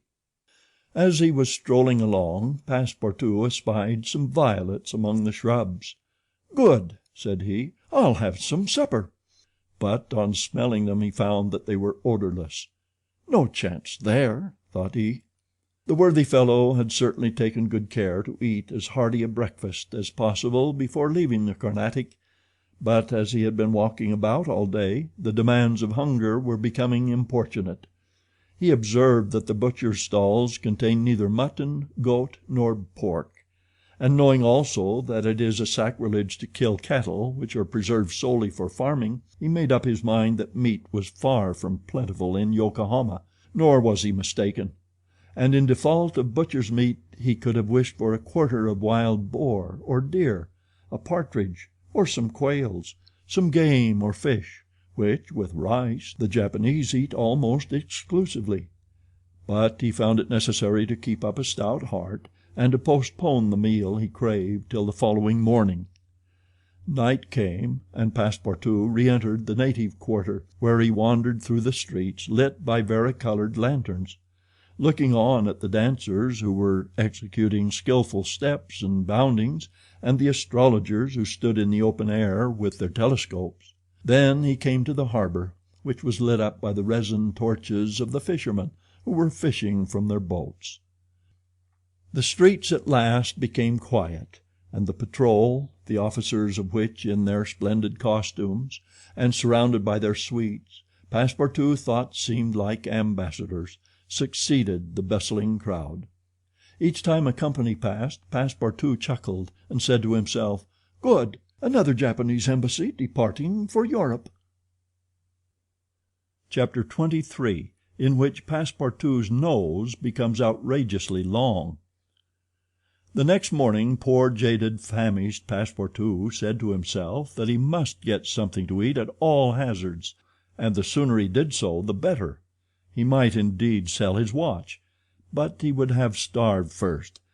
Now or never he must use the strong if not melodious voice which nature had bestowed upon him. He knew several French and English songs, and resolved to try them upon the Japanese, who must be lovers of music, since they were forever pounding on their cymbals, tam-tams, and tambourines, and could not but appreciate European talent.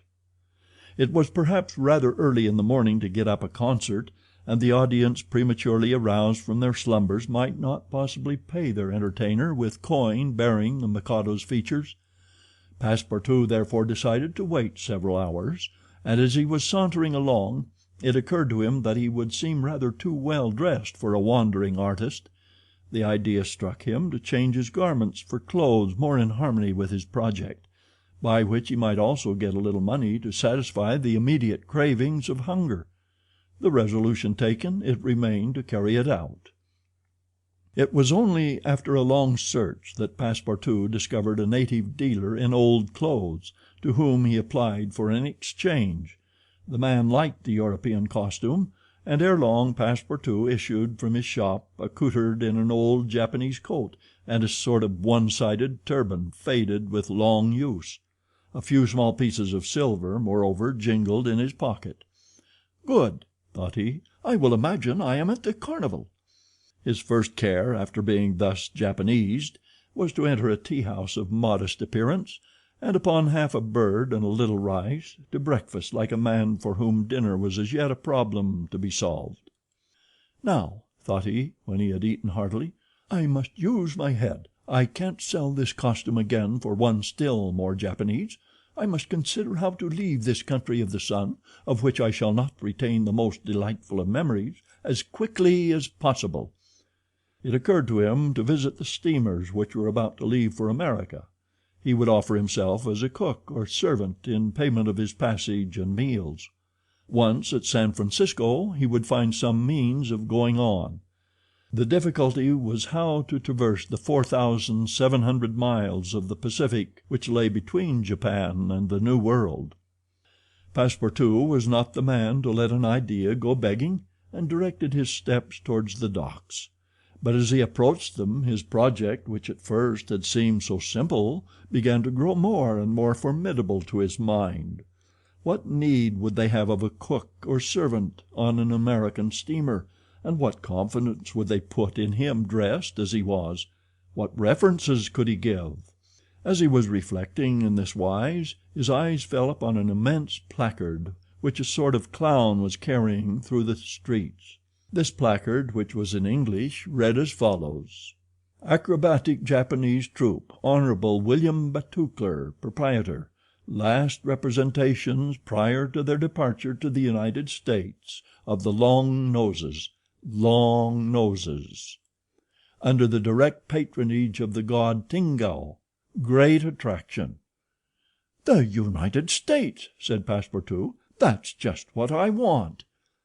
He followed the clown and soon found himself once more in the Japanese quarter.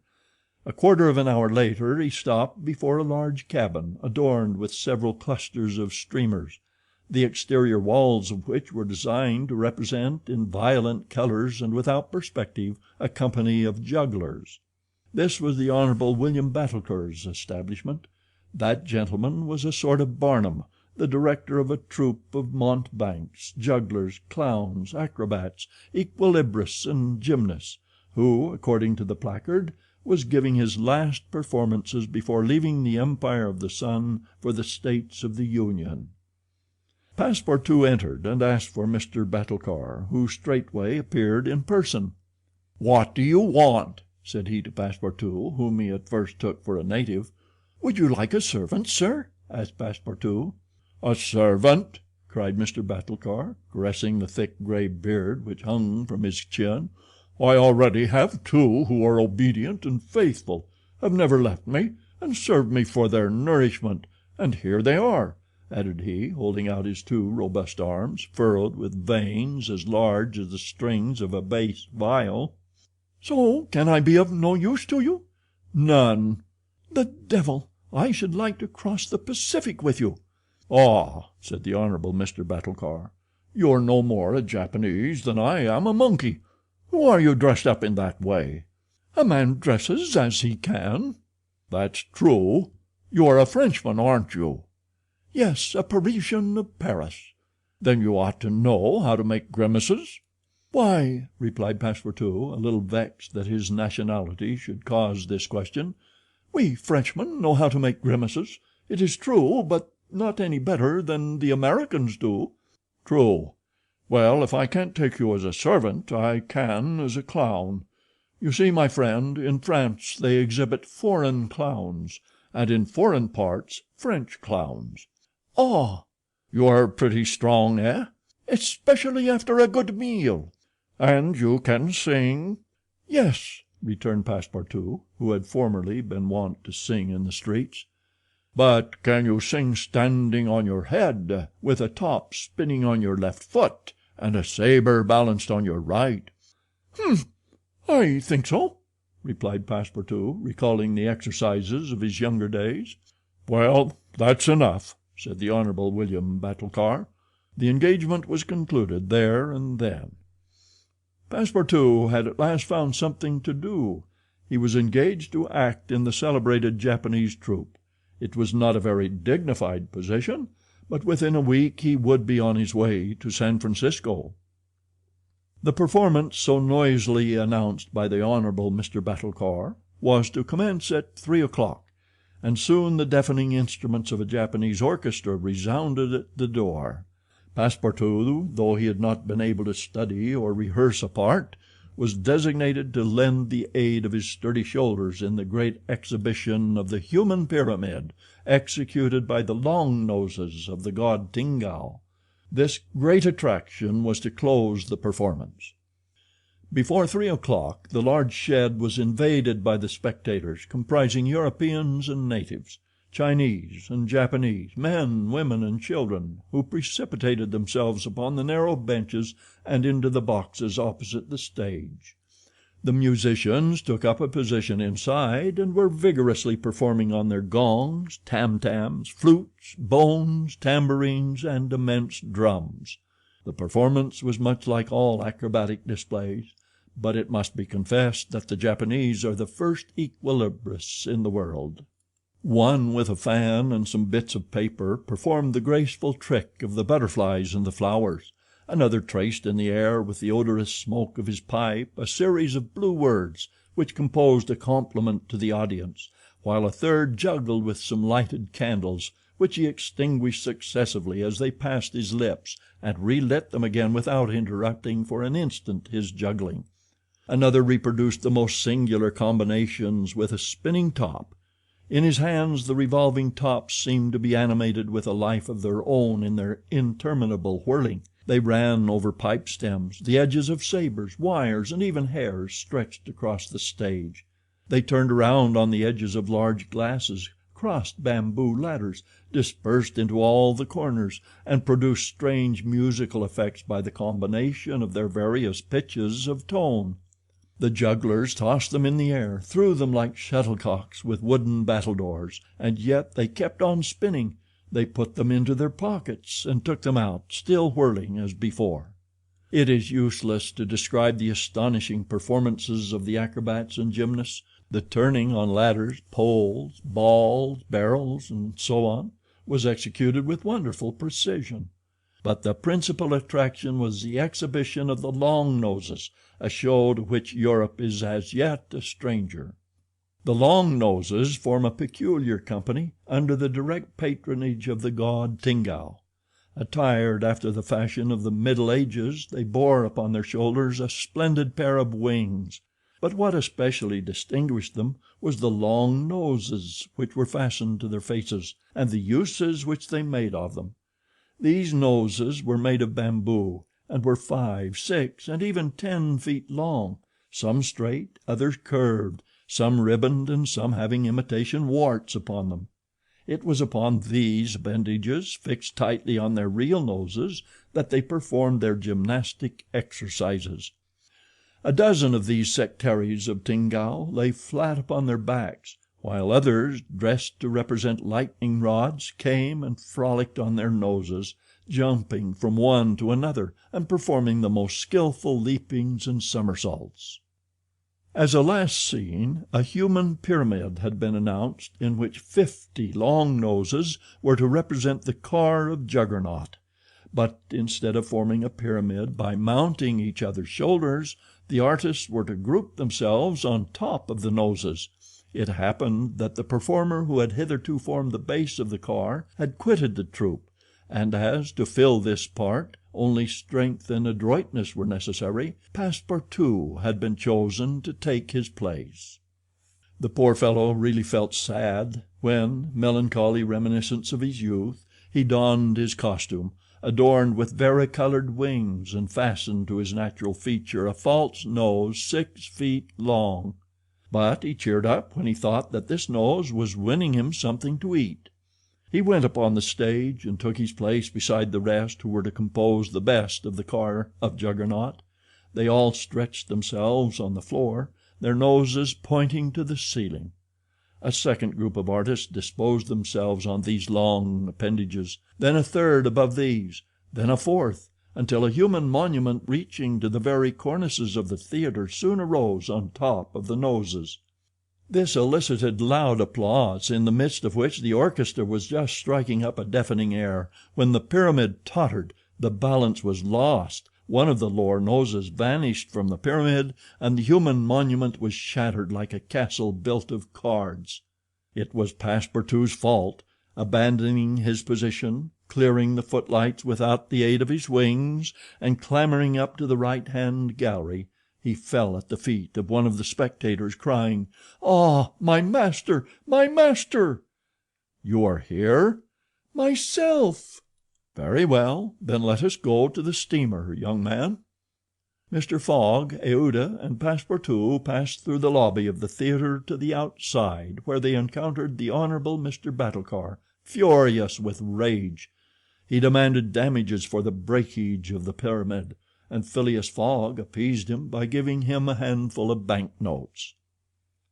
At 6:30, the very hour of departure, Mr. Fogg and Aouda, followed by Passepartout, who in his hurry had retained his wings and nose 6 feet long, stepped upon the American steamer. Chapter 24, during which Mr. Fogg and party crossed the Pacific Ocean. What happened when the pilot boat came in sight of Shanghai will be easily guessed. The signals made by the Tankadere had been seen by the captain of the Yokohama steamer, who, espying the flag at half-mast, had directed his course towards the little craft. Phileas Fogg, after paying the stipulated price of his passage to John Busby, and rewarding that worthy with the additional sum of £550, ascended the steamer with Aouda and Fix, and they started at once for Nagasaki and Yokohama. They reached their destination on the morning of the 14th of November. Phileas Fogg lost no time in going on board the Carnatic, where he learned, to Aouda's great delight, and perhaps to his own, though he betrayed no emotion, that Passepartout, a Frenchman, had really arrived on her the day before. The San Francisco steamer was announced to leave that very evening, and it became necessary to find Passepartout, if possible, without delay. Mr. Fogg applied in vain to the French and English consuls, and after wandering through the streets a long time, began to despair of finding his missing servant. Chance, or perhaps a kind of presentiment, at last led him into the Honorable Mr. Batulcar's theater. He certainly would not have recognized Passepartout in the eccentric mountebank's costume, but the latter, lying on his back, perceived his master in the gallery. He could not help starting, which so changed the position of his nose as to bring the pyramid pell-mell upon the stage. All this Passepartout learned from Aouda, who recounted to him what had taken place on the voyage from Hong Kong to Shanghai on the Tankadere, in company with one Mr. Fix. Passepartout did not change countenance on hearing this name. He thought that the time had not yet arrived to divulge to his master what had taken place between the detective and himself, and in the account he gave of his absence he simply excused himself for having been overtaken by drunkenness in smoking opium at a tavern in Hong Kong. Mr. Fogg heard this narrative coldly, without a word, and then furnished his man with funds necessary to obtain clothing more in harmony with his position. Within an hour the Frenchman had cut off his nose and parted with his wings, and retained nothing about him which recalled the sectary of the god Tingao. The steamer, which was about to depart from Yokohama to San Francisco, belonged to the Pacific Mail Steamship Company, and was named the General Grant. She was a large paddle-wheel steamer of 2,500 tons, well equipped and very fast. The massive walking beam rose and fell above the deck. At one end a piston rod worked up and down, and at the other was a connecting rod, which, in changing the rectilinear motion to a circular one, was directly connected with the shaft of the paddles. The General Grant was rigged with 3 masts, giving a large capacity for sails, and thus materially aiding the steam power. By making 12 miles an hour she would cross the ocean in 21 days. Phileas Fogg was therefore justified in hoping that he would reach San Francisco by the 2nd of December, New York by the 11th, and London on the 20th, thus gaining several hours on the fatal date of the 21st of December. There was a full complement of passengers on board, among them English, many Americans, a large number of coolies on their way to California, and several East Indian officers who were spending their vacation in making the tour of the world. Nothing of moment happened on the voyage. The steamer, sustained on its large paddles, rolled but little, and the Pacific almost justified its name. Mr. Fogg was as calm and taciturn as ever. His young companion felt herself more and more attached to him by other ties than gratitude. His silent but generous nature impressed her more than she thought, and it was almost unconsciously that she yielded to emotions which did not seem to have the least effect upon her protector. Aouda took the keenest interest in his plans, and became impatient at any incident which seemed likely to retard his journey.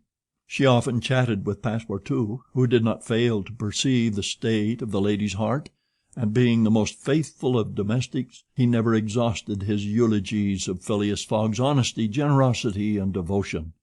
He took pains to calm Aouda's doubts of a successful termination of the journey, telling her that the most difficult part of it had passed, that now they were beyond the fantastic countries of Japan and China, and were fairly on their way to civilized places again. A railway train from San Francisco to New York, and a transatlantic steamer from New York to Liverpool, would doubtless bring them to the end of this impossible journey round the world within the period agreed upon. On the 9th day after leaving Yokohama, Phileas Fogg had traversed exactly 1/2 of the terrestrial globe. The General Grant passed on the 23rd of November the 180th meridian, and was at the very antipodes of London. Mr. Fogg had, it is true, exhausted 52 of the 80 days in which he was to complete the tour, and there were only 28 left. But though he was only halfway by the difference of meridians, he had really gone over 2/3 of the whole journey, for he had been obliged to make long circuits from London to Aden, from Aden to Bombay, from Calcutta to Singapore, and from Singapore to Yokohama. Could he have followed without deviation the 50th parallel, which is that of London, the whole distance would have only been about 12,000 miles, whereas he would be forced by the irregular methods of locomotion to traverse 26,000, of which he had, on the 23rd of November, accomplished 17,500. And now the course was a straight one, and Fix was no longer there to put obstacles in their way. It happened also on the 23rd of November that Passepartout made a joyful discovery. It will be remembered that the obstinate fellow had insisted on keeping his famous family watch at London time, and on regarding that of the countries he had passed through as quite false and unreliable. Now, on this day, though he had not changed the hands, he found that his watch exactly agreed with the ship's chronometers. His triumph was hilarious. He would have liked to know what Fix would say if he were aboard. "The rogue told me a lot of stories," repeated Passepartout, "about the meridians, the sun, and the moon. Moon, indeed! Moonshine, more likely. If one listened to that sort of people, a pretty sort of time one would keep. I was sure that the sun would some day regulate itself by my watch." Passepartout was ignorant that if the face of his watch had been divided into 24 hours, like the Italian clocks, he would have had no reason for exultation, for the hands of his watch would then, instead of as now indicating 9 o'clock in the morning, indicate 9 o'clock in the evening, that is, the 21st hour after midnight, precisely the difference between London time and that of the 180th meridian. But if Fix had been able to explain this purely physical effect, Passepartout would not have admitted, even if he had comprehended it. Moreover, if the detective had been on board at that moment, Passepartout would have joined issue with him on a quite different subject, and in an entirely different manner. Where was Fix at that moment? He was actually on board the General Grant. On reaching Yokohama, the detective, leaving Mr. Fogg, whom he expected to meet again during the day, had repaired at once to the English consulate, where he at last found the warrant of arrest. It had followed him from Bombay, and had come by the Carnatic, on which steamer he himself was supposed to be. Fix's disappointment may be imagined when he reflected that the warrant was now useless. Mr. Fogg had left English ground, and it was now necessary to procure his extradition.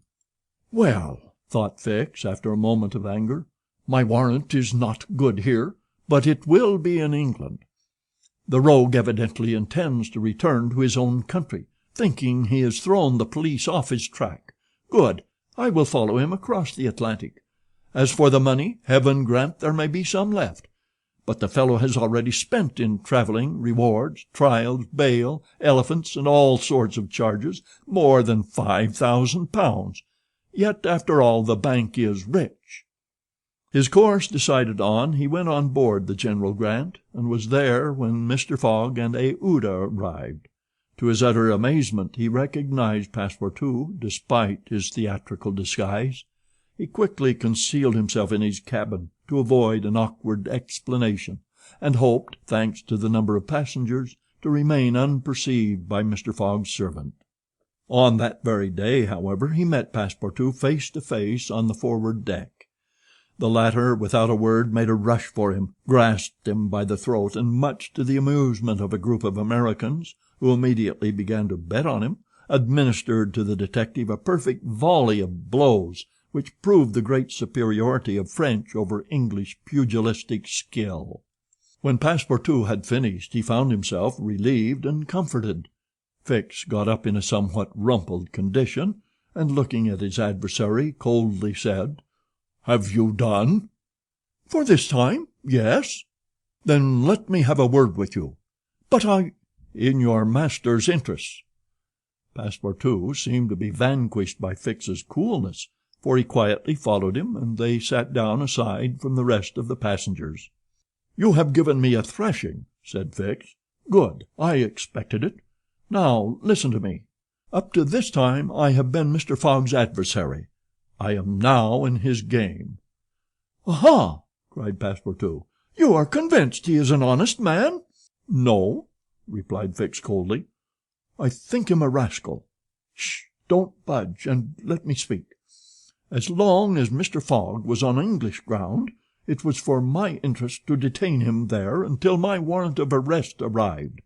I did everything I could to keep him back. I sent the Bombay priests after him. I got you intoxicated at Hong Kong. I separated you from him, and I made him miss the Yokohama steamer." Passepartout listened with closed fists. "Now," resumed Fix, "Mr. Fogg seems to be going back to England. Well, I will follow him there, but hereafter I will do as much to keep obstacles out of his way as I have done up to this time to put them in his path. I've changed my game, you see, and simply because it was for my interest to change it. Your interest is the same as mine, for it is only in England that you will ascertain whether you are in the service of a criminal or an honest man." Passepartout listened very attentively to Fix, and was convinced that he spoke with entire good faith. "Are we friends?" asked the detective. "Friends? No," replied Passepartout, "but allies, perhaps. At the least sign of treason, however, I'll twist your neck for you." "Agreed," said the detective quietly. 11 days later, on the 3rd of December, the General Grant entered the bay of the Golden Gate and reached San Francisco. Mr. Fogg had neither gained nor lost a single day. Chapter 25, in which a slight glimpse is had of San Francisco. It was 7 in the morning when Mr. Fogg, Aouda, and Passepartout set foot upon the American continent, if this name can be given to the floating quay upon which they disembarked. These quays, rising and falling with the tide, thus facilitate the loading and unloading of vessels. Alongside them were clippers of all sizes, steamers of all nationalities, and the steamboats with several decks rising one above the other, which ply on the Sacramento and its tributaries. There were also heaped up the products of a commerce which extends to Mexico, Chile, Peru, Brazil, Europe, Asia, and all the Pacific islands. Passepartout, in his joy on reaching at last the American continent, thought he would manifest it by executing a perilous vault in fine style, but tumbling upon some worm-eaten planks he fell through them. Put out of countenance by the manner in which he thus set foot upon the New World, He uttered a loud cry which so frightened the innumerable cormorants and pelicans that are always perched upon these movable quays that they flew noisily away. Mr. Fogg, on reaching shore, proceeded to find out at what hour the first train left for New York, and learned that this was at 6 o'clock p.m. He had, therefore, an entire day to spend in the Californian capital. Taking a carriage at a charge of $3, he and Aouda entered it, while Passepartout mounted the box beside the driver, and they set out for the International Hotel. From his exalted position Passepartout observed with much curiosity the wide streets, the low, evenly ranged houses, the Anglo-Saxon Gothic churches, the great docks, the palatial wooden and brick warehouses, the numerous conveyances, omnibuses, horse cars, and upon the sidewalks not only Americans and Europeans, but Chinese and Indians. Passepartout was surprised at all he saw. San Francisco was no longer the legendary city of 1849, a city of banditti, assassins, and incendiaries, who had flocked hither in crowds in pursuit of plunder, a paradise of outlaws where they gambled with gold dust, a revolver in one hand and a bowie knife in the other. It was now a great commercial emporium. The lofty tower of its city hall overlooked the whole panorama of the streets and avenues which cut each other at right angles, and in the midst of which appeared pleasant verdant squares, while beyond appeared the Chinese quarter, seemingly imported from the Celestial Empire in a toy box. Sombreros and red shirts and plumed Indians were rarely to be seen, but there were silk hats and black coats everywhere worn by a multitude of nervously active, gentlemanly-looking men. Some of the streets, especially Montgomery Street, which is to San Francisco what Regent Street is to London, the Boulevard des Italiens to Paris, and Broadway to New York, were lined with splendid and spacious stores, which exposed in their windows the products of the entire world. When Passepartout reached the International Hotel, it did not seem to him as if he had left England at all. The ground floor of the hotel was occupied by a large bar, a sort of restaurant freely open to all passers-by, who might partake of dried beef, oyster soup, biscuits, and cheese without taking out their purses. Payment was made only for the ale, porter, or sherry which was drunk. This seemed very American to Passepartout. The hotel refreshment rooms were comfortable, and Mr. Fogg and Aouda, installing themselves at a table, were abundantly served on diminutive plates by negroes of darkest hue. After breakfast Mr. Fogg, accompanied by Aouda, started for the English consulate to have his passport visaed. As he was going out he met Passepartout, who asked him if it would not be well, before taking the train, to purchase some dozens of Enfield rifles and Colt's revolvers. He had been listening to stories of attacks upon the trains by the Sioux and Pawnees. Mr. Fogg thought it a useless precaution, but told him to do as he thought best, and went on to the consulate. He had not proceeded 200 steps, however, when, by the greatest chance in the world, he met Fix. The detective seemed wholly taken by surprise. What! Had Mr. Fogg and himself crossed the Pacific together, and not met on the steamer? At least Fix felt honored to behold once more the gentleman to whom he owed so much, and as his business recalled him to Europe, he should be delighted to continue the journey in such pleasant company. Mr. Fogg replied that the honor would be his, and the detective, who was determined not to lose sight of him, begged permission to accompany them in their walk about San Francisco, a request which Mr. Fogg readily granted. They soon found themselves in Montgomery Street, where a great crowd was collected. The sidewalks, street, horse-car rails, the shop doors, the windows of the houses, and even the roofs were full of people.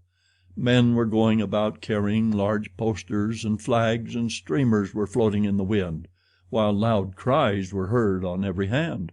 "Hurrah for Cammerfield! Hurrah for Mandaboy!" It was a political meeting, at least so Fix conjectured, who said to Mr. Fogg, "Perhaps we had better not mingle with the crowd. There may be danger in it." "Yes," returned Mr. Fogg, "and blows, even if they are political, are still blows." Fix smiled at this remark, and in order to be able to see without being jostled about, the party took a position on the top of a flight of steps situated at the upper end of Montgomery Street. Opposite them, on the other side of the street, between a coal wharf and a petroleum warehouse, a large platform had been erected in the open air, towards which the current of the crowd seemed to be directed. For what purpose was this meeting? What was the occasion of this excited assemblage? Phileas Fogg could not imagine. Was it to nominate some high official, a governor or member of Congress? It was not improbable, so agitated was the multitude before them. Just at this moment there was an unusual stir in the human mass. All the hands were raised in the air. Some, tightly closed, seemed to disappear suddenly in the midst of the cries, an energetic way, no doubt, of casting a vote. The crowd swayed back. The banners and flags wavered, disappeared an instant, and then reappeared in tatters. The undulations of the human surge reached the steps, while all the heads floundered on the surface like a sea agitated by a squall. Many of the black hats disappeared, and the greater part of the crowd seemed to have diminished in height. "It is evidently a meeting," said Fix, "and its object must be an exciting one. I should not wonder if it were about the Alabama, despite the fact that the question is settled." "Perhaps," replied Mr. Fogg simply. "At least there are two champions in presence of each other, the Honorable Mr. Cammerfield and the Honorable Mr. Mandaboy." Aouda, leaning upon Mr. Fogg's arm, observed the tumultuous scene with surprise, while Fix asked the man near him what the cause of it all was. Before the man could reply, a fresh agitation arose. Hurrahs and excited shouts were heard. The staffs of the banners began to be used as offensive weapons, and fists flew about in every direction. Thumps were exchanged from the tops of the carriages and omnibuses which had been blocked up in the crowd. Boots and shoes went whirling through the air, and Mr. Fogg thought he even heard the crack of revolvers mingling in the din. The rout approaching the stairway and flowed over the lower step. One of the parties had evidently been repulsed, but the mere lookers-on could not tell whether Mandaboy or Cammerfield had gained the upper hand. "It would be prudent for us to retire," said Fix, who was anxious that Mr. Fogg should not receive any injury, at least until they got back to London. "If there is any question about England in all this, and we were recognized, I fear it would go hard with us." "An English subject," began Mr. Fogg. He did not finish his sentence, for a terrific hubbub now arose on the terrace behind the flight of steps where they stood, and there were frantic shouts of "Hurrah for Mandaboy! Hip, hip, hurrah!" It was a band of voters coming to the rescue of their allies and taking the Cammerfield forces in flank. Mr. Fogg, Aouda, and Fix found themselves between two fires. It was too late to escape. The torrent of men armed with loaded canes and sticks was irresistible. Phileas Fogg and Fix were roughly hustled in their attempts to protect their fair companion. The former, as cool as ever, tried to defend himself with the weapons which nature has placed at the end of every Englishman's arm, but in vain. A big, brawny fellow with a red beard, flushed face, and broad shoulders, who seemed to be the chief of the band, raised his clenched fist to strike Fogg, whom he would have given a crushing blow, had not Fix rushed in and received it in his stead. An enormous bruise immediately made its appearance under the detective's silk hat, which was completely smashed in. "Yankee!" exclaimed Mr. Fogg, darting a contemptuous look at the ruffian. "Englishman," returned the other, "we will meet again." "When you please. What is your name?" "Phileas Fogg. And yours?" "Colonel Stamp Proctor." The human tide now swept by after overturning Fix, who speedily got upon his feet again, though with tattered clothes. Happily he was not seriously hurt. His traveling overcoat was divided into two unequal parts, and his trousers resembled those of certain Indians, which fit less compactly than they are easy to put on. Aouda had escaped unharmed, and Fix alone bore marks of the fray in his black and blue bruise. "Thanks," said Mr. Fogg to the detective as soon as they were out of the crowd. "No thanks are necessary," replied Fix, "but let us go." Where? To a tailor's. Such a visit was indeed opportune. The clothing of both Mr. Fogg and Fix was in rags, as if they had themselves been actively engaged in the contest between Cammerfield and Mandaboy. An hour after, they were once more suitably attired, and with Aouda returned to the International Hotel. Passepartout was waiting for his master, armed with half a dozen six-barreled revolvers. When he perceived Fix, he knit his brows, but Aouda having in a few words told him of their adventure, his countenance resumed its placid expression. Fix evidently was no longer an enemy, but an ally. He was faithfully keeping his word. Dinner over, the coach which was to convey the passengers and their luggage to the station drew up to the door. As he was getting in, Mr. Fogg said to Fix, "You have not seen this Colonel Proctor again?" "No." "I will come back to America to find him," said Phileas Fogg calmly. "It would not be right for an Englishman to permit himself to be treated in that way without retaliating." The detective smiled, but did not reply. It was clear that Mr. Fogg was one of those Englishmen who, while they do not tolerate dueling at home, fight abroad when their honor is attacked. At 6:15 the travelers reached the station and found the train ready to depart. As he was about to enter it, Mr. Fogg called a porter and said to him, "My friend, was there not some trouble today in San Francisco?" "It was a political meeting, sir," replied the porter. "But I thought there was a great deal of disturbance in the streets." "It was only a meeting assembled for an election." "The election of a general-in-chief, no doubt?" asked Mr. Fogg. "No, sir, of a justice of the peace." Phileas Fogg got into the train, which started off at full speed. Chapter 26, in which Phileas Fogg and party travel by the Pacific Railroad. From ocean to ocean, so say the Americans, and these four words compose the general designation of the great trunk line which crosses the entire width of the United States. The Pacific Railroad is, however, really divided into two distinct lines, the Central Pacific, between San Francisco and Ogden, and the Union Pacific, between Ogden and Omaha. 5 main lines connect Omaha with New York. New York and San Francisco are thus united by an uninterrupted metal ribbon, which measures no less than 3,786 miles. Between Omaha and the Pacific the railway crosses a territory which is still infested by Indians and wild beasts, and a large tract which the Mormons, after they were driven from Illinois in 1845, began to colonize. The journey from New York to San Francisco consumed formerly, under the most favorable conditions, at least 6 months. It is now accomplished in 7 days. It was in 1862 that, in spite of the Southern members of Congress who wished a more southerly route, it was decided to lay the road between the 41st and 42nd parallels. President Lincoln himself fixed the end of the line at Omaha, in Nebraska. The work was at once commenced and pursued with true American energy. Nor did the rapidity with which it went on injuriously affect its good execution. The road grew on the prairies 1.5 miles a day. A locomotive running on the rails laid down the evening before brought the rails to be laid on the morrow, and advanced upon them as fast as they were put in position. The Pacific Railroad is joined by several branches in Iowa, Kansas, Colorado, and Oregon.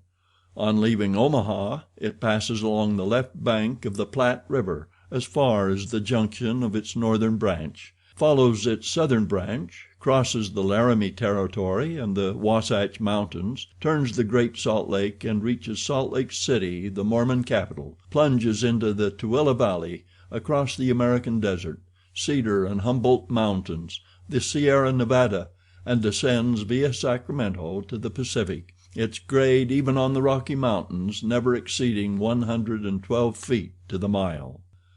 Such was the road to be traversed in 7 days, which would enable Phileas Fogg, at least, so he hoped, to take the Atlantic steamer at New York on the 11th for Liverpool. The car which he occupied was a sort of long omnibus on 8 wheels, and with no compartments in the interior. It was supplied with 2 rows of seats perpendicular to the direction of the train on either side of an aisle which conducted to the front and rear platforms. These platforms were found throughout the train, and the passengers were able to pass from one end of the train to the other. It was supplied with saloon cars, balcony cars, restaurants and smoking cars. Theater cars alone were wanting, and they will have these some day. Book and news dealers, sellers of edibles, drinkables, and cigars, who seemed to have plenty of customers, were continually circulating in the aisles. The train left Oakland station at 6 o'clock. It was already night, cold and cheerless, the heavens being overcast with clouds which seemed to threaten snow. The train did not proceed rapidly. Counting the stoppages, it did not run more than 20 miles an hour, which was a sufficient speed, however, to enable it to reach Omaha within its designated time. There was but little conversation in the car, and soon many of the passengers were overcome with sleep. Passepartout found himself beside the detective, but he did not talk to him. After recent events, their relations with each other had grown somewhat cold. There could no longer be mutual sympathy or intimacy between them. Fix's manner had not changed, but Passepartout was very reserved and ready to strangle his former friend on the slightest provocation. Snow began to fall an hour after they started, a fine snow, however, which happily could not obstruct the train. Nothing could be seen from the windows but a vast white sheet, against which the smoke of the locomotive had a grayish aspect. At 8 o'clock a steward entered the car and announced that the time for going to bed had arrived, and in a few minutes the car was transformed into a dormitory. The backs of the seats were thrown back, bedsteads carefully packed were rolled out by an ingenious system, berths were suddenly improvised, and each traveler had soon at his disposition a comfortable bed, protected from curious eyes by thick curtains. The sheets were clean and the pillows soft. It only remained to go to bed and sleep, which everybody did, while the train sped on across the state of California. The country between San Francisco and Sacramento is not very hilly. The Central Pacific, taking Sacramento for its starting point, extends eastward to meet the road from Omaha. The line from San Francisco to Sacramento runs in a northeasterly direction along the American River, which empties into San Pablo Bay. The 120 miles between these cities were accomplished in 6 hours, and towards midnight, while fast asleep, the travelers passed through Sacramento, so that they saw nothing of that important place, the seat of the state government, with its fine quays, its broad streets, its noble hotels, squares, and churches. The train, on leaving Sacramento, passing the Junction, Rocklin, Auburn, and Colfax, entered the range of the Sierra Nevada. Cisco was reached at 7 in the morning, and an hour later the dormitory was transformed into an ordinary car, and the travelers could observe the picturesque beauties of the mountain region through which they were steaming. The railway track wound in and out among the passes, now approaching the mountain sides, now suspended over precipices, avoiding abrupt angles by bold curves, plunging into narrow defiles which seemed to have no outlet. The locomotive, its great funnel emitting a weird light, with its sharp bell and its cowcatcher extended like a spur, mingled its shrieks and bellowings with the noise of torrents and cascades, and twined its smoke among the branches of the gigantic pines. There were few or no bridges or tunnels on the route. The railway turned around the sides of the mountains and did not attempt to violate nature by taking the shortest cut from one point to another. The train entered the state of Nevada through the Carson Valley about 9 o'clock, going always northeasterly, and at midday reached Reno, where there was a delay of 20 minutes for breakfast. From this point the road running along Humboldt River passed northward for several miles by its banks. Then it turned eastward and kept by the river until it reached the Humboldt Range, nearly at the extreme eastern limit of Nevada. Having breakfasted, Mr. Fogg and his companions resumed their places in the car, and observed the varied landscape which unfolded itself as they passed along the vast prairies, the mountains lining the horizon, and the creeks with their frothy, foaming streams. Sometimes a great herd of buffaloes, massing together in the distance, seemed like a movable dam. These innumerable multitudes of ruminating beasts often form an insurmountable obstacle to the passage of the trains. Thousands of them have been seen passing over the track for hours together in compact ranks. The locomotive is then forced to stop and wait till the road is once more clear. This happened, indeed, to the train in which Mr. Fogg was traveling. About 12 o'clock a troop of 10 or 12,000 head of buffalo encumbered the track. The locomotive, slackening its speed, tried to clear the way with its cowcatcher, but the mass of animals was too great. The buffaloes marched along with a tranquil gait, uttering now and then deafening bellowings. There was no use of interrupting them, for, having taken a particular direction, nothing can moderate and change their course. It is a torrent of living flesh which no dam could contain. The travelers gazed on this curious spectacle from the platforms, but Phileas Fogg, who had the most reason of all to be in a hurry, remained in his seat and waited philosophically until it should please the buffaloes to get out of the way. Passepartout was furious at the delay they occasioned, and longed to discharge his arsenal of revolvers upon them. "What a country!" cried he. "Mere cattle stop the trains and go by in a procession, just as if they were not impeding travel. Parbleu! I should like to know if Mr. Fogg foresaw this mishap in his programme. And here's an engineer who doesn't dare to run the locomotive into this herd of beasts." The engineer did not try to overcome the obstacle, and he was wise. He would have crushed the first buffaloes, no doubt, with the cowcatcher, but the locomotive, however powerful, would soon have been checked.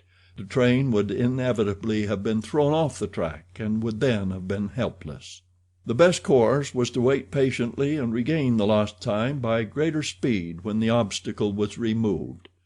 The procession of buffaloes lasted 3 full hours, and it was night before the track was clear. The last ranks of the herd were now passing over the rails, while the first had already disappeared below the southern horizon. It was 8 o'clock when the train passed through the defiles of the Humboldt Range, and 9:30 when it penetrated Utah, the region of the Great Salt Lake, the singular colony of the Mormons. Chapter 27, in which Passepartout undergoes, at a speed of 20 miles an hour, a course of Mormon history. During the night of the 5th of December, the train ran southeasterly for about 50 miles, then rose an equal distance in a northeasterly direction towards the Great Salt Lake. Passepartout, about 9 o'clock, went out upon the platform to take the air. The weather was cold, the heavens gray, but it was not snowing. The sun's disk, enlarged by the mist, seemed an enormous ring of gold, and Passepartout was amusing himself by calculating its value in pounds sterling, when he was diverted from this interesting study by a strange-looking personage who made his appearance on the platform. This personage, who had taken the train at Elko, was tall and dark, with black mustache, black stockings, a black silk hat, a black waistcoat, black trousers, a white cravat, and dog-skin gloves. He might have been taken for a clergyman. He went from one end of the train to the other, and affixed to the door of each car a notice written in manuscript. Passepartout approached and read one of these notices, which stated that Elder William Hitch, Mormon missionary, taking advantage of his presence on train number 48, would deliver a lecture on Mormonism in car number 117 from 11 to 12 o'clock, and that he invited all who were desirous of being instructed concerning the mysteries of the religion of the Latter-day Saints to attend. "I'll go," said Passepartout to himself. He knew nothing of Mormonism except the custom of polygamy, which is its foundation. The news quickly spread through the train, which contained about 100 passengers, 30 of whom, at most, attracted by the notice, ensconced themselves in car number 117. Passepartout took one of the front seats. Neither Mr. Fogg nor Fix cared to attend. At the appointed hour Elder William Hitch rose, and in an irritated voice, as if he had already been contradicted, said, "I'll tell you that Joe Smith is a martyr, that his brother Hiram is a martyr, and that the persecutions of the United States government against the prophets will also make a martyr of Brigham Young. Who dares to say the contrary?" No one ventured to gainsay the missionary, whose excited tone contrasted curiously with his naturally calm visage. No doubt his anger arose from the hardships to which the Mormons were actually subjected. The government had just succeeded with some difficulty in reducing these independent fanatics to its rule. It had made itself master of Utah, and subjected that territory to the laws of the Union, after imprisoning Brigham Young on a charge of rebellion and polygamy. The disciples of the prophet had since redoubled their efforts, and resisted by words at least the authority of Congress. Elder Hitch, as is seen, was trying to make proselytes on the very railway trains. Then, emphasizing his words with his loud voice and frequent gestures, he related the history of the Mormons from biblical times, how that in Israel a Mormon prophet of the tribe of Joseph published the annals of the new religion and bequeathed them to his son Mormon, how many centuries later a translation of this precious book, which was written in Egyptian, was made by Joseph Smith, Jr., a Vermont farmer, who revealed himself as a mystical prophet in 1825, and how, in short, the celestial messenger appeared to him in an illuminated forest and gave him the annals of the Lord. Several of the audience, not being much interested in the missionary's narrative, here left the car, but Elder Hitch, continuing his lecture, related how Smith, Jr., with his father, 2 brothers, and a few disciples, founded the Church of the Latter-day Saints, which adopted, not only in America, but in England, Norway, and Sweden and Germany, counts many artisans as well as men engaged in the liberal professions among its members; how a colony was established in Ohio, a temple erected there at a cost of $200,000, and a town built at Kirtland; how Smith became an enterprising banker, and received from a simple mummy showman a papyrus scroll written by Abraham and several famous Egyptians. The elder's story became somewhat wearisome, and his audience grew gradually less, until it was reduced to 20 passengers, but this did not disconcert the enthusiast, who proceeded with the story of Joseph Smith's bankruptcy in 1837, and how his ruined creditors gave him a coat of tar and feathers. His reappearance some years afterwards, more honorable and honored than ever, at Independence, Missouri, the chief of a flourishing colony of 3,000 disciples, and his pursuit thence by outraged Gentiles and retirement into the far West. 10 hearers only were now left, among them honest Passepartout, who was listening with all his ears. Thus he learned that after long persecutions Smith reappeared in Illinois, and in 1839 founded a community at Nauvoo, on the Mississippi, numbering 25,000 souls, of which he became mayor, chief justice, and general-in-chief; that he announced himself in 1843 as a candidate for the presidency of the United States, and that finally, being drawn into the ambuscade at Carthage, he was thrown into prison and assassinated by a band of men disguised in masks. Passepartout was now the only person left in the car, and the elder, looking him full in the face, reminded him that 2 years after the assassination of Joseph Smith, the inspired prophet, Brigham Young, his successor, left Nauvoo for the banks of the Great Salt Lake, where, in the midst of that fertile region, directly on the route of the emigrants who crossed Utah on their way to California, the new colony, thanks to the polygamy practiced by the Mormons, had flourished beyond expectations. "And this," added Elder William Hitch, "this is why the jealousy of Congress has been aroused against us. Why have the soldiers of the Union invaded the soil of Utah? Why has Brigham Young, our chief, been imprisoned in contempt of all justice?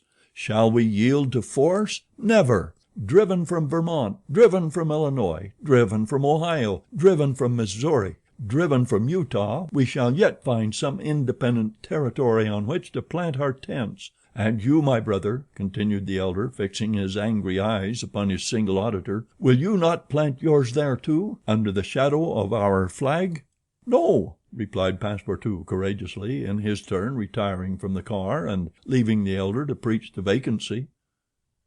During the lecture the train had been making good progress, and towards 12:30 it reached the northwest border of the Great Salt Lake.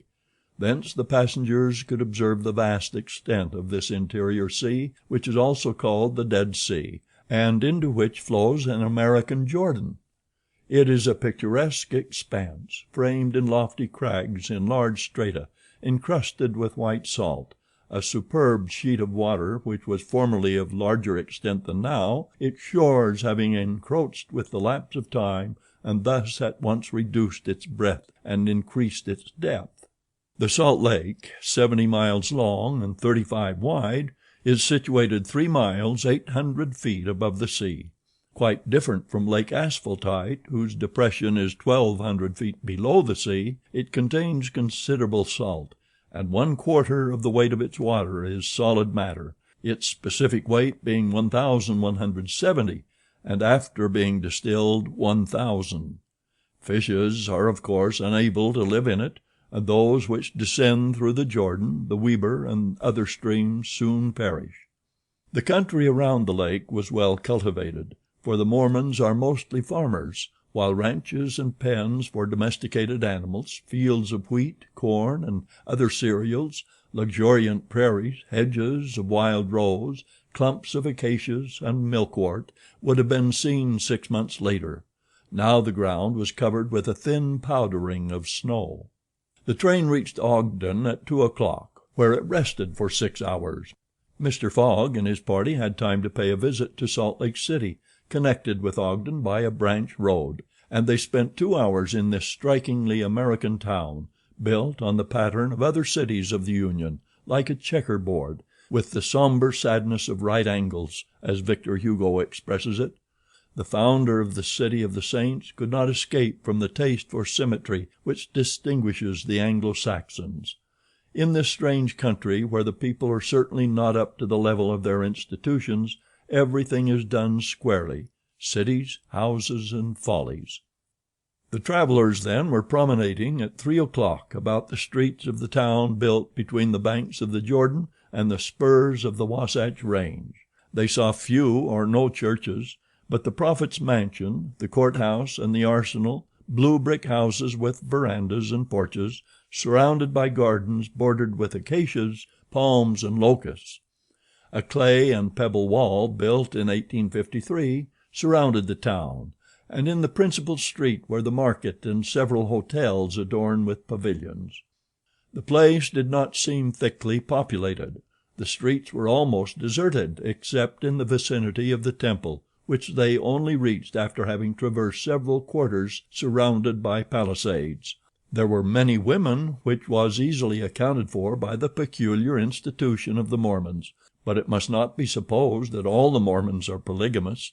They are free to marry or not as they please, but it is worth noting that it is mainly the female citizens of Utah who are anxious to marry, as, according to the Mormon religion, maiden ladies are not admitted to the possession of its highest joys. These poor creatures seemed to be neither well off nor happy. Some, the more well-to-do no doubt, wore short, open, black silk dresses under a hood or modest shawl. Others were habited in Indian fashion. Passepartout could not behold without a certain fright these women, charged in groups with conferring happiness on a single Mormon. His common sense pitied, above all, the husband. It seemed to him a terrible thing to have to guide so many wives at once across the vicissitudes of life, and to conduct them, as it were, in a body to the Mormon paradise, with the prospect of seeing them in the company of the glorious Smith, who doubtless was the chief ornament of that delightful place to all eternity. He felt decidedly repelled from such a vocation, and he imagined, perhaps he was mistaken, that the fair ones of Salt Lake City cast rather alarming glances on his person. Happily his stay there was but brief. At 4 the party found themselves again at the station, took their places in the train, and the whistle sounded for starting. Just at the moment, however, that the locomotive wheels began to move, cries of "Stop! Stop!" were heard. Trains, like time and tide, stopped for no one. The gentleman who uttered the cries was evidently a belated Mormon. He was breathless with running. Happily for him, the station had neither gates nor barriers. he rushed along the track, jumped on the rear platform of the train, and fell exhausted into one of the seats. Passepartout, who had been anxiously watching this amateur gymnast, approached him with lively interest, and learned that he had taken flight after an unpleasant domestic scene. When the Mormon had recovered his breath, Passepartout ventured to ask him politely how many wives he had, for from the manner in which he had decamped it might be thought that he had 20 at least. "One, sir," replied the Mormon, raising his arms heavenward. "One, and that was enough." Chapter 28, in which Passepartout does not succeed in making anybody listen to reason. The train, on leaving Great Salt Lake at Ogden, passed northward for an hour as far as Weber River, having completed nearly 900 miles from San Francisco. From this point it took an easterly direction towards the jagged Wasatch Mountains.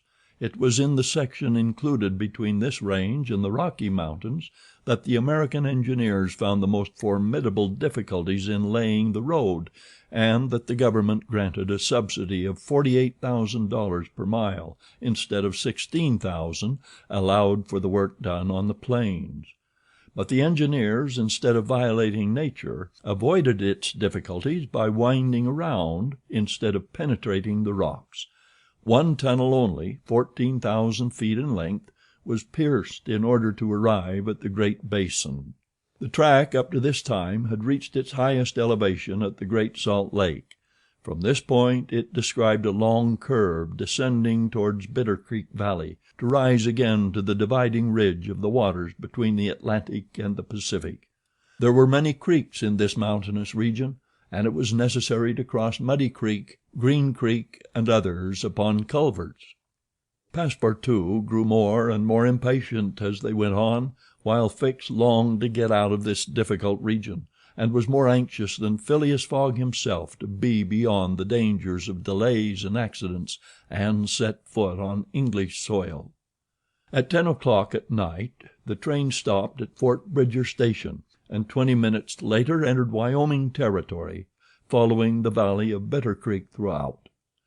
The next day, 7 December, they stopped for a quarter of an hour at Green River Station.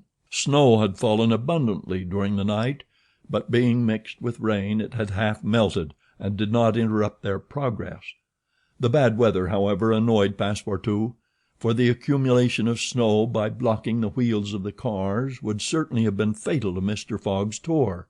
"What an idea!" he said to himself. "Why did my master make this journey in winter? Couldn't he have waited for the good season to increase his chances?"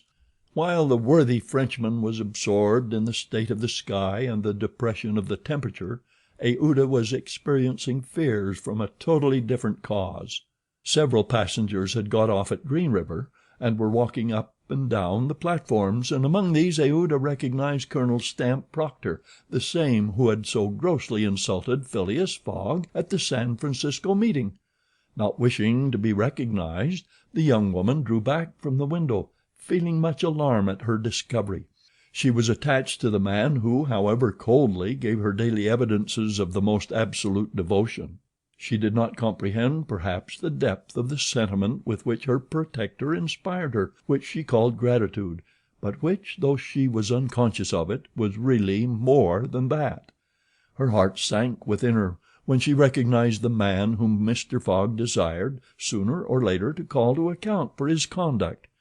Chance alone, it was clear, had brought Colonel Proctor on this train, but there he was, and it was necessary at all hazards that Phileas Fogg should not perceive his adversary. Aouda seized a moment when Mr. Fogg was asleep to tell Fix and Passepartout whom she had seen. "That Proctor on this train?" cried Fix. "Well, reassure yourself, madam. Before he settles with Mr. Fogg he has got to deal with me. It seems to me that I was the more insulted of the two. And besides," added Passepartout, "I'll take charge of him, colonel as he is." "Mr. Fix," resumed Aouda, "Mr. Fogg will allow no one to avenge him. He said that he would come back to America to find this man. Should he perceive Colonel Proctor, we could not prevent a collision which might have terrible results. He must not see him." "You are right, madam," replied Fix. A meeting between them might ruin all. Whether he were victorious or beaten, Mr. Fogg would be delayed and, added Passepartout, that would play the game of the gentlemen of the Reform Club. In 4 days we shall be in New York. Well, if my master does not leave this car during those 4 days, we may hope that chance will not bring him face to face with this confounded American. We must, if possible, prevent his stirring out of it." The conversation dropped. Mr. Fogg had just woke up and was looking out of the window. Soon after, Passepartout, without being heard by his master or Aouda, whispered to the detective, "Would you really fight for him?" "I would do anything," replied Fix in a tone which betrayed determined will, "to get him back living to Europe." Passepartout felt something like a shudder shoot through his frame, but his confidence in his master remained unbroken. Was there any means of detaining Mr. Fogg in the car to avoid a meeting between him and the Colonel? It ought not to be a difficult task, since that gentleman was naturally sedentary and little curious. The detective at least seemed to have found a way, for after a few moments he said to Mr. Fogg, "These are long and slow hours, sir, that we are passing on the railway." "Yes," replied Mr. Fogg, "but they pass." "You were in the habit of playing whist," resumed Fix, "on the steamers." "Yes, but it would be difficult to do so here. I have neither cards nor partners." "Oh, but we can easily buy some cards, for they are sold on all the American trains. And as for partners, if Madame plays—" "Certainly, sir," Aouda quickly replied. "I understand whist. It is part of an English education. I myself have some pretensions to playing a good game. Well, here are 3 of us, and a dummy." "As you please, sir," replied Phileas Fogg, heartily glad to resume his favorite pastime even on the railway. Passepartout was dispatched in search of the steward, and soon returned with 2 packs of cards, some pins, counters, and a shelf covered with cloth. The game commenced. Aouda understood whist sufficiently well, and even received some compliments on her playing from Mr. Fogg. As for the detective, he was simply an adept, and worthy of being matched against his present opponent. "Now," thought Passepartout, "we've got him. He won't budge." At 11 in the morning the train had reached the dividing ridge of the waters at Bridger Pass, 7,524 feet above the level of the sea, one of the highest points attained by the track in crossing the Rocky Mountains. After going about 200 miles, the travelers at last found themselves on one of those vast plains which extend to the Atlantic, and which nature has made so propitious for laying the iron road.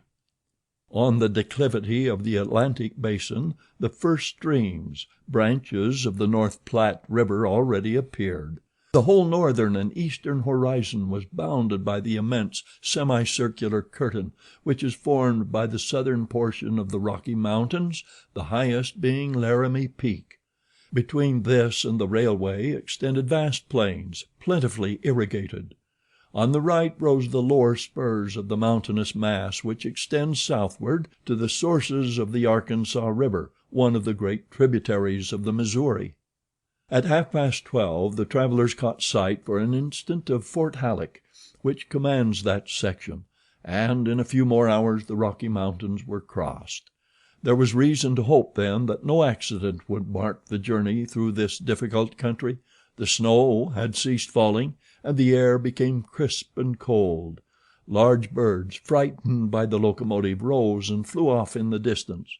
No wild beast appeared on the plain. It was a desert in its vast nakedness. After a comfortable breakfast served in the car, Mr. Fogg and his partners had just resumed whist, when a violent whistling was heard, and the train stopped. Passepartout put his head out of the door, but saw nothing to cause the delay. No station was in view. Aouda and Fix feared that Mr. Fogg might take it into his head to get out, but that gentleman contented himself with saying to his servant, "See what is the matter." Passepartout rushed out of the car. 30 or 40 passengers had already descended, amongst them Colonel Stamp Proctor. The train had stopped before a red signal which blocked the way. The engineer and conductor were talking excitedly with a signalman, whom the station master at Medicine Bow, the next stopping place, had sent on before. The passengers drew around and took part in the discussion, in which Colonel Proctor, with his insolent manner, was conspicuous. Passepartout, joining the group, heard the signalman say, "No, you can't pass. The bridge at Medicine Bow is shaky and would not bear the weight of the train." This was a suspension bridge thrown over some rapids about a mile from the place where they now were. According to the signalman, it was in a ruinous condition, several of the iron wires being broken, and it was impossible to risk the passage. He did not in any way exaggerate the condition of the bridge. It may be taken for granted that, rash as the Americans usually are, when they are prudent there is good reason for it. Passepartout, not daring to apprise his master of what he heard, listened with set teeth, immovable as a statue. Cried Colonel Proctor. "But we are not going to stay here, I imagine, and take root in the snow." "Colonel," replied the conductor, "we have telegraphed to Omaha for a train, but it is not likely that it will reach Medicine Bow in less than 6 hours." "6 hours!" cried Passepartout. "Certainly," returned the conductor. "Besides, it will take us as long as that to reach Medicine Bow on foot." "But it is only a mile from here," said one of the passengers. "Yes, but it's on the other side of the river." "And we can't cross that in a boat?" asked the colonel. "That's impossible. The creek is swelled by the rains. It is a rapid, and we shall have to make a circuit of 10 miles to the north to find a ford." The colonel launched a volley of oaths, denouncing the railway company and the conductor, and Passepartout, who was furious, was not disinclined to make common cause with him. Here was an obstacle indeed which all his master's banknotes could not remove. There was a general disappointment among the passengers, who, without reckoning the delay, saw themselves compelled to trudge 15 miles over a plain covered with snow. They grumbled and protested, and would certainly have thus attracted Phileas Fogg's attention if he had not been completely absorbed in his game. Passepartout found that he could not avoid telling his master what had occurred, and with hanging head he was turning towards the car when the engineer, a true Yankee named Forster, called out: "Gentlemen, perhaps there is a way, after all, to get over." "On the bridge?" asked a passenger. "On the bridge." "With our train?" "With our train." Passepartout stopped short and eagerly listened to the engineer. "But the bridge is unsafe," urged the conductor. "No matter," replied Forster. "I think that by putting on the very highest speed we might have a chance of getting over." "The devil!" muttered Passepartout. But a number of the passengers were at once attracted by the engineer's proposal, and Colonel Proctor was especially delighted, and found the plan a very feasible one. He told stories about engineers leaping their trains over rivers without bridges, by putting on full steam, and many of those present avowed themselves of the engineer's mind. "We have 50 chances out of 100 of getting over," said one. 80, 90. Passepartout was astonished, and though ready to attempt anything to get over Medicine Creek, thought the experiment proposed a little too American. "Besides," thought he, "there's still a more simple way, and it does not even occur to any of these people." "Sir," said he aloud to one of the passengers, "the engineer's plan seems to me a little dangerous, but—" "80 chances," replied the passenger, turning his back on him. "I know it," said Passepartout, turning to another passenger, "but a simple idea—" "Ideas are no use," returned the American, shrugging his shoulders, "as the engineer assures us that we can pass." "Doubtless," urged Passepartout, "we can pass, but perhaps it would be more prudent—" "What, prudent?" cried Colonel Proctor, whom this word seemed to excite prodigiously. "At full speed, don't you see, at full speed?" "I know, I see," repeated Passepartout, "but it would be, if not more prudent, since that word displeases you, at least more natural." "Who? What? What's the matter with this fellow?" cried several. The poor fellow did not know to whom to address himself. "Are you afraid?" asked Colonel Proctor. "I afraid? Very well, I will show these people that a Frenchman can be as American as they." "All aboard!" cried the conductor. "Yes, all aboard," repeated Passepartout, and immediately. "But they can't prevent me from thinking that it would be more natural for us to cross the bridge on foot and let the train come after." But no one heard this sage reflection, nor would anyone have acknowledged its justice. The passengers resumed their places in the cars. Passepartout took his seat without telling what had passed. The whist players were quite absorbed in their game. The locomotive whistled vigorously. The engineer, reversing the steam, backed the train for nearly a mile, retiring like a jumper in order to take a longer leap. Then, with another whistle, he began to move forward. The train increased its speed, and soon its rapidity became frightful. A prolonged screech issued from the locomotive. The piston worked up and down 20 strokes to the second. They perceived that the whole train, rushing on at the rate of 100 miles an hour, hardly bore upon the rails at all.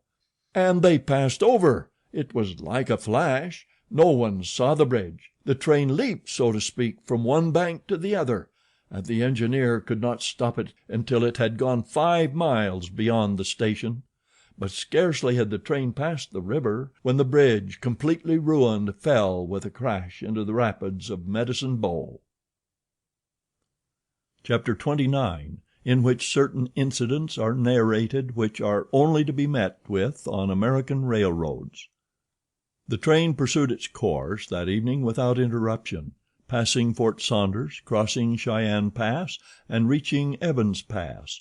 The road here attained the highest elevation of the journey, 8,092 feet above the level of the sea. The travelers had now only to descend to the Atlantic by limitless plains, leveled by nature. A branch of the Grand Trunk led off southward to Denver, the capital of Colorado. The country round about is rich in gold and silver, and more than 50,000 inhabitants are already settled there. 1,382 miles had been passed over from San Francisco in 3 days and 3 nights. 4 days and nights more would probably bring them to New York. Phileas Fogg was not as yet behindhand. During the night Camp Walbach was passed on the left. Lodge Pole Creek ran parallel with the road, marking the boundary between the territories of Wyoming and Colorado. They entered Nebraska at 11, passed near Sedgwick, and touched at Julesburg on the southern branch of the Platte River. It was here that the Union Pacific Railroad was inaugurated on the 23rd of October, 1867, by the chief engineer, General Dodge. 2 powerful locomotives carrying 9 cars of invited guests, amongst whom was Thomas C. Durant, vice president of the road, stopped at this point. Cheers were given. The Sioux and Pawnees performed an imitation Indian battle. Fireworks were let off, and the first number of the Railway Pioneer was printed by a press brought on the train.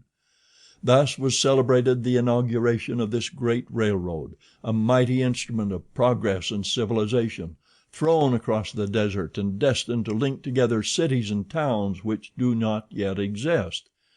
The whistle of the locomotive, more powerful than Amphion's lyre, was about to bid them rise from American soil.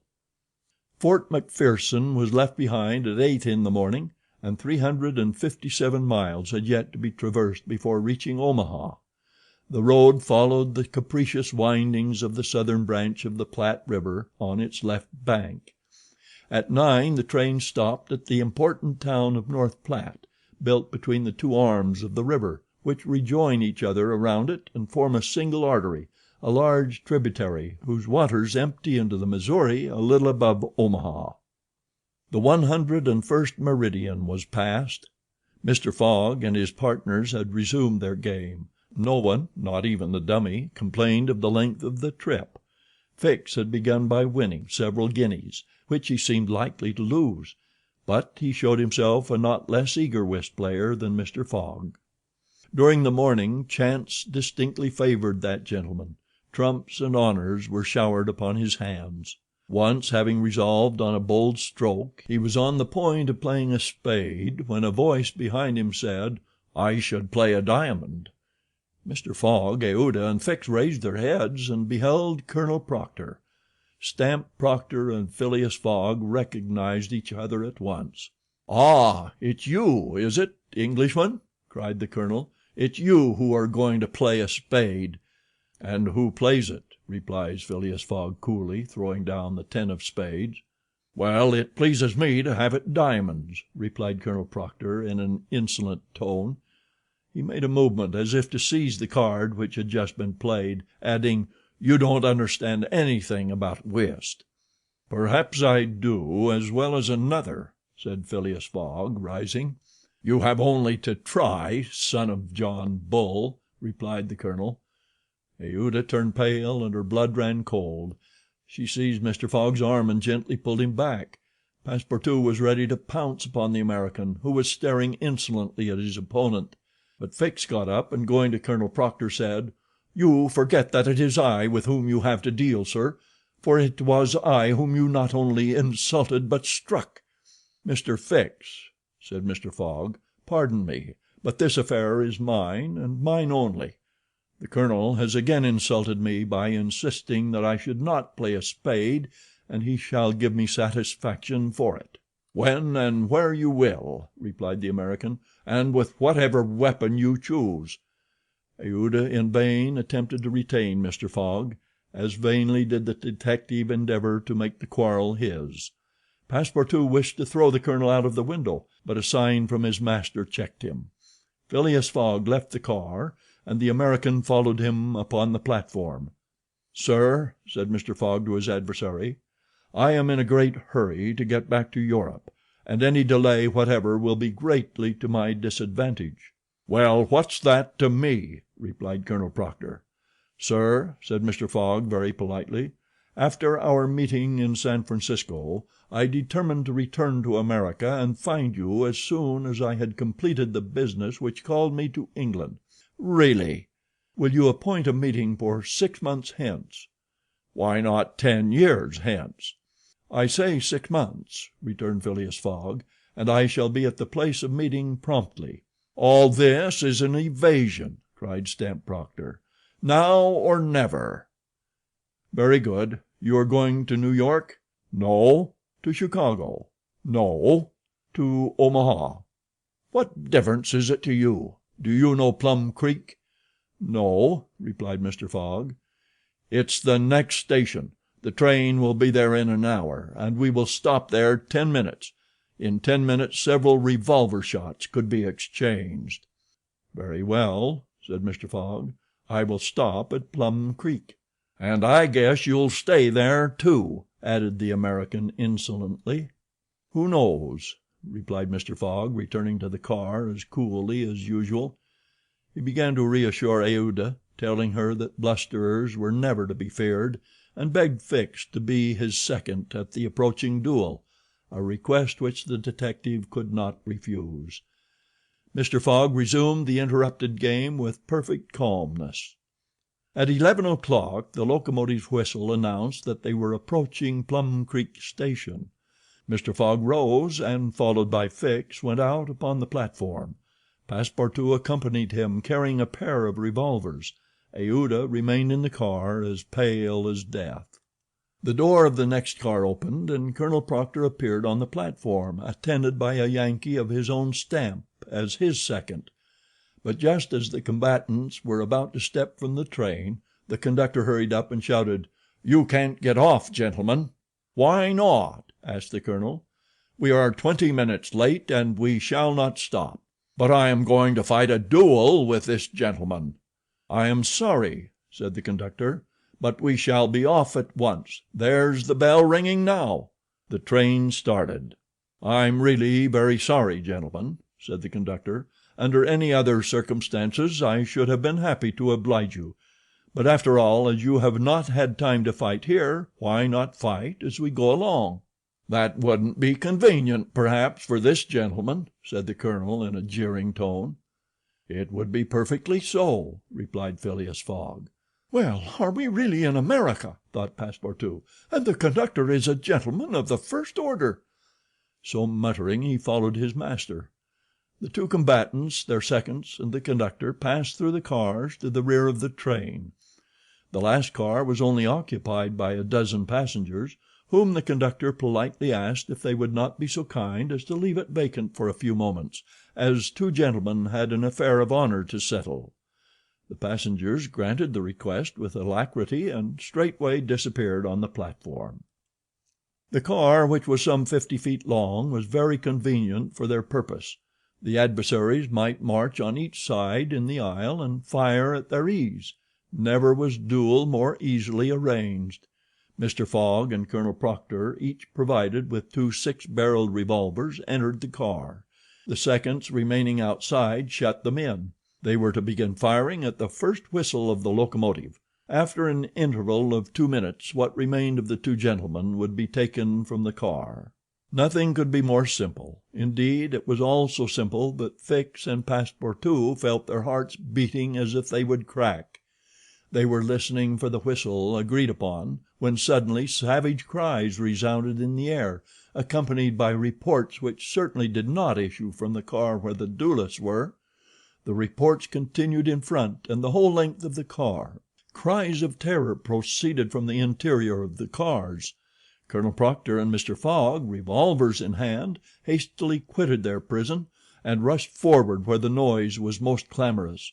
They then perceived that the train was attacked by a band of Sioux. This was not the first attempt of these daring Indians, for more than once they had waylaid trains on the road. 100 of them had, according to their habit, jumped upon the steps without stopping the train, with the ease of a clown mounting a horse at full gallop.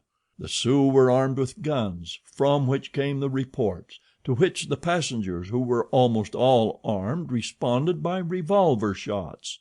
The Indians had first mounted the engine, and half stunned the engineer and stoker with blows from their muskets.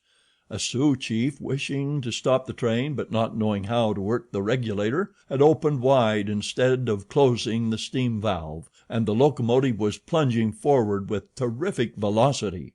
The Sioux had at the same time invaded the cars, skipping like enraged monkeys over the roofs, thrusting open the doors and fighting hand to hand with the passengers. Penetrating the baggage car, they pillaged it, throwing the trunks out of the train. The cries and shots were constant. The travelers defended themselves bravely. Some of the cars were barricaded and sustained a siege like moving forts, carried along at a speed of 100 miles an hour. Aouda behaved courageously from the first. She defended herself like a true heroine with a revolver, which she shot through the broken windows whenever a savage made his appearance. 20 Sioux had fallen mortally wounded to the ground, and the wheels crushed those who fell upon the rails as if they had been worms. Several passengers, shot or stunned, lay on the seats.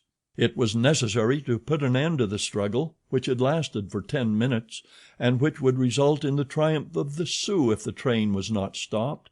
Fort Kearny station, where there was a garrison, was only 2 miles distant, but that once passed, the Sioux would be masters of the train between Fort Kearny and the station beyond. The conductor was fighting beside Mr. Fogg when he was shot and fell. At the same moment he cried, "Unless the train is stopped in 5 minutes we are lost." "It shall be stopped," said Phileas Fogg, preparing to rush from the car. "Stay, monsieur," cried Passepartout. "I will go."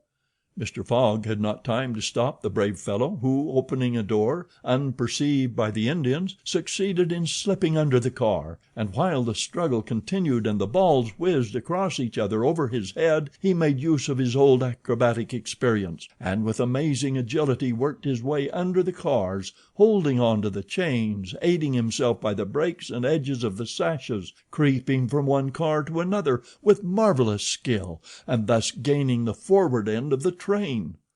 There, suspended by one hand between the baggage car and the tender, with the other he loosened the safety chains, but owing to the traction he would never have succeeded in unscrewing the yoking bar had not a violent concussion jolted this bar out. The train, now detached from the engine, remained a little behind, whilst the locomotive rushed forward with increased speed. Carried on by the force already acquired, the train still moved for several minutes, but the brakes were worked and at last they stopped, less than 100 feet from Kearny station. The soldiers of the fort, attracted by the shots, hurried up. The Sioux had not expected them, and decamped in a body before the train entirely stopped. But when the passengers counted each other on the station platform, several were found missing, among others the courageous Frenchman whose devotion had just saved them. Chapter 30, in which Phileas Fogg simply does his duty. 3 passengers, including Passepartout, had disappeared. Had they been killed in the struggle? Were they taken prisoners by the Sioux? It was impossible to tell. There were many wounded, but none mortally. Colonel Proctor was one of the most seriously hurt.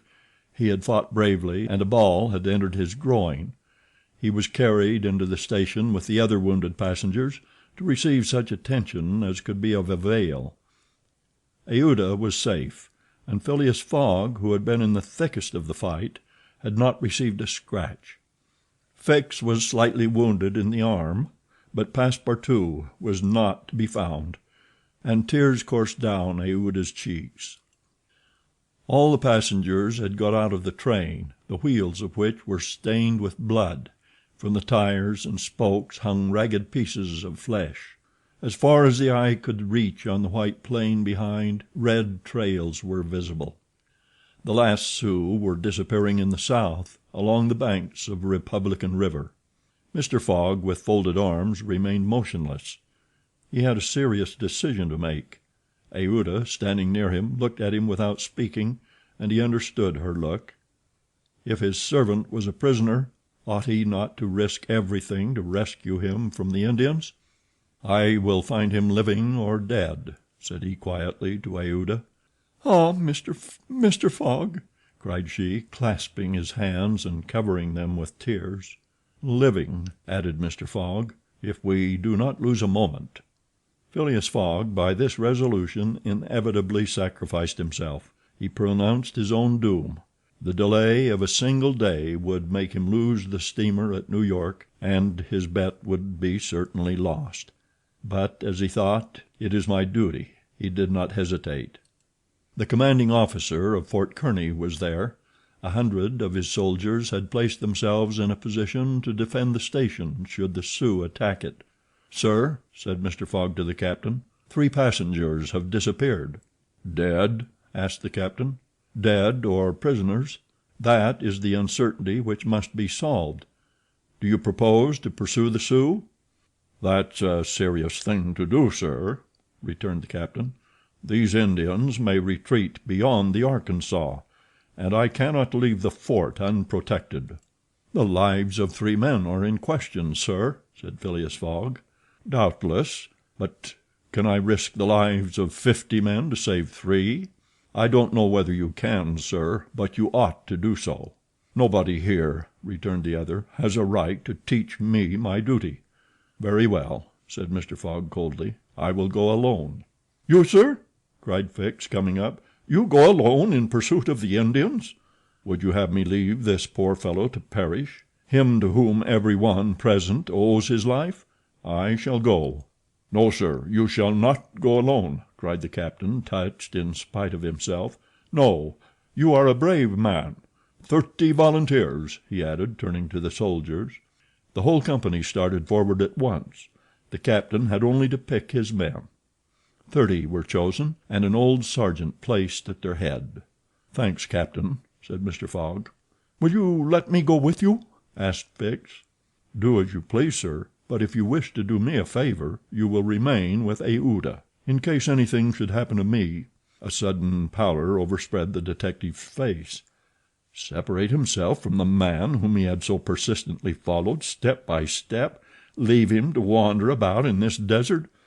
Fix gazed attentively at Mr. Fogg, and despite his suspicions and of the struggle which was going on within him, he lowered his eyes before that calm and frank look.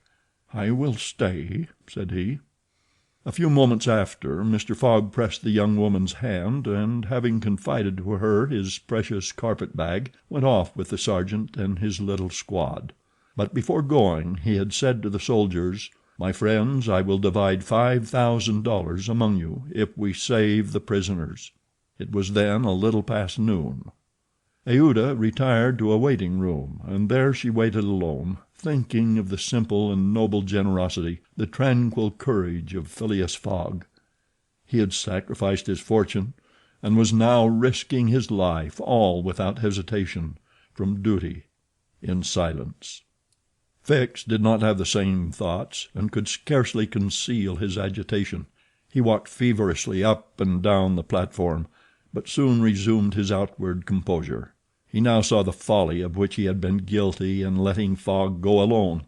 What! This man whom he had just followed around the world was permitted now to separate himself from him. He began to accuse and abuse himself, and, as if he were director of police, administered to himself a sound lecture for his greenness. "I have been an idiot," he thought, "and this man will see it. He is gone, and won't come back. But how is it that I, Fix, who have in my pocket a warrant for his arrest, have been so fascinated by him? Decidedly I am nothing but an ass." So reasoned the detective, while the hours crept by all too slowly. He did not know what to do. Sometimes he was tempted to tell Aouda all, but he could not doubt how the young woman would receive his confidences. What course should he take? He thought of pursuing Fogg across the vast white plains. It did not seem impossible that he might overtake him. Footsteps were easily printed in the snow. But soon, under a new sheet, every imprint would be effaced. Fix became discouraged. He felt a sort of insurmountable longing to abandon the game altogether. He could now leave Fort Kearney station and pursue his journey homeward in peace. Towards 2 o'clock in the afternoon, while it was snowing hard, long whistles were heard approaching from the east. A great shadow, preceded by a wild light, slowly advanced, appearing still larger through the mist, which gave it a fantastic aspect. No train was expected from the east, neither had there been time for the succor asked for by telegraph to arrive. The train from Omaha to San Francisco was not due till the next day. The mystery was soon explained. The locomotive, which was slowly approaching with deafening whistles, was that which, having been detached from the train, had continued its route with such terrific rapidity, carrying off the unconscious engineer and stoker. It had run several miles, when, the fire becoming low for want of fuel, the steam had slackened, and it had finally stopped an hour after, some 20 miles beyond Fort Kearney. Neither the engineer nor the stoker was dead, and, after remaining for some time in their swoon, had come to themselves. The train had then stopped. The engineer, when he found himself in the desert and the locomotive without cars, understood what had happened. He could not imagine how the locomotive had become separated from the train, but he did not doubt that the train left behind was in distress. He did not hesitate what to do. It would be prudent to continue on to Omaha, for it would be dangerous to return to the train, which the Indians might still be engaged in pillaging. Nevertheless, he began to rebuild the fire in the furnace. The pressure again mounted, and the locomotive returned, running backwards, to Fort Kearney. This it was which was whistling in the mist. The travelers were glad to see the locomotive resume its place at the head of the train. They could now continue the journey so terribly interrupted. Aouda, on seeing the locomotive come up, hurried out of the station and asked the conductor, "Are you going to start?" "At once, madam." "But the prisoners, our unfortunate fellow travelers?" "I cannot interrupt the trip," replied the conductor. "We are already 3 hours behind time." "And when will another train pass here from San Francisco?" "Tomorrow evening, madam." "Tomorrow evening? But then it will be too late. We must wait." "It is impossible," responded the conductor. "If you wish to go, please get in." "I will not go," said Aouda. Fix had heard this conversation. A little while before, when there was no prospect of proceeding on the journey, he had made up his mind to leave Fort Kearney; but now that the train was there, ready to start, and he had only to take his seat in the car, an irresistible influence held him back. The station platform burned his feet, and he could not stir. The conflict in his mind again began. Anger and failure stifled him. He wished to struggle on to the end. Meanwhile, the passengers and some of the wounded, among them Colonel Proctor, whose injuries were serious, had taken their places in the train. The buzzing of the overheated boiler was heard, and the steam was escaping from the valves. The engineer whistled. The train started, and soon disappeared, mingling its white smoke with the eddies of the densely falling snow. The detective had remained behind. Several hours passed. The weather was dismal, and it was very cold. Fix sat motionless on a bench in the station. He might have been thought asleep. Aouda, despite the storm, kept coming out of the waiting room, going to the end of the platform, and peering through the tempest of snow, as if to pierce the mist which narrowed the horizon around her, and to hear, if possible, some welcome sound. She heard and saw nothing. Then she would return, chilled through, to issue out again after the lapse of a few moments, but always in vain. Evening came, and the little band had not returned. Where could they be? Had they found the Indians, and were they having a conflict with them, or were they still wandering amid the mist? The commander of the fort was anxious, though he tried to conceal his apprehensions. As night approached, the snow fell less plentifully, but it became intensely cold. Absolute silence rested on the plains. Neither flight of bird nor passing of beast troubled the perfect calm. Throughout the night Aouda, full of sad forebodings, her heart stifled with anguish, wandered about on the verge of the plains. Her imagination carried her far off, and showed her innumerable dangers. What she suffered through the long hours it would be impossible to describe. Fix remained stationary in the same place, but did not sleep. Once a man approached and spoke to him, and the detective merely replied by shaking his head. Thus the night passed. At dawn the half-extinguished disk of the sun rose above a misty horizon, but it was now possible to recognize objects 2 miles off. Phileas Fogg and the squad had gone southward. In the south all was still vacancy. It was then 7 o'clock. The captain, who was really alarmed, did not know what course to take. Should he send another detachment to the rescue of the first? Should he sacrifice more men with so few chances of saving those already sacrificed? His hesitation did not last long, however. Calling one of his lieutenants, he was on the point of ordering a reconnaissance, when gunshots were heard. Was it a signal?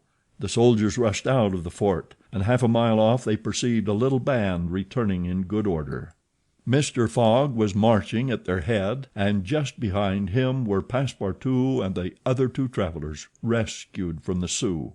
They had met and fought the Indians 10 miles south of Fort Kearny. Shortly before the detachment arrived, Passepartout and his companions had begun to struggle with their captors, 3 of whom the Frenchman had felled with his fists, when his master and the soldiers hastened up to their relief. All were welcomed with joyful cries. Phileas Fogg distributed the reward he had promised to the soldiers, while Passepartout, not without reason, muttered to himself, "It must certainly be confessed that I cost my master dear."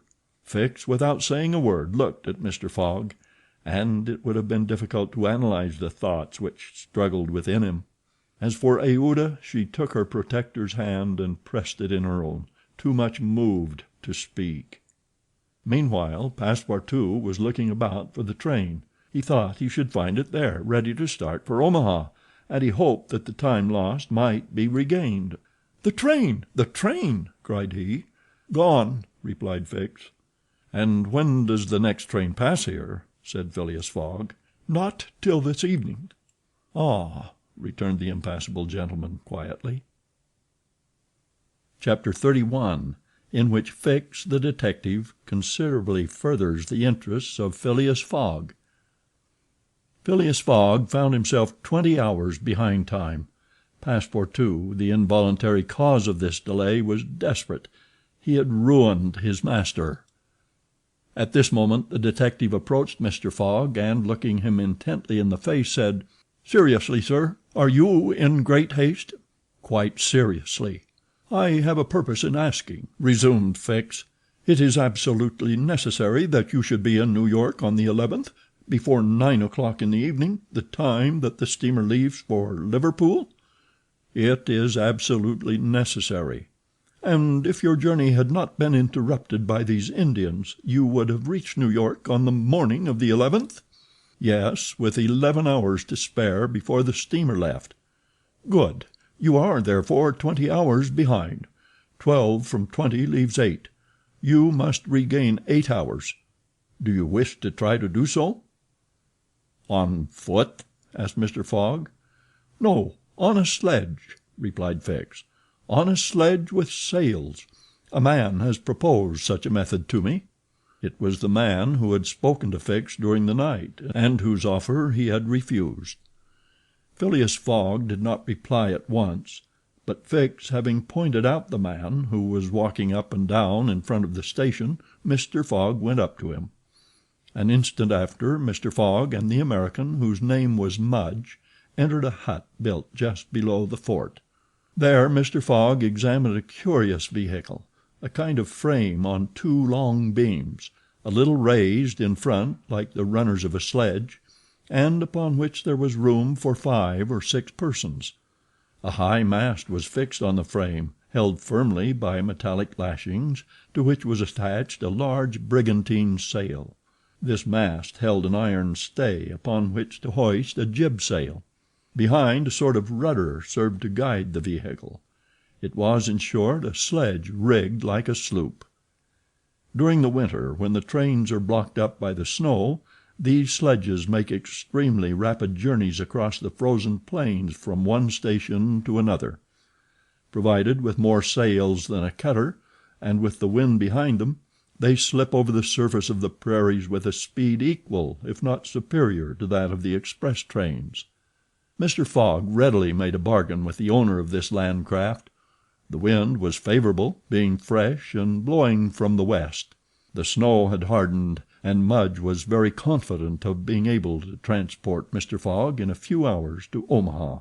Thence the trains eastward run frequently to Chicago and New York. It was not impossible that the lost time might yet be recovered, and such an opportunity was not to be rejected. Not wishing to expose Aouda to the discomforts of traveling in the open air, Mr. Fogg proposed to leave her with Passepartout at Fort Kearny, the servant taking upon himself to escort her to Europe by a better route and under more favorable conditions. But Aouda refused to separate from Mr. Fogg, and Passepartout was delighted with her decision, for nothing could induce him to leave his master while Fix was with him. It would be difficult to guess the detective's thoughts. Was this conviction shaken by Phileas Fogg's return, or did he still regard him as an exceedingly shrewd rascal, who, his journey around the world completed, would think himself absolutely safe in England? Perhaps Fix's opinion of Phileas Fogg was somewhat modified, but he was nevertheless resolved to do his duty, and to hasten the return of the whole party to England as much as possible. At 8 o'clock the sledge was ready to start. The passengers took their places on it and wrapped themselves up closely in their traveling cloaks.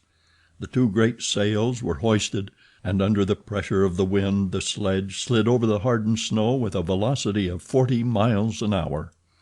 The distance between Fort Kearny and Omaha, as the birds fly, is at most 200 miles. If the wind held good, the distance might be traversed in 5 hours. If no accident happened, the sledge might reach Omaha by 1 o'clock. What a journey! The travelers, huddled close together, could not speak for the cold, intensified by the rapidity at which they were going. The sledge sped on as lightly as a boat over the waves. When the breeze came skimming the earth, the sledge seemed to be lifted off the ground by its sails. Mudge, who was at the rudder, kept in a straight line, and by a turn of his hand checked the lurches which the vehicle had a tendency to make. All the sails were up, and the jib was so arranged as not to screen the brigantine. A topmast was hoisted, and another jib, held out to the wind, added its force to the other sails. Although the speed could not be exactly estimated, the sledge could not be going at less than 40 miles an hour. "If nothing breaks," said Mudge, "we shall get there." Mr. Fogg had made it for Mudge's interest to reach Omaha within the time agreed on by the offer of a handsome reward. The prairie, across which the sledge was moving in a straight line, was as flat as a sea. It seemed like a vast frozen lake. The railroad which ran through this section ascended from the southwest to the northwest by Great Island, Columbus, an important Nebraska town, Schuyler, and Fremont, to Omaha. It followed throughout the right bank of the Platte River.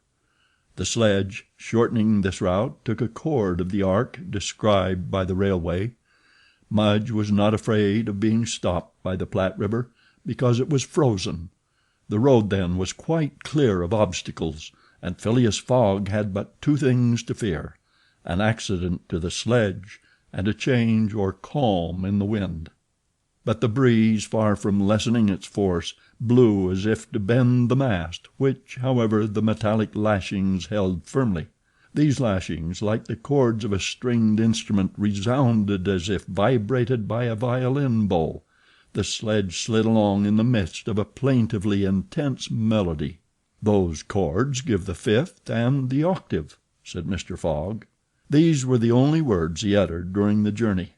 Aouda, cozily packed in furs and cloaks, was sheltered as much as possible from the attacks of the freezing wind. As for Passepartout, his face was as red as the sun's disk when it sets in the mist, and he laboriously inhaled the biting air. With his natural buoyancy of spirits, he began to hope again. They would reach New York on the evening, if not on the morning of the 11th. And there was still some chances that it would be before the steamer sailed for Liverpool.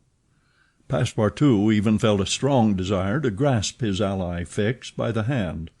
He remembered that it was the detective who procured the sledge, the only means of reaching Omaha in time, but, checked by some presentiment, he kept his usual reserve. One thing, however, Passepartout would never forget, and that was the sacrifice which Mr. Fogg had made without hesitation to rescue him from the Sioux. Mr. Fogg had risked his fortune and his life. No, his servant would never forget that. While each of the party was absorbed in reflections so different, the sledge flew over the vast carpet of snow.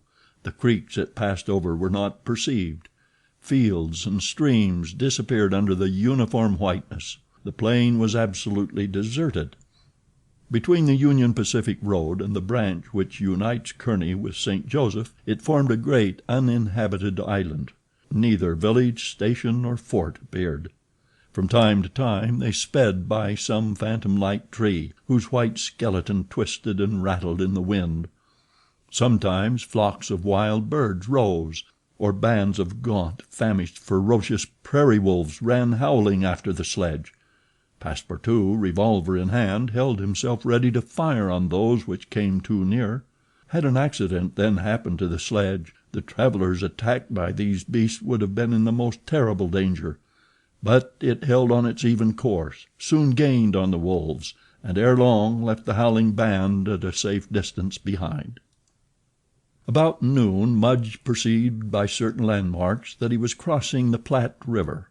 He said nothing, but he felt certain that he was now within 20 miles of Omaha.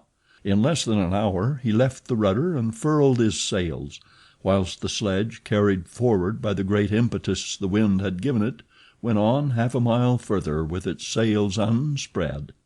It stopped at last, and Mudge, pointing to a mass of roofs white with snow, said, "We have got there! Arrived at the station which is in daily communication by numerous trains with the Atlantic seaboard." Passepartout and Fix jumped off, stretched their stiffened limbs, and aided Mr. Fogg and the young woman to descend from the sledge. Phileas Fogg generously rewarded Mudge, whose hand Passepartout warmly grasped, and the party directed their steps to the Omaha railway station. The Pacific Railroad proper finds its terminus at this important Nebraska town. Omaha is connected with Chicago by the Chicago and Rock Island Railroad, which runs directly east, and passes 50 stations. A train was ready to start when Mr. Fogg and his party reached the station, and they only had time to get into the cars. They had seen nothing of Omaha, but Passepartout confessed to himself that this was not to be regretted, as they were not traveling to see the sights. The train passed rapidly across the state of Iowa, by Council Bluffs, Des Moines, and Iowa City. During the night it crossed the Mississippi at Davenport, and by Rock Island entered Illinois. The next day, which was the 10th, at 4 o'clock in the evening, it reached Chicago, already risen from its ruins and more proudly seated than ever on the borders of its beautiful Lake Michigan. 900 miles separated Chicago from New York, but trains are not wanting at Chicago.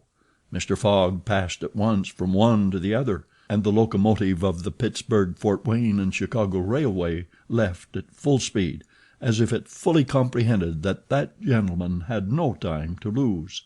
It traversed Indiana, Ohio, Pennsylvania, and New Jersey like a flash, rushing through towns with antique names, some of which had streets and car tracks, but as yet no houses. At last the Hudson came into view, and at 11:15 in the evening of the 11th the train stopped in the station on the right bank of the river, before the very pier of the Cunard line. The China for Liverpool had started 3/4 of an hour before. Chapter 32, in which Phileas Fogg engages in a direct struggle with bad fortune. The China, in leaving, seemed to have carried off Phileas Fogg's last hope. None of the other steamers were able to serve his projects.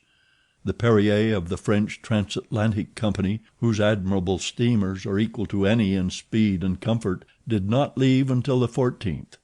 The Hamburg boats did not go directly to Liverpool or London, but to Havre, and the additional trip from Havre to Southampton would render Phileas Fogg's last efforts of no avail. The Inman steamer did not depart till the next day, and could not cross the Atlantic in time to save the wager.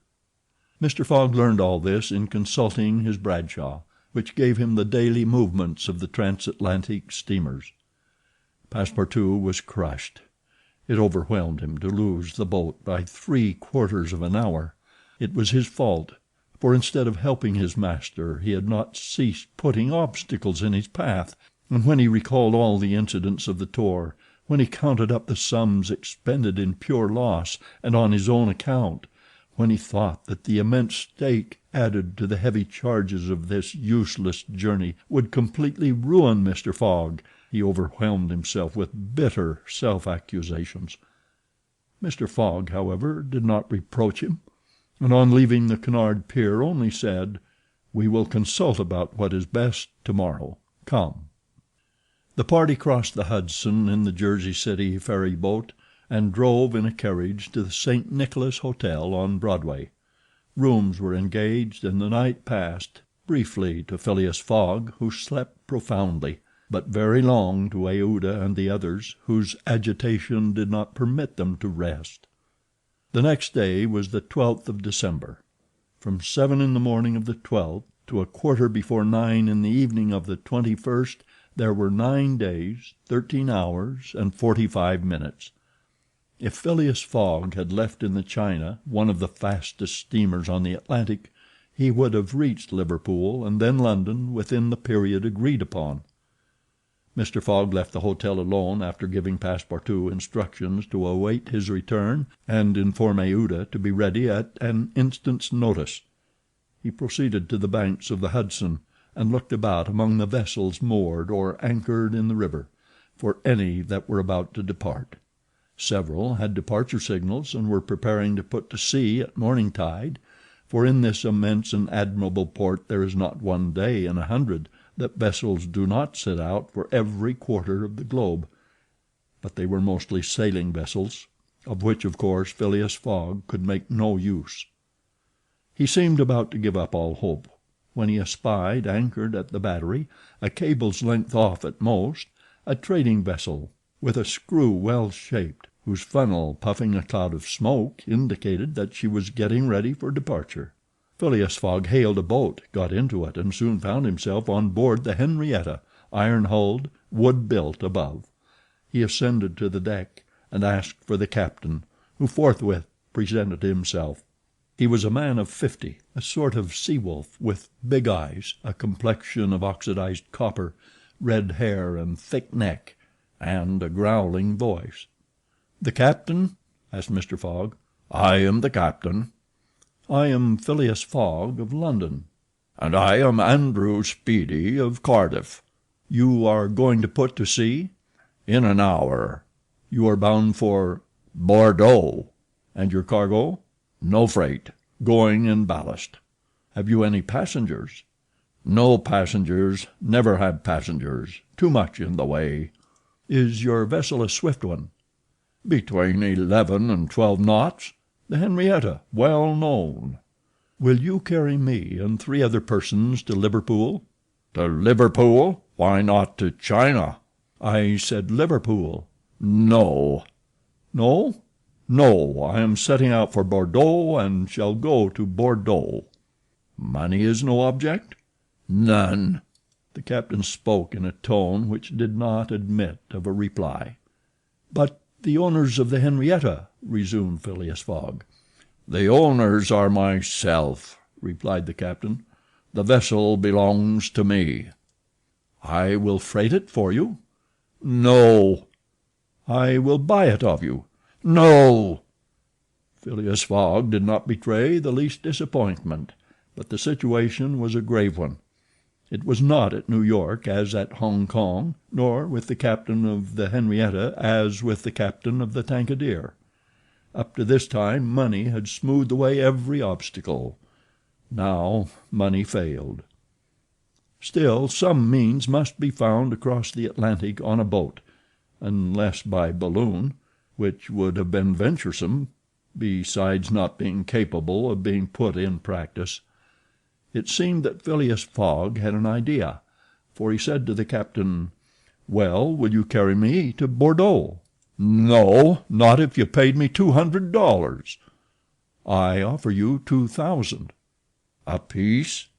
"A piece." "And there are 4 of you?" "4." Captain Speedy began to scratch his head. There were $8,000 to gain without changing his route, for which it was well worth conquering the repugnance he had for all kinds of passengers. Besides, passengers at $2,000 are no longer passengers, but valuable merchandise. "I start at 9 o'clock," said Captain Speedy simply. "Are you and your party ready?" "We will be on board at 9 o'clock," replied no less simply Mr. Fogg. It was 8:30. To disembark from the Henrietta, jump into a hack, hurry to the St. Nicholas, and return with Aouda, Passepartout, and even the inseparable Fix, was the work of a brief time, and was performed by Mr. Fogg with the coolness which never abandoned him. They were on board when the Henrietta was ready to weigh anchor. When Passepartout heard what this last voyage was going to cost, he uttered a prolonged "Oh! oh! oh!" which extended throughout his vocal gamut. As for Fix, he said to himself that the Bank of England would certainly not come out of this affair well indemnified. When they reached England, even if Mr. Fogg did not throw some handfuls of bank bills into the sea, more than £7,000 would have been spent. Chapter 33, in which Phileas Fogg shows himself equal to the occasion. An hour after, the Henrietta passed the lighthouse which marks the entrance of the Hudson, turned the point of Sandy Hook, and put to sea. During the day she skirted Long Island, passed Fire Island, and directed her course rapidly eastward. At noon the next day a man mounted the bridge to ascertain the vessel's position. It might be thought that this was Captain Speedy. Not the least in the world. It was Phileas Fogg, Esquire. As for Captain Speedy, he was shut up in his cabin under lock and key, and was uttering loud cries which signified an anger at once pardonable and excessive. What had happened was very simple. Phileas Fogg wished to go to Liverpool, but the captain would not carry him there. Then Phileas Fogg had taken passage for Bordeaux, and during the 30 hours he had been on board had so shrewdly managed with his bank notes that the sailors and stokers, who were only an occasional crew, and were not on the best terms with the captain, went over to him in a body. This was why Phileas Fogg was in command instead of Captain Speedy, why the captain was a prisoner in his cabin, and why, in short, the Henrietta was directing her course towards Liverpool. It was very clear, to see Mr. Fogg manage the craft, that he had been a sailor. How the adventure ended will be seen anon. Aouda was anxious, though she said nothing. As for Passepartout, he thought Mr. Fogg's maneuver simply glorious. The captain had said between 11 and 12 knots, and the Henrietta confirmed his prediction. If then, for there were ifs still, the sea did not become too boisterous, if the wind did not veer round to the east, if no accident happened to the boat or its machinery, the Henrietta might cross the 3,000 miles from New York to Liverpool in the 9 days between the 12th and the 21st of December. It is true that once arrived, the affair on board the Henrietta, added to that of the Bank of England, might create more difficulties for Mr. Fogg than he imagined or could desire. During the first days they went along smoothly enough. The sea was not very unpropitious. The wind seemed stationary in the northeast. The sails were hoisted, and the Henrietta plowed across the waves like a real transatlantic steamer. Passepartout was delighted. His master's last exploit, the consequences of which he ignored, enchanted him. Never had the crew seen so jolly and dexterous a fellow. He formed warm friendships with the sailors, and amazed them with his acrobatic feats. He thought they managed the vessel like gentlemen, and that the stokers fired up like heroes. His loquacious good humor infected everyone. He had forgotten the past, its vexations and delays.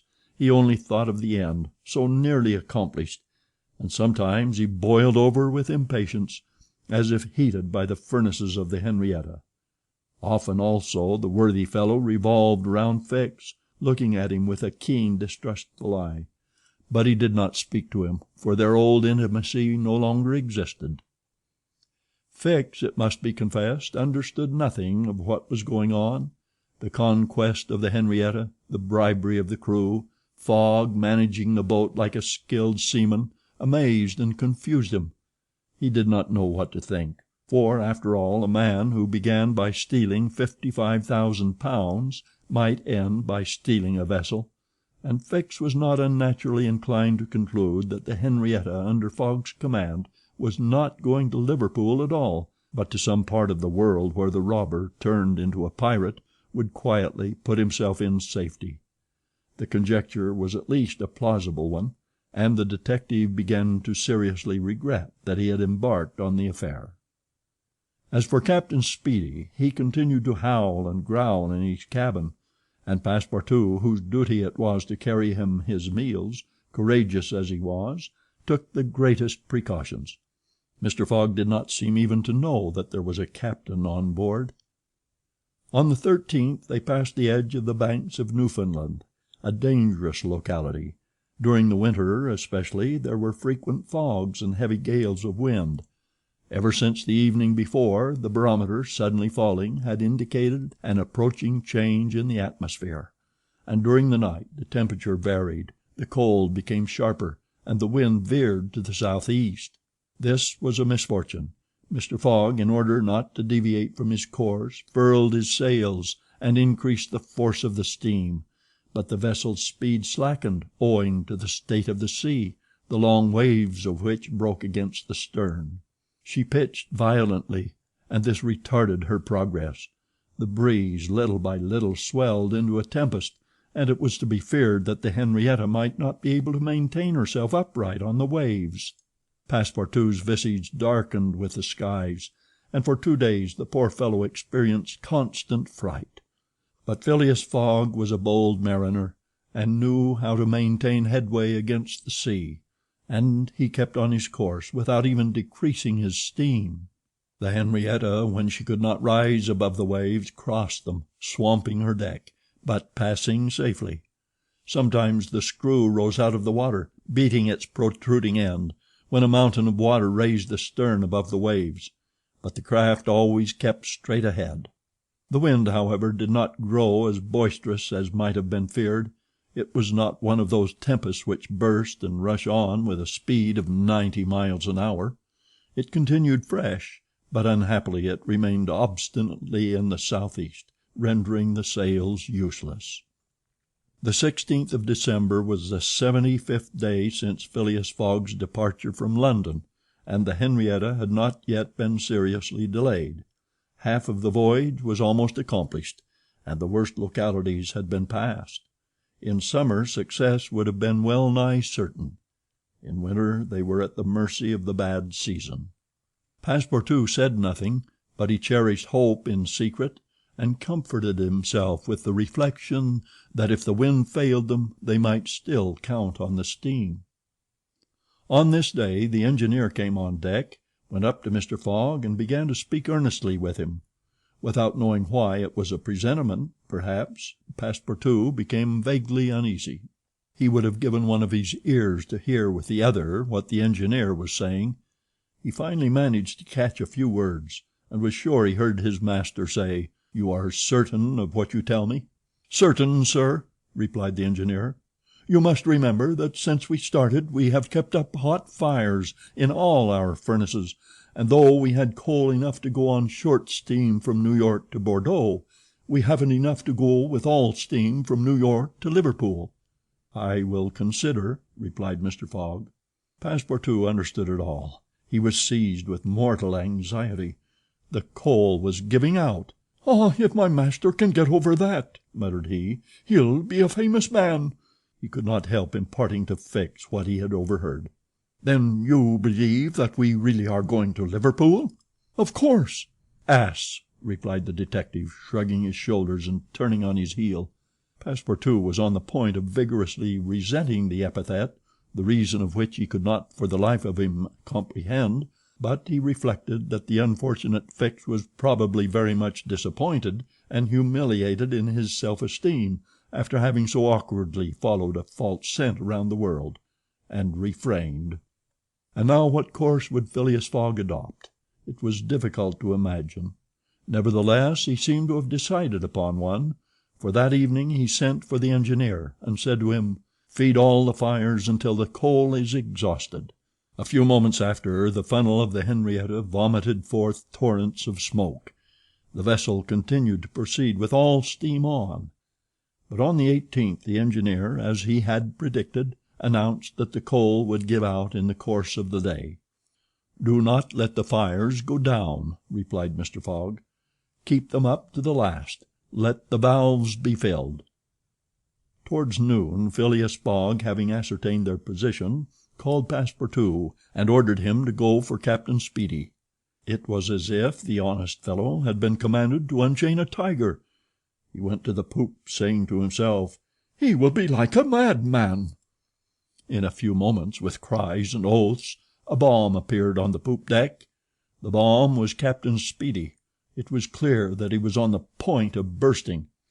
"Where are we?" were the first words his anger permitted him to utter. Had the poor man been an apoplectic, he could never have recovered from his paroxysm of wrath. "Where are we?" he repeated with purple face. 707 miles from Liverpool," replied Mr. Fogg with imperturbable calmness. "Pirate!" cried Captain Speedy. "I have sent for you, sir." "Picaroon!"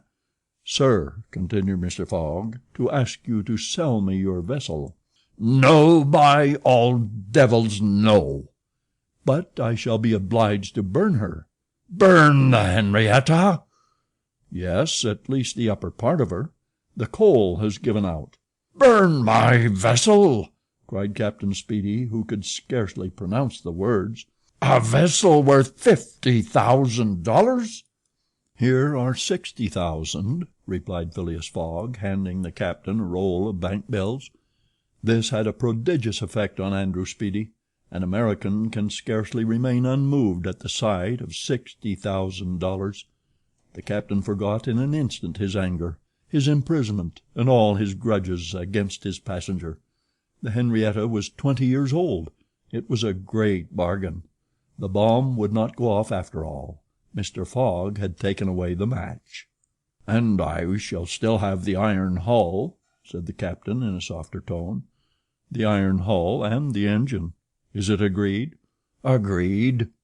And Andrew Speedy, seizing the bank notes, counted them and consigned them to his pocket. During this colloquy Passepartout was as white as a sheet, and Fix seemed on the point of having an apoplectic fit. Nearly £20,000 had been expended, and Fogg left the hull and engine to the captain—that is, near the whole value of the craft. It was true, however, that £55,000 had been stolen from the bank. When Andrew Speedy had pocketed the money, Mr. Fogg said to him, "Don't let this astonish you, sir. You must know that I shall lose £20,000 unless I arrive in London by 9:15 on the evening of the 21st of December. I missed the steamer at New York, and as you refused to take me to Liverpool—" "And I did well," cried Andrew Speedy, "for I have gained at least $40,000 by it." He added more sedately, "Do you know one thing, Captain Fogg? Captain Fogg, you've got something of the Yankee about you." And having paid his passenger what he considered a high compliment, he was going away when Mr. Fogg said, "The vessel now belongs to me?" "Certainly, from the keel to the truck of the mass. All the wood, that is." "Very well. Have the interior seats, bunks, and frames pulled down and burn them." It was necessary to have dry wood to keep the steam up to the adequate pressure, and on that day the poop, cabins, bunks, and the spare deck were sacrificed. On the next day, the 19th of December, the masts, rafts, and spars were burned. The crew worked lustily, keeping up the fires. Passepartout hewed, cut, and sawed away with all his might. There was a perfect rage for demolition. The railings, fittings, the greater part of the deck and topsides disappeared on the 20th, and the Henrietta was now only a flat hulk. But on this day they sighted the Irish coast and Fastnet Light. By 10 in the evening they were passing Queenstown. Phileas Fogg had only 24 hours more in which to get to London. That length of time was necessary to reach Liverpool with all the steam on, and the steam was about to give out altogether. "Sir," said Captain Speedy, who was now deeply interested in Mr. Fogg's project, "I really commiserate with you. Everything is against you. We are only opposite Queenstown." "Ah," said Mr. Fogg, "is that the place where we see the lights, Queenstown?" "Yes." "Can we enter the harbor?" "Not under 3 hours, only at high tide." "Stay," replied Mr. Fogg calmly, without betraying in his features that by a supreme inspiration he was about to attempt once more to conquer ill fortune. "Queenstown is the Irish port at which the transatlantic steamers stop to put off the mails. These mails are carried to Dublin by express trains, always held in readiness to start. From Dublin they are sent on to Liverpool by the most rapid boats, and thus gain 12 hours on the Atlantic steamers. Phileas Fogg counted on gaining 12 hours in the same way. Instead of arriving at Liverpool the next evening by the Henrietta, he would be there by noon, and would therefore have time to reach London before 9:15 in the evening. The Henrietta entered Queenstown harbor at 1 o'clock in the morning, it then being high tide, and Phileas Fogg, after being grasped heartily by the hand by Captain Speedy, left that gentleman on the levelled hulk of his craft, which was still worth half what he had sold it for. The party went on shore at once. Fix was greatly tempted to arrest Mr. Fogg on the spot, but he did not. Why? What struggle was going on within him? Had he changed his mind about his man? Did he understand that he had made a grave mistake? He did not, however, abandon Mr. Fogg. They all got upon the train, which was just ready to start, at 1:30. At dawn of day they were in Dublin, and they lost no time in embarking on a steamer, which, disdaining to rise upon the waves, invariably cut through them. Phileas Fogg at last disembarked on the Liverpool quay at 20 minutes before 12, 21st of December. He was only 6 hours distant from London. But at this moment Fix came up, put his hand upon Mr. Fogg's shoulder, and showing his warrant, said, "You are really Phileas Fogg?" "I am." "I arrest you in the Queen's name." Chapter 34, in which Phileas Fogg at last reaches London. Phileas Fogg was in prison. He had been shut up in the custom house, and he was to be transferred to London the next day. Passepartout, when he saw his master arrested, would have fallen upon Fix had he not been held back by some policemen. Aouda was thunderstruck at the suddenness of an event which she could not understand. Passepartout explained to her how it was that the honest and courageous Fogg was arrested as a robber. The young woman's heart revolted against so heinous a charge, and when she saw that she could attempt to do nothing to save her protector, she wept bitterly. As for Fix, he had arrested Mr. Fogg because it was his duty, whether Mr. Fogg were guilty or not. The thought then struck Passepartout that he was the cause of this new misfortune. Had he not concealed Fix's errand from his master? When Fix revealed his true character and purpose, why had he not told Mr. Fogg? If the latter had been warned, he would no doubt have given Fix proof of his innocence, and satisfied him of his mistake. At least, Fix would not have continued his journey at the expense and on the heels of his master, only to arrest him the moment he set foot on English soil. Passepartout wept till he was blind, and felt like blowing his brains out. Aouda and he had remained, despite the cold, under the portico of the custom-house. Neither wished to leave the place. Both were anxious to see Mr. Fogg again. That gentleman was really ruined, and that at the moment when he was about to attain his end. This arrest was fatal.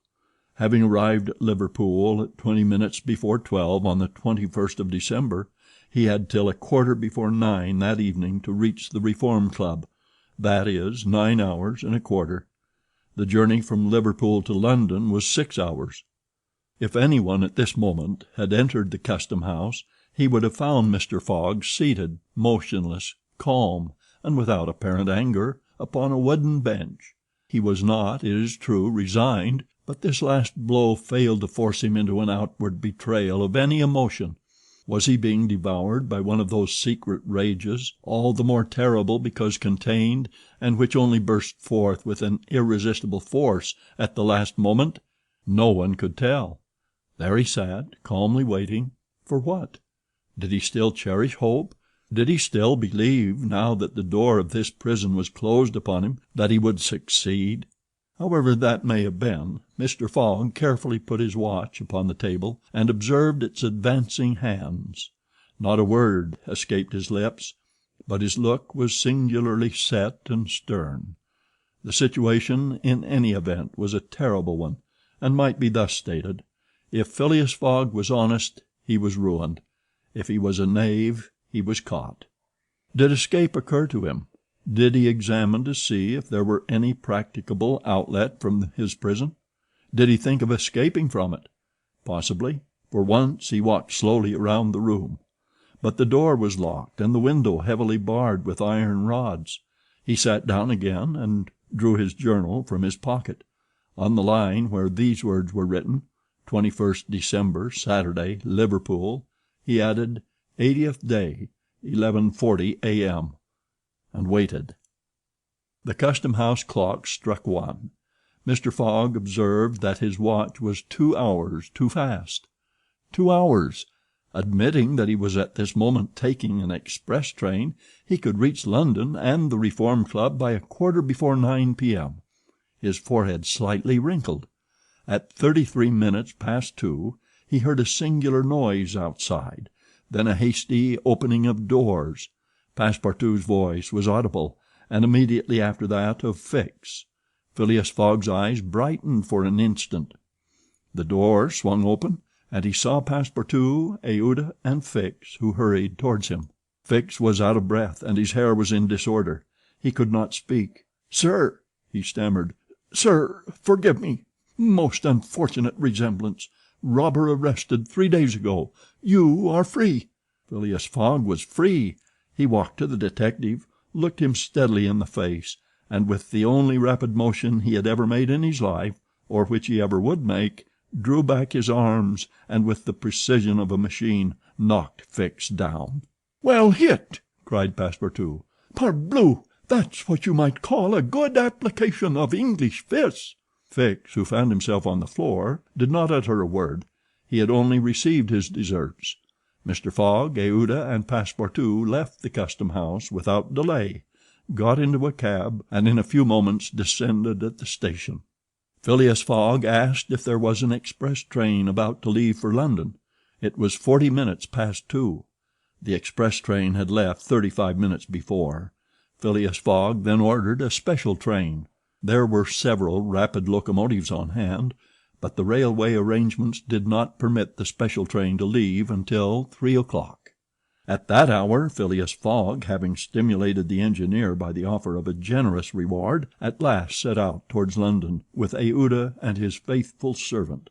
It was necessary to make the journey in 5 hours and a half, and this would have been easy on a clear road throughout.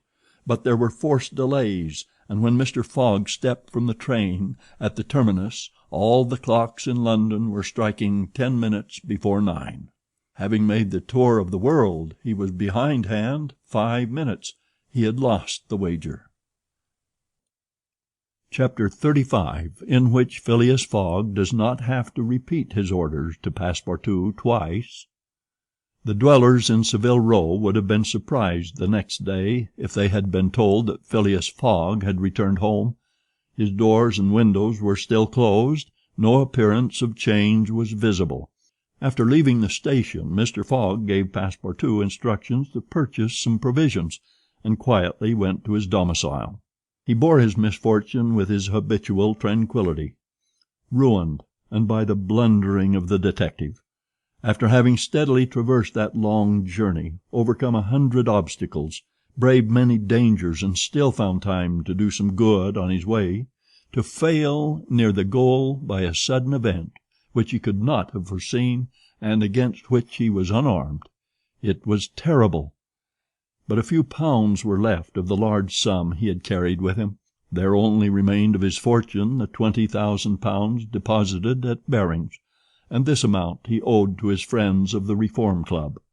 So great had been the expense of his tour that even had he won it would not have enriched him, and it is probable that he had not sought to enrich himself, being a man who rather laid wagers for honour's sake than for the stake proposed.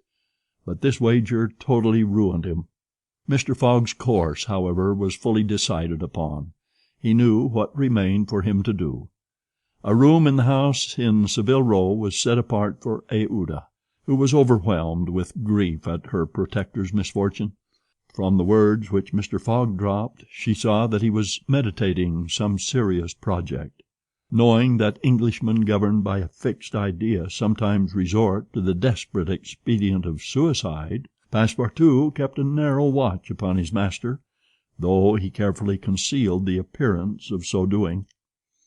First of all, the worthy fellow had gone up to his room, and had extinguished the gas burner, which had been burning for 80 days. He had found in the letter box a bill from the gas company, and he thought it more than time to put a stop to this expense, which he had been doomed to bear. The night passed. Mr. Fogg went to bed. But did he sleep? Aouda did not once close her eyes. Passepartout watched all night, like a faithful dog, at his master's door. Mr. Fogg called him in the morning, and told him to get Aouda's breakfast, and a cup of tea and a chop for himself.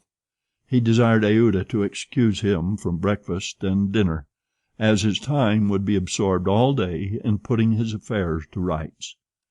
In the evening he would ask permission to have a few moments' conversation with the young lady. Passepartout, having received his orders, had nothing to do but obey them. He looked at his imperturbable master, and could scarcely bring his mind to leave him. His heart was full, and his conscience tortured by remorse, for he accused himself more bitterly than ever of being the cause of the irretrievable disaster. Yes, if he had warned Mr. Fogg, and had betrayed Fix's projects to him, his master would certainly not have given the detective passage to Liverpool. And then Passepartout could hold in no longer. "My master, Mr. Fogg!" he cried. "Why do you not curse me? It was my fault that—" "I blame no one," returned Phileas Fogg, with perfect calmness. "Go." Passepartout left the room, and went to find Aouda, to whom he delivered his master's message. "Madam," he added, "I can do nothing myself, nothing. I have no influence over my master, but you, perhaps—" "What influence could I have?" replied Aouda. "Mr. Fogg is influenced by no one. Has he ever understood that my gratitude to him is overflowing? Has he ever read my heart? My friend, he must not be left alone an instant. You say he is going to speak with me this evening?" "Yes, madam, probably to arrange for your protection and comfort in England." "We shall see," replied Aouda, becoming suddenly pensive. Throughout this day, Sunday, the house in Savile Row was as if uninhabited, and Phileas Fogg, for the first time since he had lived in that house, did not set out for his club when Westminster clock struck 11:30. Why should he present himself at the Reform? His friends no longer expected him there. As Phileas Fogg had not appeared in the saloon on the evening before, Saturday, the 21st of December, at 9:15, he had lost his wager. It was not even necessary that he should go to his bankers for the £20,000, for his antagonists already had his cheque in their hands, and they had only to fill it out and send it to the Barings to have the amount transferred to their credit.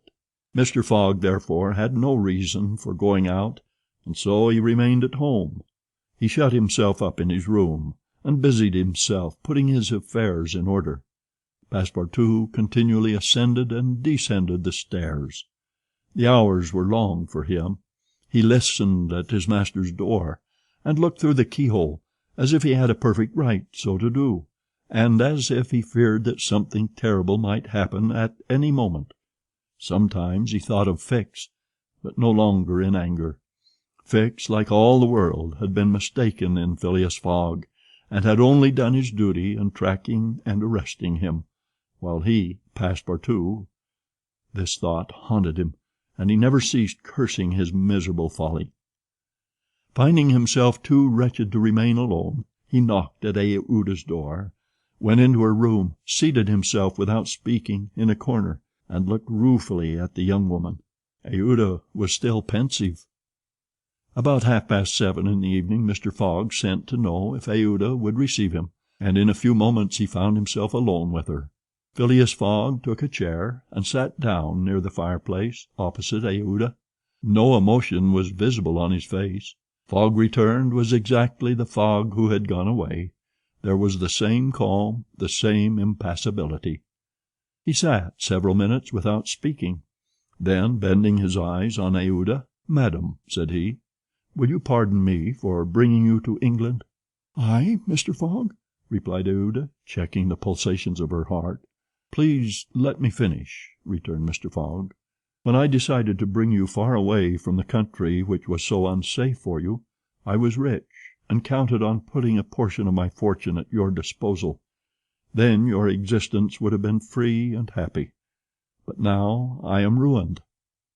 "I know it, Mr. Fogg," replied Aouda, "and I ask you in my turn, will you forgive me for having followed you, and, who knows, for having perhaps delayed you, and thus contributed to your ruin?" "Madam, you could not remain in India, and your safety could only be assured by bringing you to such a distance that your persecutors could not take you." "So, Mr. Fogg," resumed Aouda, "not content with rescuing me from a terrible death, you thought yourself bound to secure my comfort in a foreign land?" "Yes, madam, but circumstances have been against me. Still, I beg to place the little I have left at your service." "But what will become of you, Mr. Fogg?"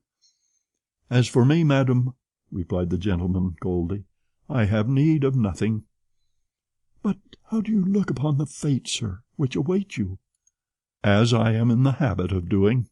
"At least," said Aouda, "want should not overtake a man like you. Your friends—" "I have no friends, madam." "Your relatives—" "I have no longer any relatives." "I pity you, then, Mr. Fogg, for solitude is a sad thing, with no heart to which to confide your griefs. They say, though, that misery itself, shared by two sympathetic souls, may be borne with patience." "They say so, madam." "Mr. Fogg," said Aouda, rising and seizing his hand, "do you wish at once a kinswoman and friend? Will you have me for your wife?" Mr. Fogg, at this, rose in his turn. There was an unwonted light in his eyes, and a slight trembling of his lips. Aouda looked into his face. The sincerity, rectitude, firmness, and sweetness of this soft glance of a noble woman, who could dare all to save him, to whom she owed all, at first astonished and then penetrated him. He shut his eyes for an instant, as if to avoid her look. When he opened them again, "I love you," he said, simply. "Yes, by all that is holiest, I love you, and I am entirely yours." "Ah!" cried Aouda, pressing his hand to her heart. Passepartout was summoned, and appeared immediately. Mr. Fogg still held Aouda's hand in his own. Passepartout understood, and his big round face became as radiant as the tropical sun at its zenith. Mr. Fogg asked him if it was not too late to notify the Reverend Samuel Wilson of Marylebone parish that evening. Passepartout smiled his most genial smile, and said, "Never too late." It was 5 minutes past 8. "Will it be for tomorrow, Monday?" "For tomorrow, Monday," said Mr. Fogg, turning to Aouda. "Yes, for tomorrow, Monday," she replied. Passepartout hurried off as fast as his legs would carry him. Chapter 36, in which Phileas Fogg's name is once more at a premium on 'Change. It is time to relate what a change took place in English public opinion when it transpired that the real bank robber, a certain James Strand, had been arrested on the 17th day of December at Edinburgh. 3 days before, Phileas Fogg had been a criminal who was being desperately followed up by the police. Now he was an honorable gentleman, mathematically pursuing his eccentric journey around the world. The papers resumed their discussion about the wager. All those who had laid bets for or against him revived their interest. As if by magic, the Phileas Fogg bonds again became negotiable, and many new wagers were made. Phileas Fogg's name was once more at a premium on 'Change. His 5 friends of the Reform Club passed these 3 days in a state of feverish suspense.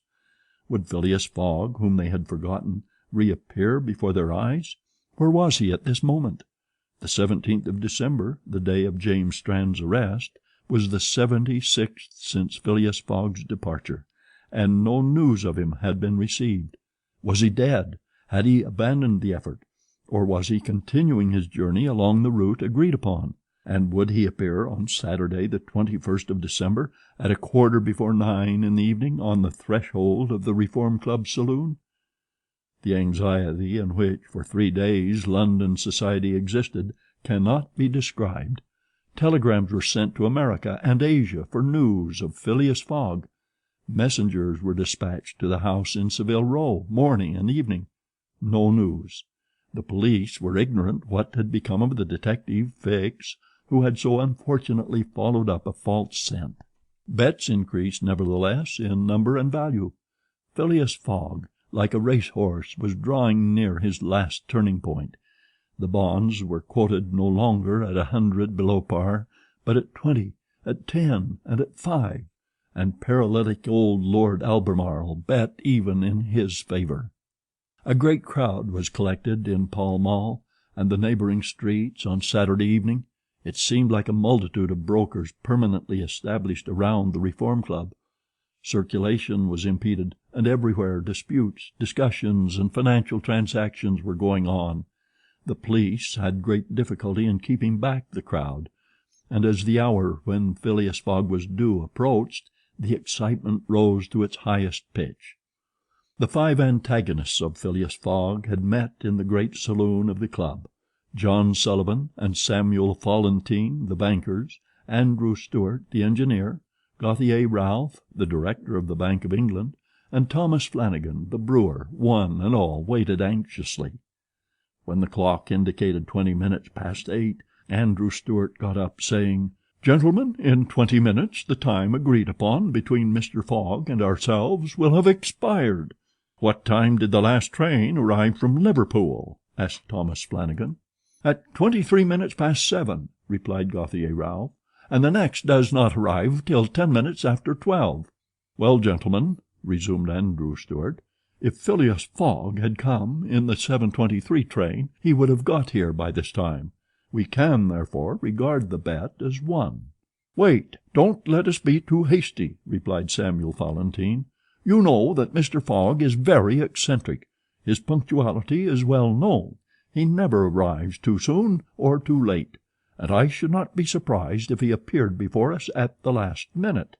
"Why," said Andrew Stuart nervously, "if I should see him I should not believe it was he." "The fact is," resumed Thomas Flanagan, "Mr. Fogg's project was absurdly foolish. Whatever his punctuality, he could not prevent the delays which were certain to occur, and a delay of only 2 or 3 days would be fatal to his tour." "Observe, too," added John Sullivan, "that we have received no intelligence from him, though there are telegraphic lines all along his route." "He has lost, gentlemen," said Andrew Stuart. "He has 100 times lost. You know, besides, that the China, the only steamer he could have taken from New York to get here in time, arrived yesterday. I have seen a list of the passengers, and the name of Phileas Fogg is not among them. Even if we admit that fortune has favored him, he can scarcely have reached America. I think he will be at least 20 days behindhand, and that Lord Albemarle will lose a cool 5,000. "It is clear," replied Gauthier Ralph, "and we have nothing to do but to present Mr. Fogg's cheque at Baring's tomorrow." At this moment the hands of the club clock pointed to 20 minutes to 9. "5 minutes more," said Andrew Stuart. The 5 gentlemen looked at each other. Their anxiety was becoming intense, but not wishing to betray it, they readily assented to Mr. Fallentin's proposal of a rubber. "I wouldn't give up my 4,000 of the bet," said Andrew Stuart, as he took his seat, "for 3,999. The clock indicated 18 minutes to 9.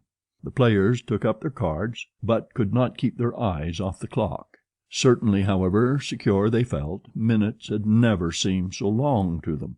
17 minutes to 9, said Thomas Flanagan, as he cut the cards which Ralph handed to him. Then there was a moment of silence. The great saloon was perfectly quiet, but the murmurs of the crowd outside were heard, with now and then a shrill cry. The pendulum beat the seconds, which each player eagerly counted, as he listened, with mathematical regularity. 16 minutes to 9, said John Sullivan, in a voice which betrayed his emotion. 1 minute more, and the wager would be won. Andrew Stuart and his partners suspended their game. They left their cards and counted the seconds. At the 40th second, nothing. At the 50th, still nothing. At the 55th, a loud cry was heard in the street, followed by applause, hurrahs, and some fierce growls. The players rose from their seats.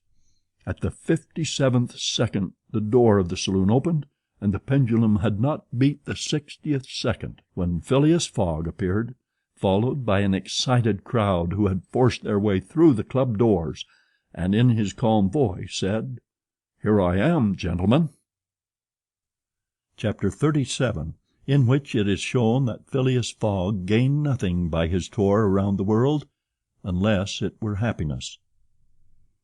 Yes, Phileas Fogg in person.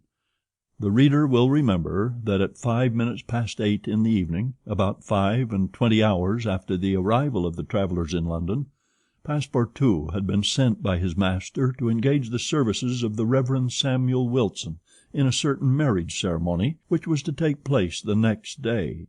Passepartout went on his errand enchanted. He soon reached the clergyman's house, but found him not at home. Passepartout waited a good 20 minutes, and when he left the reverend gentleman it was 35 minutes past 8. But in what a state he was! With his hair in disorder, and without his hat, he ran along the street as never man was seen to run before, overturning passers-by, rushing over the sidewalk like a waterspout. In 3 minutes he was in Savile Row again, and staggered back into Mr. Fogg's room. He could not speak. "What is the matter?" asked Mr. Fogg. "My master!" gasped Passepartout. "Marriage! Impossible!" "Impossible?" "Impossible for tomorrow." "Why so?" "Because tomorrow is Sunday." "Monday," replied Mr. Fogg. "No, today is Saturday." "Saturday? Impossible." "Yes, yes, yes, yes!" cried Passepartout. "You have made a mistake of 1 day. We arrived 24 hours ahead of time, but there are only 10 minutes left." Passepartout had seized his master by the collar and was dragging him along with irresistible force. Phileas Fogg, thus kidnapped without having time to think, left his house, jumped into a cab, promised £100 to the cabman, and having run over 2 dogs and overturned 5 carriages, reached the Reform Club. The clock indicated 9:15 when he appeared in the great saloon. Phileas Fogg had accomplished the journey round the world in 80 days. Phileas Fogg had won his wager of £20,000. How was it that a man so exact and fastidious could have made this error of a day? How came he to think that he had arrived in London on Saturday, the 21st day of December, when it was really Friday the 20th, the 79th day only from his departure? The cause of the error is very simple. Phileas Fogg had, without suspecting it, gained 1 day on his journey, and this merely because he had travelled constantly eastward. He would, on the contrary, have lost a day had he gone in the opposite direction, that is, westward. In journeying eastward he had gone towards the sun, and the days therefore diminished for him as many times 4 minutes as he crossed the degrees in this direction. There are 360 degrees on the circumference of the earth, and these 360 degrees multiplied by 4 minutes gives precisely 24 hours. That is the day unconsciously gained. In other words, while Phileas Fogg, going eastward, saw the sun pass the meridian 80 times, his friends in London only saw it pass the meridian 79 times. This is why they awaited him at the Reform Club on Saturday, and not Sunday, as Mr. Fogg thought. And Passepartout's famous family watch, which had always kept London time, would have betrayed this fact if it had marked the days as well as the hours and the minutes. Phileas Fogg, then, had won the £20,000, but as he had spent nearly 19,000 on the way, the pecuniary gain was small. His object was, however, to be victorious and not to win money. He divided the £1,000 that remained between Passepartout and the unfortunate Fix, against whom he cherished no grudge. He deducted, however, from Passepartout's share the cost of the gas, which had burned in his room for 1920 hours, for the sake of regularity.